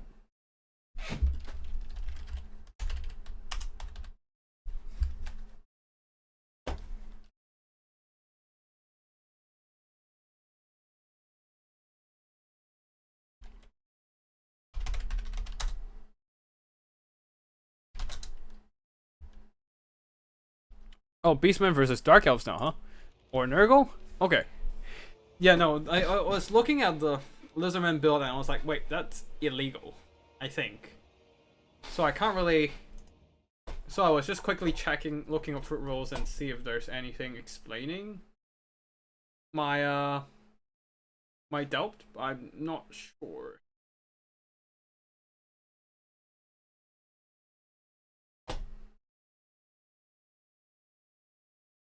Nope.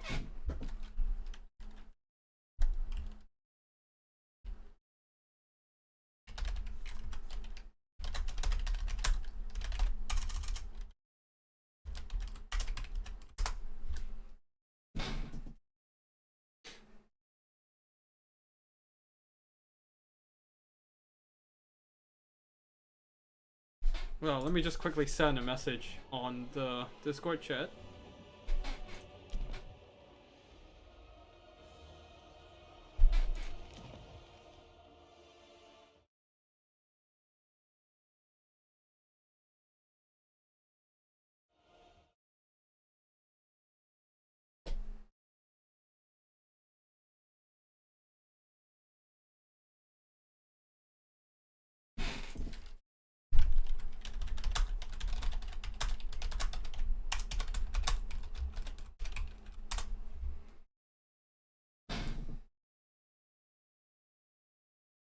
Yeah, let me just quickly file some, Discord question.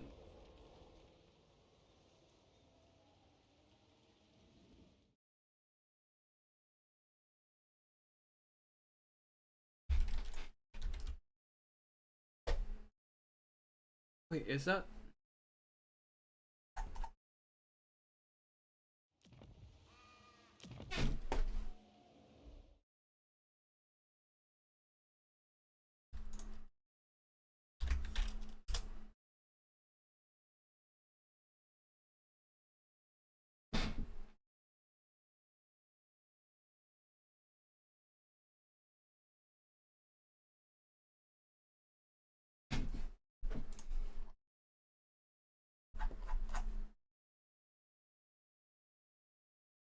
Alright, sorry,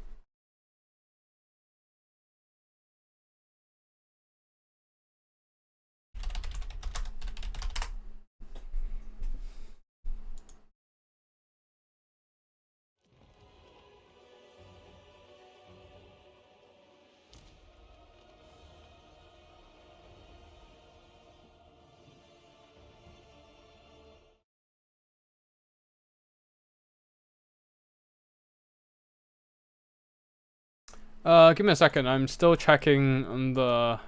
I'm checking in with one of the Warpstone admins about some stuff. Yeah, sorry for going silent there, but yeah, I think this is still a very important thing to check. Like, this is a high-stake tournament, so we need to be very accurate with some of these stuff. Fruit rules doesn't say anything about this, so...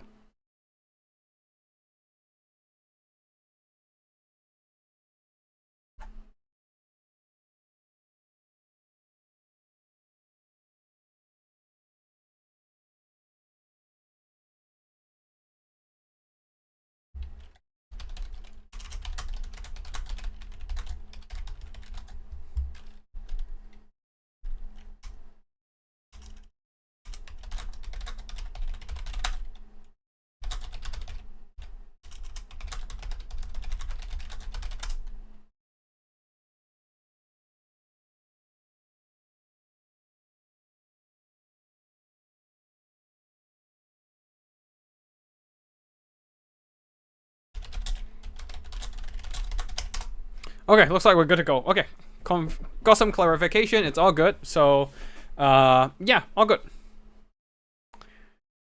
We are good to go. Yeah, should be fine.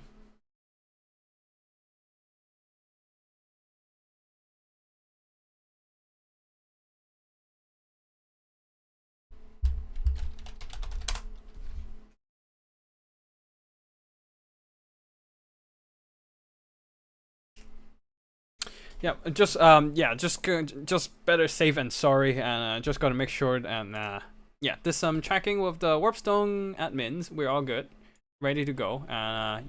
Yeah, second battle between Sipa and Pigman. We are going with a Beastman versus Lizardman fight. So basically, what I had some doubts is whether a slant count as a rare single entity. In the rule set, rare single entities are only limited to 3 units, and with a dreaded, with a Dreadsaurian and 2 Bastillodon in the fight with their engines on the back, that's already 3 rare single entities in the game. So if Mazdamundi, if a slant counts as a rare single entity, it will be over the 3 rare single entity limit, but right now Slan doesn't count as a rare single entity, so it's fine. Fruitville doesn't count it as a rare single entity, so yeah, a Slan, Mazdamundi himself with Ruination of Cities and Banishment and a net plus Apotheosis, and then more healing in the form of Rev Crystal, Arc of Sotek for that drain effect, and the Shredder of Lustria, Regiment of Renowned Dreadsaurian, ready to chomp some beasties today. And this guy's 4 units of Pterodon Riders with their Blow Dot, and one single Reproductile Riders, plus 4 more Skink units since they need to fulfill the the troop count somehow. So yeah, Pigman going for a single entity Gooning squad, while Sipa here going for a... Okay, I only see 1 Gorgon here, so not also single entity Gooning squad, but more of a relatively balanced army. Angor herds, Pestigore herds, and Angor spears, and a ton of Angor raiders with their archer fire. Really good against the Pterodon riders, but and also a ton more skirmishing firepower in the form of Tentacles throwing axes. No Tentacles though, and yeah, this is gonna be quite rough for this is gonna be rough for the Lizardmen for sure. That's a lot of firepower, and the Lizardmen are not equipped to deal with it. Like, what can they even do against the Angor Raiders? I mean, okay, probably the Dreadsaurian is just gonna push through and just lunge towards the Angor Raiders, but what's next? It's gonna get shot up by a ton of Tentacles throwing axes, and the Pterodon Riders are just gonna get heavily targeted by the Angor Raiders. This is gonna be rough for the Lizardmen for sure. We shall see here how they take this fight, but yeah, this blob army, it's not gonna enjoy its time. I guess the net from Lord Mazdamundi would be really key. Anyways, Pterodon Riders will be flying a little bit too close here. Want to back off before the throwing axis lands on them. Oh, already doing some really good damage before the Angor Raiders can even start shooting. Fuck, are we getting lag again? Come on! What the fuck is going on here?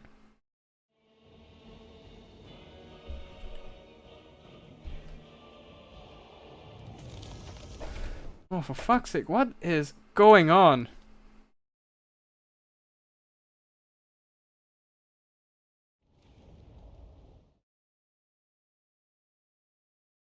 Hmm.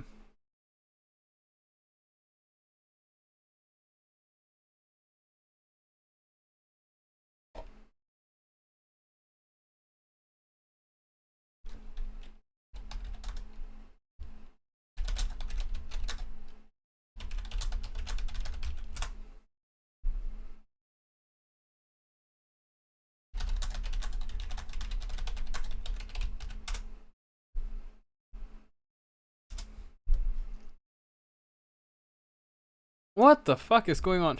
I mean, the first battle was fine. Ugh. Did Pigman... Oh, pingman crashed. Okay, cool.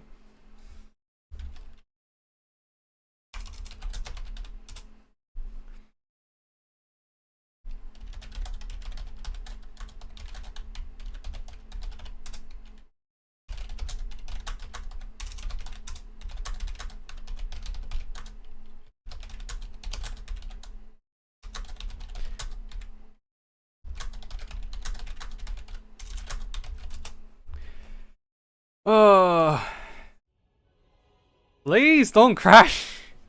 Do I need to start worshipping Vastor? What is the demon?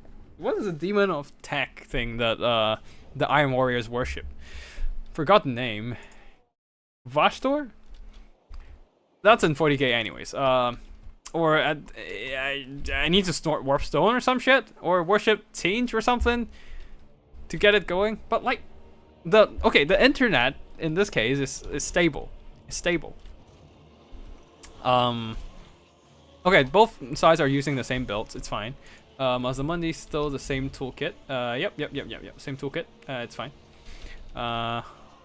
We just need to. Man, that sucks ass. Like, why? Why, when we have such a good tournament, we have so much tech issues? Anyways, well. That shall be the final best of 3 for the live section. Whether we have another battle, it depends on how this battle plays out. Yeah. Pterodon Riders, same build really, so we don't really have to say much about it.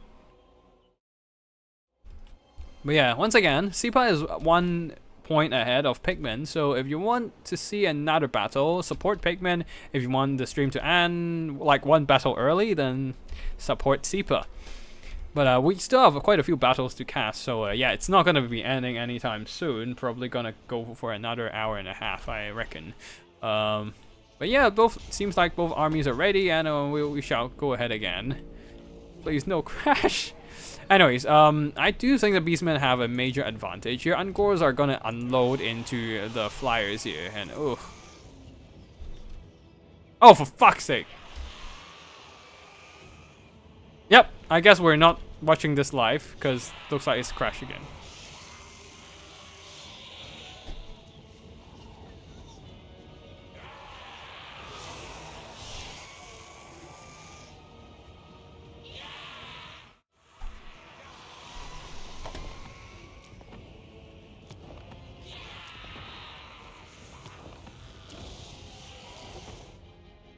I'm just gonna drop out of there and hope they do fine.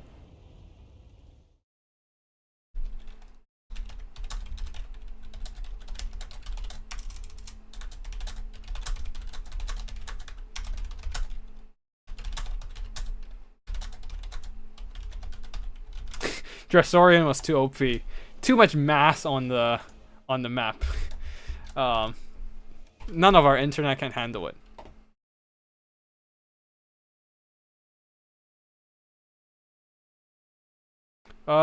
Maybe it's just we're just not fated to see a best of 3 in the finals. That sucks big time because that's the finals. But yeah, I guess we'll just have to wait for Sipa and Pigman to play out. I hope the drop out is worth it, and they can just smooth things out themselves. Because right now, if I just stay there and keep fucking up the internet, it's not gonna do anything to help. So,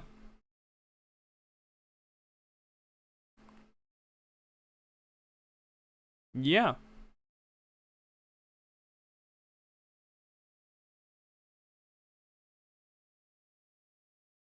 Okay, let me just quickly...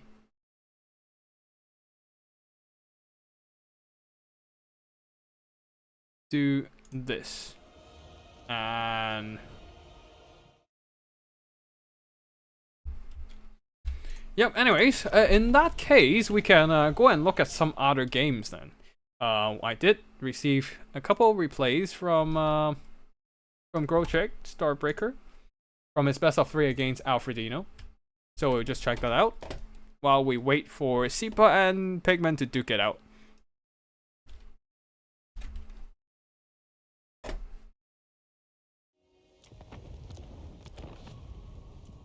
Alright.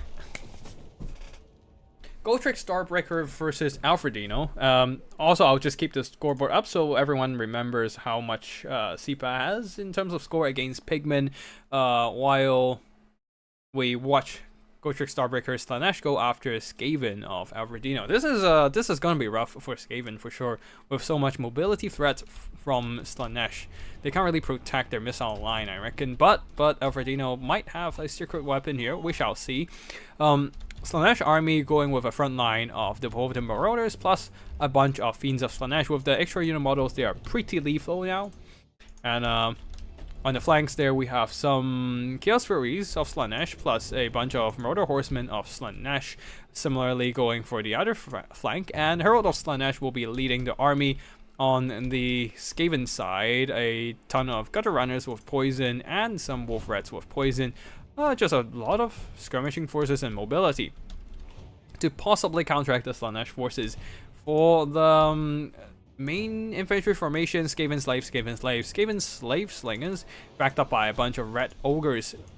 There's also one single Doomslayer, and a Packmaster supporting a Gracier of Plague, protected by Pit Fighters of Hell's Deep. Dread 13 spell for the explosive Storm Vermin and Vermintide on the Gracier, Warpstone Scroll, and Unholy Clamor, Scorch, usual stuff. Now let's get the battle started as the Night Gutter Runners will start poking down some of these Fiends of Slanesh. Maybe the Wolf Rats with poison will think about charging the Fiends of Slanesh, but oh boy, the Fiends of Slanesh bounding straight for the Gutter Runners. Those Wolf Rats might want to countercharge here, but looks like the Fiends are quickly dipping after getting some minor hits while taking a bunch of missiles in the face. And Murder Horsemen of Slanesh are charging in alongside Chaos Furies of Slanesh, piling onto this flank here. They might just get overloaded with the Skaven responses here, with so many Gutter Runners nearby, Wolf Rats ready to countercharge. You can see the Murder Horsemen are already taking substantial damage. Same goes for the Chaos Furies, but because all the Skaven forces being lured onto one side, there's nothing left to defend on the other side, and now the Fiends are free to just rush in and do their job. As Chaos Fury has been summoned onto the battlefield by a Portoglyph, and now we'll be going to disrupt some of these Skaven forces, but really the Fiends are the main killing power here. With the Soporific Musk, you can lower the stats of the Rat Ogres even more, just entirely annihilating them in melee combat. The Fiends are just getting really good progress so far, and now they can intrude into the backline and run down the Skaven Slave Slingers and Gutter Runners. The Murder Horsemen, though, being the sacrificial pawn, has taken substantial damage and are being pushed back, but overall the Slanesh push is not over yet. Some of the Murder Horsemen have flanked around and now running into the Skaven Slave Slingers, getting really good charge and routing them straight away. More Slanesh Furies are diving and disrupting the Gutter Runners and the Skaven Slave Slingers. And yeah, as usual, the monstrous infantry of a faction is always something that the Skaven struggle to deal with, as they don't really have anything to stop the push of the Fiends of Slanesh. Furies disrupting the missile units means that they can't really fire back at the Fiends, and the Fiends are free to do whatever they want. Gracier of Lake is trying to hold back the horde of Fiends here, but alas, that is not exactly working out. As the Fiend simply runs around him and trying to go after the stuff behind. Wolf Rats are desperately trying to hold back the Fury horde, but yeah, the Furies are losing, definitely taking a lot of damage, but the charge of the Devoted Marauders and the Horsemen and the Fiends are simply unstoppable. There are not enough elite backbone on the Skaven side. No Storm Vermins, yeah, really, just no Storm Vermins to hold back the Fiends, and as a result, the Fiends are just steamrolling through everything the Skaven has. And yeah, that is pretty much GG for... No? Actually, wait. Hold on. Balance of Power is still in the favor of Skaven somehow? Oh, Dread of 13 spell, that's why. It exploded some of the Devoted Marauders, but Slanesh simply have enough speed to avoid those Storm Vermin and just run away. And yeah, Horsemen of Slanesh still charging around, and they should be able to beat back some of these wolf rats, while the Fiends of Slanesh are still chasing down the gutter runners, who are trying to run away, but they're not fast enough, unfortunately. More gutter runners are falling, and the pit fighters of Hell's Deep are on their last legs. Skavens, pretty much the best hope they have is just to huddle around the single entities and maybe try to grind it out, but they're fighting against Tinge, the master of Psycho charging, and yeah. Storm Vermins might just okay, hold on a second. Yeah, Storm Vermins will disappear soon. They straight up just... Wait, what? These Storm Vermins straight up... Hold on, what the fuck? They just got nuked? I was looking at something else, sorry, but yeah, the Storm Vermin just got nuked in the process. We might need to rewind and see what happened here, but yeah. The Storm Vermin, summoned Storm Vermin is no longer a factor. Fiends of Slanesh still just running off routed Skavens, another unit of gutter runners off the map. Now, Marauders of Slanesh is coming in, doing a bit of a rear charge. Maybe? No, just sitting back and chugging in javelins. Herald of Slanesh have enough speed to just keep kiting away. While these Fiends are still fighting down to the very last bit of their health, finally crumbling away, fading away from reality, while the Marauder, buying some more time for the Marauders Horsemen to just keep throwing in Javis and finish off the pit fighters. The Voter Marauders are coming in and beat back the pit fighters. Slanesh had a bit of a superior presence in melee, but unfortunately they just don't really have the sustainability in combat. But if they can get a good charge and nuke the Doomflayers, they will be able to maybe see off the Skaven Slaves with a chain route. Overall, it seems that Slanesh is getting an upper hand here, slowly pushing back the balance of power. The missiles coming in really handy for Slanesh, providing not only damage but also the shot by missile debuff. And yeah, under missile 5, -5 extra leadership, it can be quite useful to force an early route. And yeah, now it is just the Packmaster and the Greyseer against all these Fiends surrounding them, and because they're solid melee stats and the soporific must lowering the stats of the Greyseer, of the Packmaster. The Packmaster and the Greyseer are both in a very dire state. Another Dreaded 13th spell, but it might be too late here, as it is not able to pull back the balance of power. The two characters remaining for Skaven has been routed off because they're fighting so close to the white line, especially. The Packmaster straight up routes off the map. And yeah. That shall be GG. That was a rather close battle for as the Alfredino really put up a good fight. Using the Gutter Runners did some pretty good damage overall, not enough to pull back the game, but managed to hold back the Slanesh for a really long period of time. I'm surprised how long the Skaven lasted throughout the combat. I felt like the Slanesh army would just roll through them. As you can see, the Fiends of Slanesh did pretty fine, but the Furies actually got swarmed by the Hounds, actually. So yeah, not much damage on the Furies. You can see that the Skaven didn't do a lot of damage because a lot of the damage were coming from the demonic instability crumble. So yeah. Oh, it seems that Sipa and Pigman played out their second game. So yeah, let us just quickly let us just finish this best of 3 between. Yeah, let's just quickly go and move over to Sipa and Pigman's fight. And yeah, GG to both Gotrek Starbreaker and Alfredino here.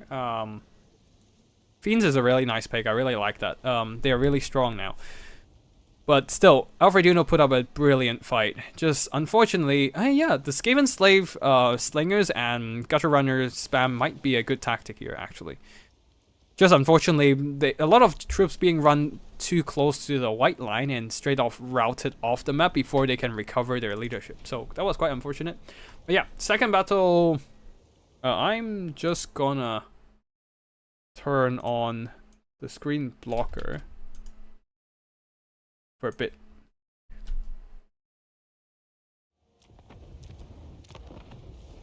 Okay, cool. Right, cool. We are back in here and turn off the screen blocker. As we are looking at Seepa's Beastmen versus Pigmen's Lizardmen. We have seen the army builds already, so I'm not going to spend too much time hanging on to that. But yeah. Once again, front line of Angor Spears, Angor Herds, Pestigors, second line of Angor Raiders, a bunch of throwing axes and Sandigors, and then there's the Gorgon, and leading the army, Great Bray Shaman of Wild with only Traderkin, and then on the other side, Shredder of Lustria, Ark of Soltec, Rev Crystal, a bunch of Skinks, a bunch of Pterodon Riders, and the Ripper Dactyl Riders, and the Lord Mazdamundi. Now, the Angor Raiders kind of vanguard deployed, already unloading some shots into the Ripper Dactyl Riders, putting a dent in their HP bar. Great Bray Shaman of Wild using Forbidden Rod, really trying to squeeze out the Trader again as soon as possible, sacrificing some HP in the process. Shredder of Lustria just trying to go after the enemy archer line, trying to silence them before they do too much damage to the Pterodon Riders, but the Pterodon Riders already taking substantial damage from the focused fire, and these guys might already be routed. But if they can drop some rocks onto the Angor Raiders, maybe they can turn this fight around. But right now, 110 Pterodon Riders have been routed off, but of course the Pestigors are also routed off by the Shredder of Lustria. Just too much of a monstrous presence now going after the Angor Raiders at the back here. But yeah, those rocks really needs to be dropped, honestly. Like, come on, drop those rocks. You need to nuke those Angor Raiders, man.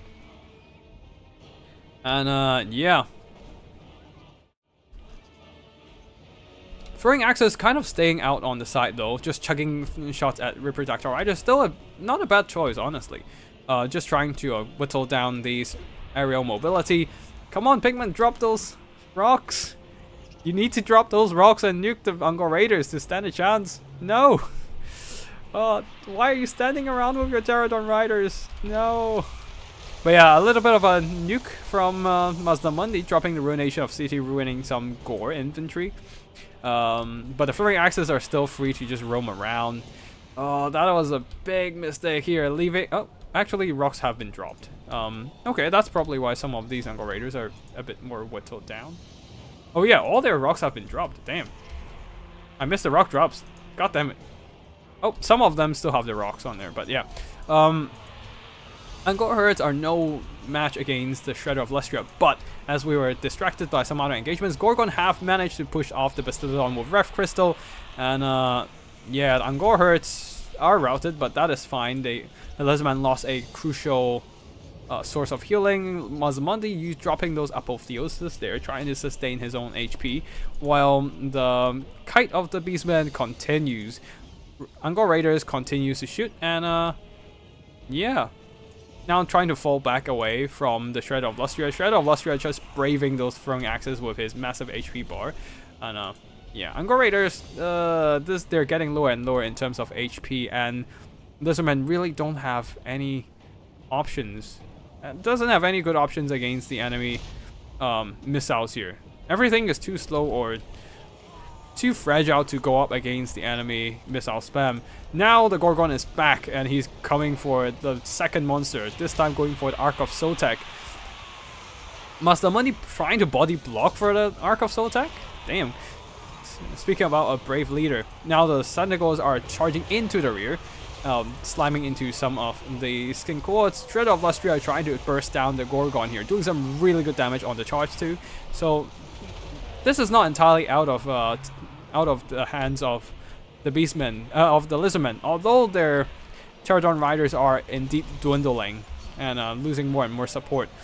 Gorgon now down to almost half health, and the Shredder of Lustria, the charge bonus has worn off, so he is struggling to do damage to land every single hit on the Gorgon, but now hitting the Gorgon from the side, he is getting a bit slightly luckier, but because the Lizardman is blobbing up, they're also becoming a prime target for a massive Traderkin.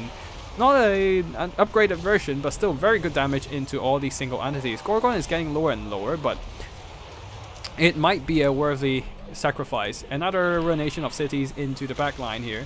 nuking some of the health off these Senegals, but not really doing that many model kills.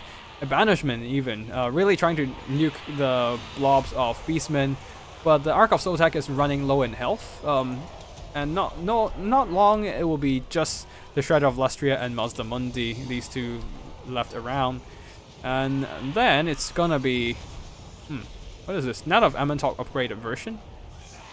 Oh, okay. Trying to net down the Great Brave Shaman of Wild. Pigman really trying to go for the Lord Snipe here now that the Gorgon is out of the question. Is out of the equation. Though the Great Brave Shaman is not going down just yet. Dropping once more a Traderkin. Probably one final Traderkin before he goes down. Draining a health away and killing the Ark of Sotek with the help of some Angkor Raiders as well. And the Great Brave Shaman has been terror routed a bit. Now he has stabilized his leadership, but can he survive? We shall see as the Senegals are desperately trying to bail out their leader. Yep. Caster lives, and that might just be the end of the Lizardman, as it is only Mazdamundi and Shredder versus the world, and there's still so much Angkor Raiders left around. They can just freely shoot at either Lord Mazdamundi or the Shredder of Lustria. You can see how quickly the monster's HP is going down because the Dino has such a big hitbox. You can close your eyes and fire your bolts, and you can still hit this bigger than a house monster. Like seriously, this thing is bigger than a freaking house. You can't miss it. And yeah, this might just be GG for Pigman, as Mazdamundi has been surrounded by Senegals. And another Traderkin as the Great Brave Shaman lives and casts another spell. He probably wouldn't want to drop another Forbidden Rod because he's so low in health. But yeah, all the Angkor Raiders firing into the Shredder of Lustria. Whether he can rout off the Shredder in time. Let's see here. As the Great Brave Shaman is almost getting hit by the Shredder, but Shredder actually like one hit away from killing the Great Brave Shaman, but the Great Brave Shaman just barely moves out of the way in time, and the Angkor Raiders now focusing fire on the Shredder here. An army loss is hit, and that shall be victory for Sipa. Yeah, that was quite a brutal end to this best of 3 series here, and Sipa getting a second win in the series shall move on to the next stage of the Warpstone Cup, stage 3, where he will be fighting against 7 other brilliant strategists, tacticians, 7 brilliant commanders of Total Warhammer 3. Congratulations to Sipa and GG to Pigman for the great games so far. And yeah, that is gonna be it for today's Last Chance tourney. We will be moving on to the replay section soon, but before that, let me just grab some snacks because I am absolutely starving. But yeah, before that, let's check out the army performances. Mostly damage comes from the missiles, really. Yeah, this Lizardman build simply lacks the options to deal with enemy skirmishing play. Like, Pterodon Riders might be good like skirmishers, but that's only if there's nothing to counter them. Like, there's nothing to shoot at them. If they sit around and just shoot, they will be great against the Beastmen, but there's a lot of stuff to shoot against the Beastmen today. And yeah, very unfortunately, this build would have been strong normally, but losing the Bastillodon with Rev Crystal so early was also a really painful loss, since it could have sustained more healing for the Lizardman armies, but unfortunately, the Gorgon managed to snipe it out, and some throwing axes, I believe. So yeah, actually not quite sure what happened earlier, so let's just quickly drop back in and quickly check out how the Bastillodon died. Unfortunately, I don't think the Lizardman had a lot of good unit picks to counter this Lizardman build. I mean, like, the Lizardman doesn't really have any good ways to counteract the enemy missile spam and kite. Okay, let's do a bit of fast forward and okay, Bastillodon. Oh no, the Bastillodon got separated. That is a painful mistake. Allowing the Bastillodon to get sniped out, like, to take so much damage like that. And then the Trader Kin upgraded just finishes the rest of the HP, allowing the Gorgon to route out. Oh god, that was a big mistake in the early part. Alright, cool. We're done. Alright, I need some food. I'm gonna grab a snack, and then we will watch some replays. Alright, be back in a sec.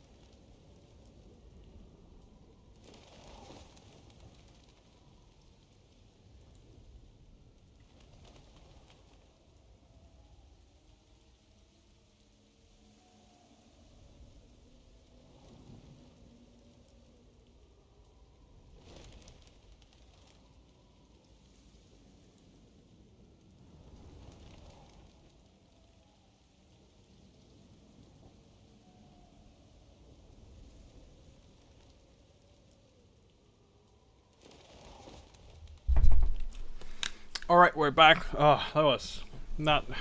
Few biscuits saved me. Alright, cool. We still have one,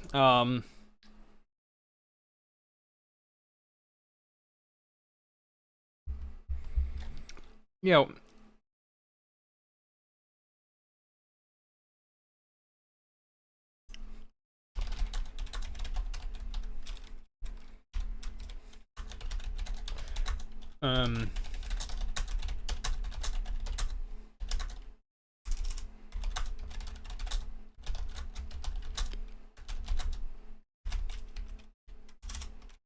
Let me just quickly reply SIPA.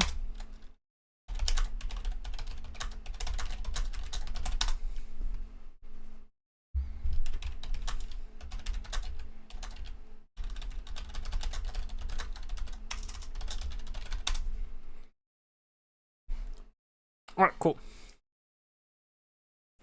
So, I've got the replays from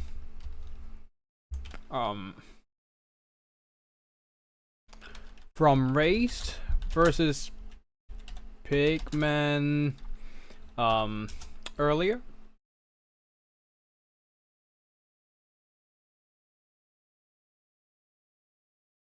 And yeah, we shall check out the replays after I download them.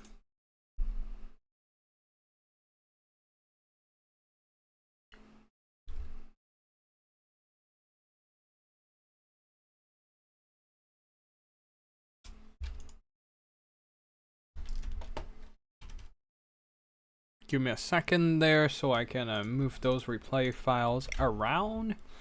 Alright, cool. Let's go. First battle, Race versus Pigmen. Cathay versus Demons of Chaos. Or this might be a second battle. This was not sent to me with the orders marked. Or it might be the third battle. I don't know. So I don't know which battle is which, but we shall just check them all out. Let us slow down a bit and check out the army builds here. Cathay by Race is going for a front line of Peasant Long Spears, second line of Crane Gunners, and some Jade Warrior Crossbows. One of them, also one Grace of Kuei Ying, and a bunch of Peasant Horse and Jade Lances. In the skies, some Onyx Crowmen, one of them the Empress Crowman leading the army, Lord Magistrate. Just going for a cheap Lord.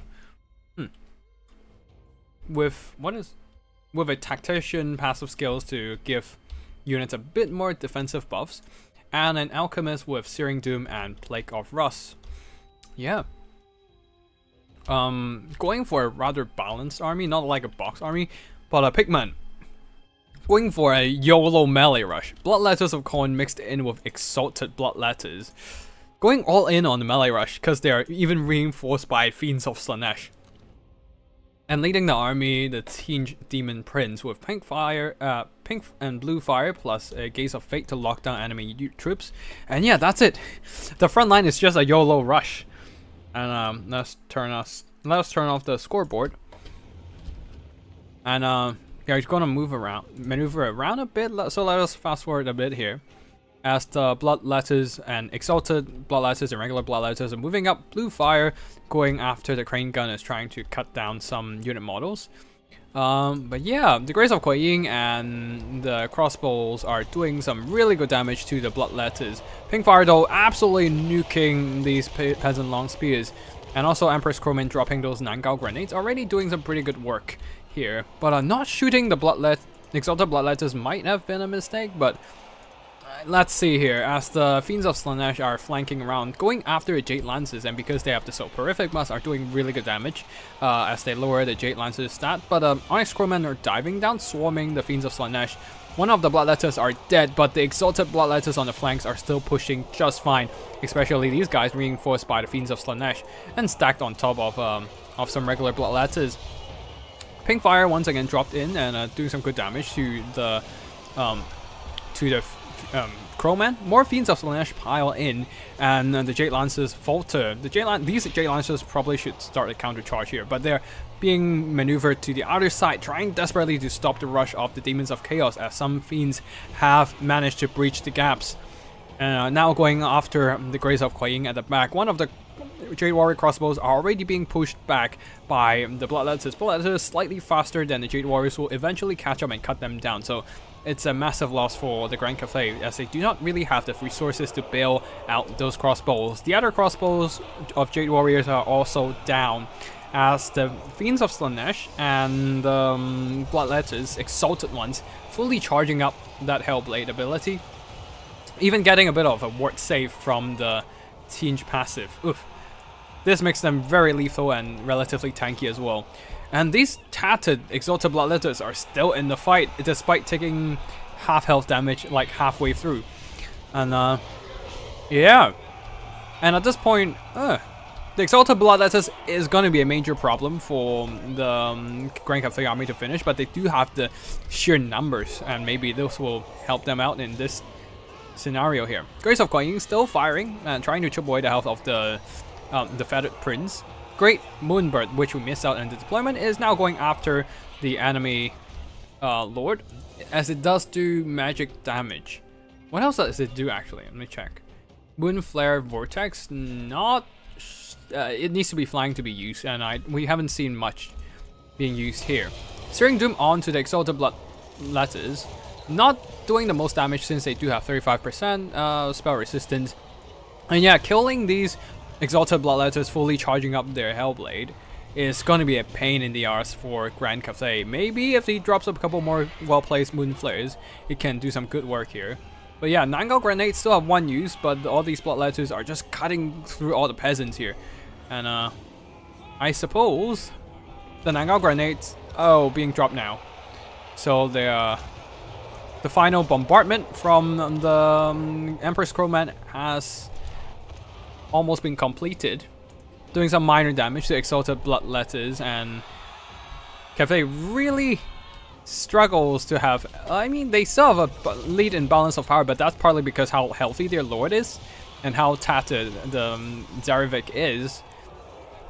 And I don't think that's a major concern for the Demons of Chaos anyways. They have the control on the battlefield. Fiends are still relatively healthy and are just running around the battlefield, and Exalted Bloodletters are going to be hard to kill for the rest of the Cafe troops. Peasant Long Spears are moving in, and Lord Magistrate absolutely getting slapped in melee combat. That is painful. But yeah, a Vortex is being dropped but slightly off the center of the enemy unit, and unfortunate there, a little bit of a missed opportunity, and it only doing minor damage to Exalted Bloodletters. Another Searing Doom, probably better would if it went inside the Bloodletters, but yeah, either ways. Balance of Power is back into dead even, and things are looking more and more grim for Grand Cathay. The Moonbird is going after the for a Lord Snipe now, as the Alchemist is also in the vicinity. But unfortunately, Grand Cathay's Lord has been routed. Oh, okay, actually, Emperor's Crowman plus the Moonbird might actually be able to snipe out the Zarevik, but alas, they went over to kill the Fiends instead. I guess if you can free up all the units in here, and then the Crowman plus the Moonbird can go after Zarevik, this would still be a good trade. And then, yeah. But they really need to kill the Zarevik right now. Before, oh, never mind. I was gonna say before the Bloodletters come back, but they are indeed back.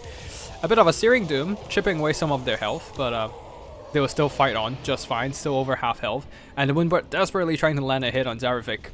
Zarevik, though, just kind of walks away, not really caring anything in the world. And yeah, Moonbird trying desperately to get out of the fight, but a very nicely timed Gaze of Fate, locking down the Great Moonbird on the ground, allowing the Bloodletters to surround and beat down this poor Cafe Flyer. Searing Doom once again, but this time the Bloodletters aren't quite able to dodge it. Ooh, very nice blue fire, cutting down half of the remaining HP of the Empress Crowman, barely holding it together.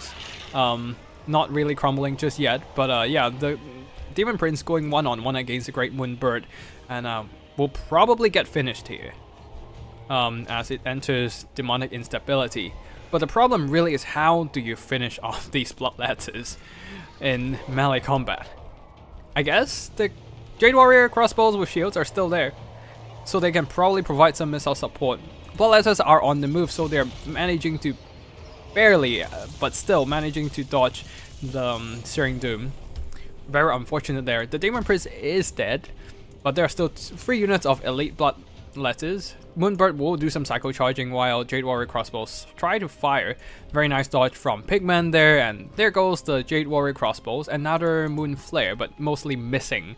And unfortunately, the Moonbird will just have to try duking it out against the Exalted Bloodletters. A Searing Doom was attempted and actually annihilated one of the Bloodletter.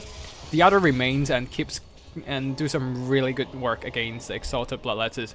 I guess the Overcast Searing Doom was needed in this case just to get a larger area of effect, and so that the Bloodletters cannot really dodge it. But at this point, I suppose the Alchemist has ran out of magic. Balance of Power is still for some reason in favor of Grand Cathay.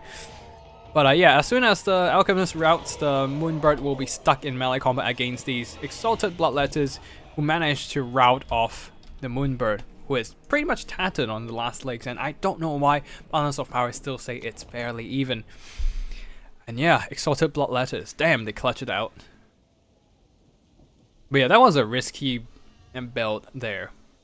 The missiles almost did enough to take down Grand Cathay, but it is just so close on this one. Like, if there's a bit more damage from the crossbows and Grace of Kuei-Yin, then maybe some Exalted Bloodletters will die earlier, and the disadvantage will snowball into a Demons of Chaos loss. But alas, like even if the Searing Dooms actually landed a couple more times, that would have changed the battle entirely. And allowing Grand Cafe to get a win. But overall, very nicely played from both players, and Pigman just executed the Bloodletter push really well.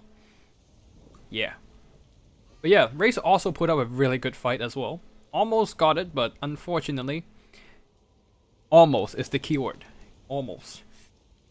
Like, the Empress Crowman did a lot of bombardment work here, but unfortunately the other two Crowmen not so much. But yeah, Great Moonbird did some solid damage. But yeah, Jade Lancer is getting caught by the Fiends of Slanesh, just not able to do much damage. And the Jade Warrior crossbow is being compromised early as well, alongside the Grace of Kuei Ying. Yep. Next battle. Race Dark Elves versus Pigmen. Going for the exact same build, the blob build of Dreadsaurian and double healing Mazdamundi plus Ref Crystal, Arc of Sotek, while Dark Elves are going for a Soul Stealer Sorceress for Koan Knights, a couple repeater crossbows, the Siren of Red Ruin, and a Reaper Bolt Thrower, and what else? Yeah, Koan Knights, and Soul Steal. No, not Soul Stealer Sorceress, Beast Sorceress. Interesting. Flock of Doom and Curse of Onra Air. Against such a blob of degenerate healing, what can you do? This Dark Elf build is gonna have a bit of trouble because they don't really have a good option to counteract the Pterodon Riders, unlike the Beastmen army we saw earlier. Yeah. Dark Riders will be moving in to fire at the Shredder of Lustria, and we'll be peppering them with shots. Wait, why is... Yeah, okay. And the Pterodon Riders here are just moving in with nothing really to stop them. On the side, Skin Core is being charged by the Koan Knight, and we're taking some non-touchable damage overall. While over here, Siren of Red Ruin dropping that Whale of Malice, draining away enemies' hit points. And yeah, Pterodon Riders moving in, getting a bit of Apotheosis to sustain their HP. There's no burst damage around, so they can actually just sit there and take the damage. And yeah, Skin Court's moving up. No, they're just routed.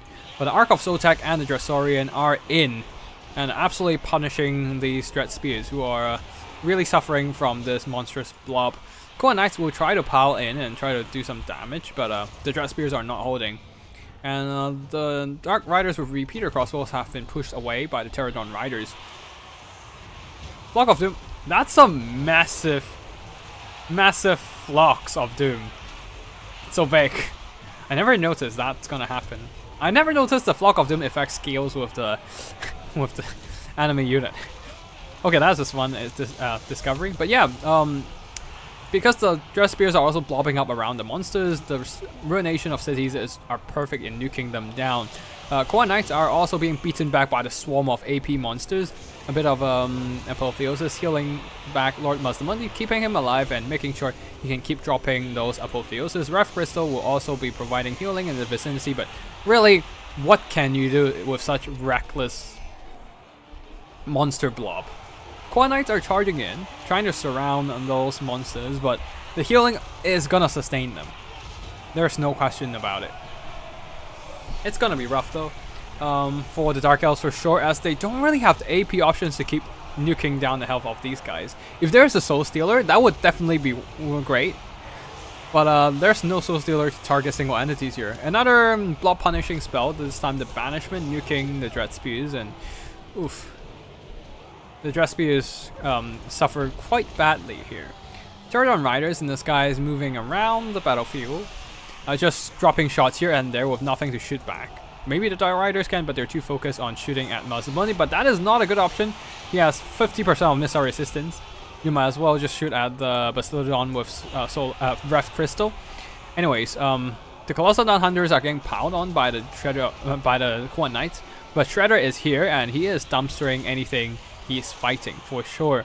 Siren of the Red Room will be forced to pull back. Another Flock of Doom. No, Curse of Onra this time. Dropping the stats of all these units, but Shredder of Lustria still at 40 attack. So nothing to scoff at all.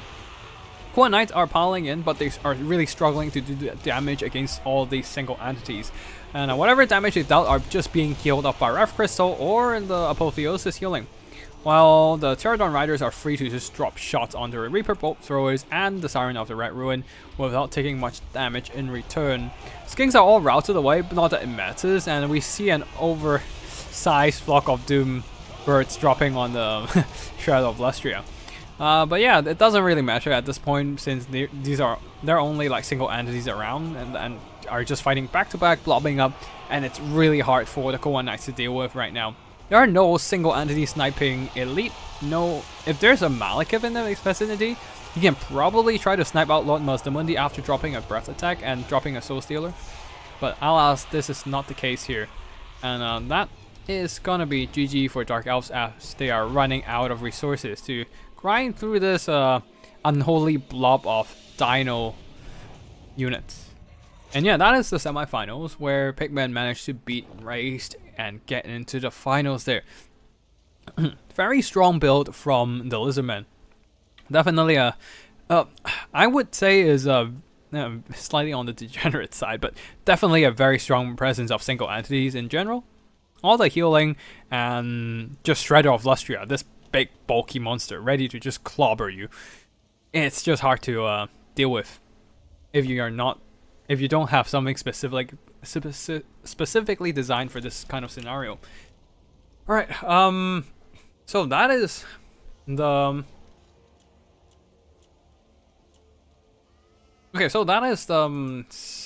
semifinals. But let's go back to the earlier round where we have an unholy dwarf box from Gotrek Starbreaker versus Khorne Melee Rush. I'll probably finish with this cast, and that would be 5 hours of streaming. Fuck, it's been 5 hours? Damn. To whoever is still here, thank you for watching my stream. And after that, I am taking a week break from streaming. And yeah. Alright, for army builds here, let's just have a quick look. A box of Longbeards, Ironbreakers, and one single Dwarf Warrior at the back there, with a core of 2 Goblin Hewers. Yes, we are seeing these comical artillery on the Dwarf side, plus a couple Rangers to provide some anti-fury firepower. There's also the Brotherhood of Grimnir, Doomseekers, bolstering the front line of Ironbreakers to do a bit more damage. Double Dragon Slayers supporting a Floric Ironbrow, and that's it for the Dwarf's army build. On the other side, for the Khorne army, a front line of Marauders of Khorne mixed in with Bloodletters, one single Cultist of Khorne, and a few units of Chaos War Hounds, a few units of Chaos Furies of Khorne, and leading the army Valkyr the Bloody with Spear Slopnir. And yeah, let's just get the battle started here as the Khorne army just pushes up, and I don't know what they can do against such reckless boxing. We saw that battle halfway through, but and then suddenly the game lagged, and then we crashed, and no, Gotrek dropped out of because his connection probably got lagged so hard he got forced out of the game. But yeah, anyways, let's just do a bit of fast forward here as Khorne really trying to set up a surround. And before they start charging into the enemy lines. This is gonna be rough though, as the Rangers are doing some good damage. Goblin Hewers aren't quite able to shoot as the Furies are just diving on the artillery. And yeah, not a lot of good targets so far. Spear of Slopnir though, nuking some health from the Longbeards on the side, maybe giving the Bloodletters a bit more chance to break through. But the Bloodletters overall are just charging in. Also, dual weapon Marauders of Khorne. These Bloodletters are a bit piled up onto each other, so not the most efficient damage output. And the Goblin Hewers simply can't do any damage. Too stuck in melee combat by a bunch of Furies. More and more Khorne troops are rushing in, but Ironbreakers are readying their blasting charges. The Brotherhood of Grimnir totally beat down the Furies without any issues. Finally, the Goblin Hewers are dishing out the throwing axes. Unfortunately, a little bit too close to their friendlies, probably not doing that much damage against the enemies. Oh no, Valkyria the Bloody stuck among a bunch of anti-infantry armor-piercing Brotherhood of Grimnir and is in a massive disadvantage. She needs to get back into the skies ASAP. Cultists of Khorne coming in, distracting the Brotherhood of Grimnir, but that puts him in the melee range of all these elite Doom Seekers. A bit of Rune of Wrath and Rune nuking down some of the Marauders of Khorne. Bloodletters, though, are indeed slowly grinding through the Dwarf Longbeard's shield wall. Some of the Bloodletters are very healthy as well, and balance of power is indeed favorable to the Dawi. These Bloodletters need to be reactivated and flank around the enemy infantry troops. But yeah, the Brotherhood of Grimnir and Ironbreakers is going to be a tough nut to crack here. And Valkyria is once again exposed. Nope. Was about to say once again exposed to enemy melee. The enemy melee lord, but she quickly went back into the sky. But no, why did you drop back down? Oh no, the Demon Slayers are just going to come in and kill you. But either ways, Thoric can handle himself quite well in melee. Ironbreaker is chugging in those explosives, doing some pretty good damage to some of these Marauders.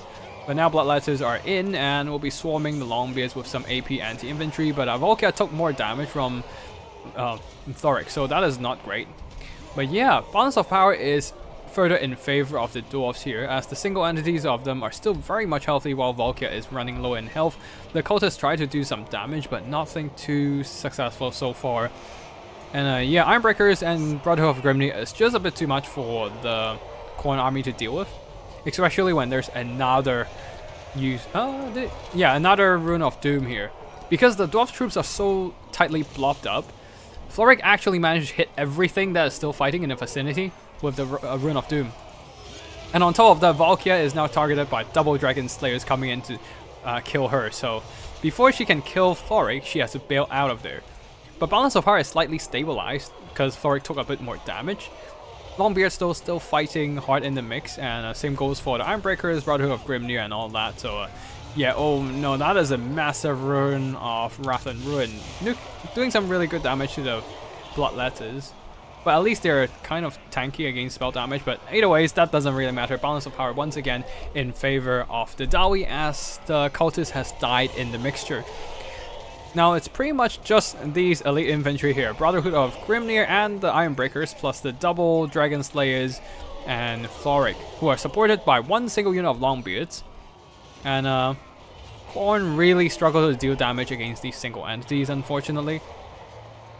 Maybe if there's the Hellforge host, that would have been a bit more hopeful. But yeah, as soon as Valkyria dives in and tries to put a hit on Thoric Ironbrow, she got hit by one of the Dragon Slayer, and a Relentless Rage trying to keep her in the fight here. But I don't think that's gonna matter, as balance of power further and further ebbs into the favor of the Dawi. The single entity grind is real here, and yeah, single entity blobs are still strong as ever, as we have seen in multiple battles, and the Khorne army kind of fizzled out in the end. And yeah, I think that's about it for today's stream. Let us have a quick look at the army performances and call it a day. It's been 5 hours, holy shit. But yeah, Brotherhood of Grimnir doing some really good damage overall, and same goes for the Longbeards. Just kind of grind through those Bloodletters with their superior melee defense. Unfortunately, the Goblin Hewers, though, not doing much in the fight here. Kind of unfortunate for such a cool, hilarious artillery unit. But yeah, they just have too short of a range to be actually useful. And when enemy get close enough, they are right behind the dwarf shield wall, so their line of sight is kind of obscured. Thoric did very well, while on the other side, the Bloodletters tried their best, but the dwarf shield wall is just a bit too tough. And yeah, that's about it for today. Thank you for everyone for joining in this last chance tournament. Massive thanks to Human Boy SS for reaching out and inviting me to host the tournament. I will have to take a break for a week from streaming before I go back into another streaming. More because I'm traveling and I won't be in front of my computer, but also 5 hours. Goddamn. But yeah. GG to everyone who played in the tournament. Congratulations to CPUB for advancing into the Warpstone Cup Stage 3 to challenge the other 7 players in the stage. They are also gonna be fighting best of 5s, if I remember correctly, on stream, so be sure to check out Human Boy's channel for those live battles. And for now, I am just gonna retire and grab a bit more food, because I am still starving from the few biscuits aren't gonna save me here. So yeah, I'm just gonna go and grab some food, and you guys have a good day or a good evening depending on where you are. I'll see you in the next one. Tactical Lich signing out.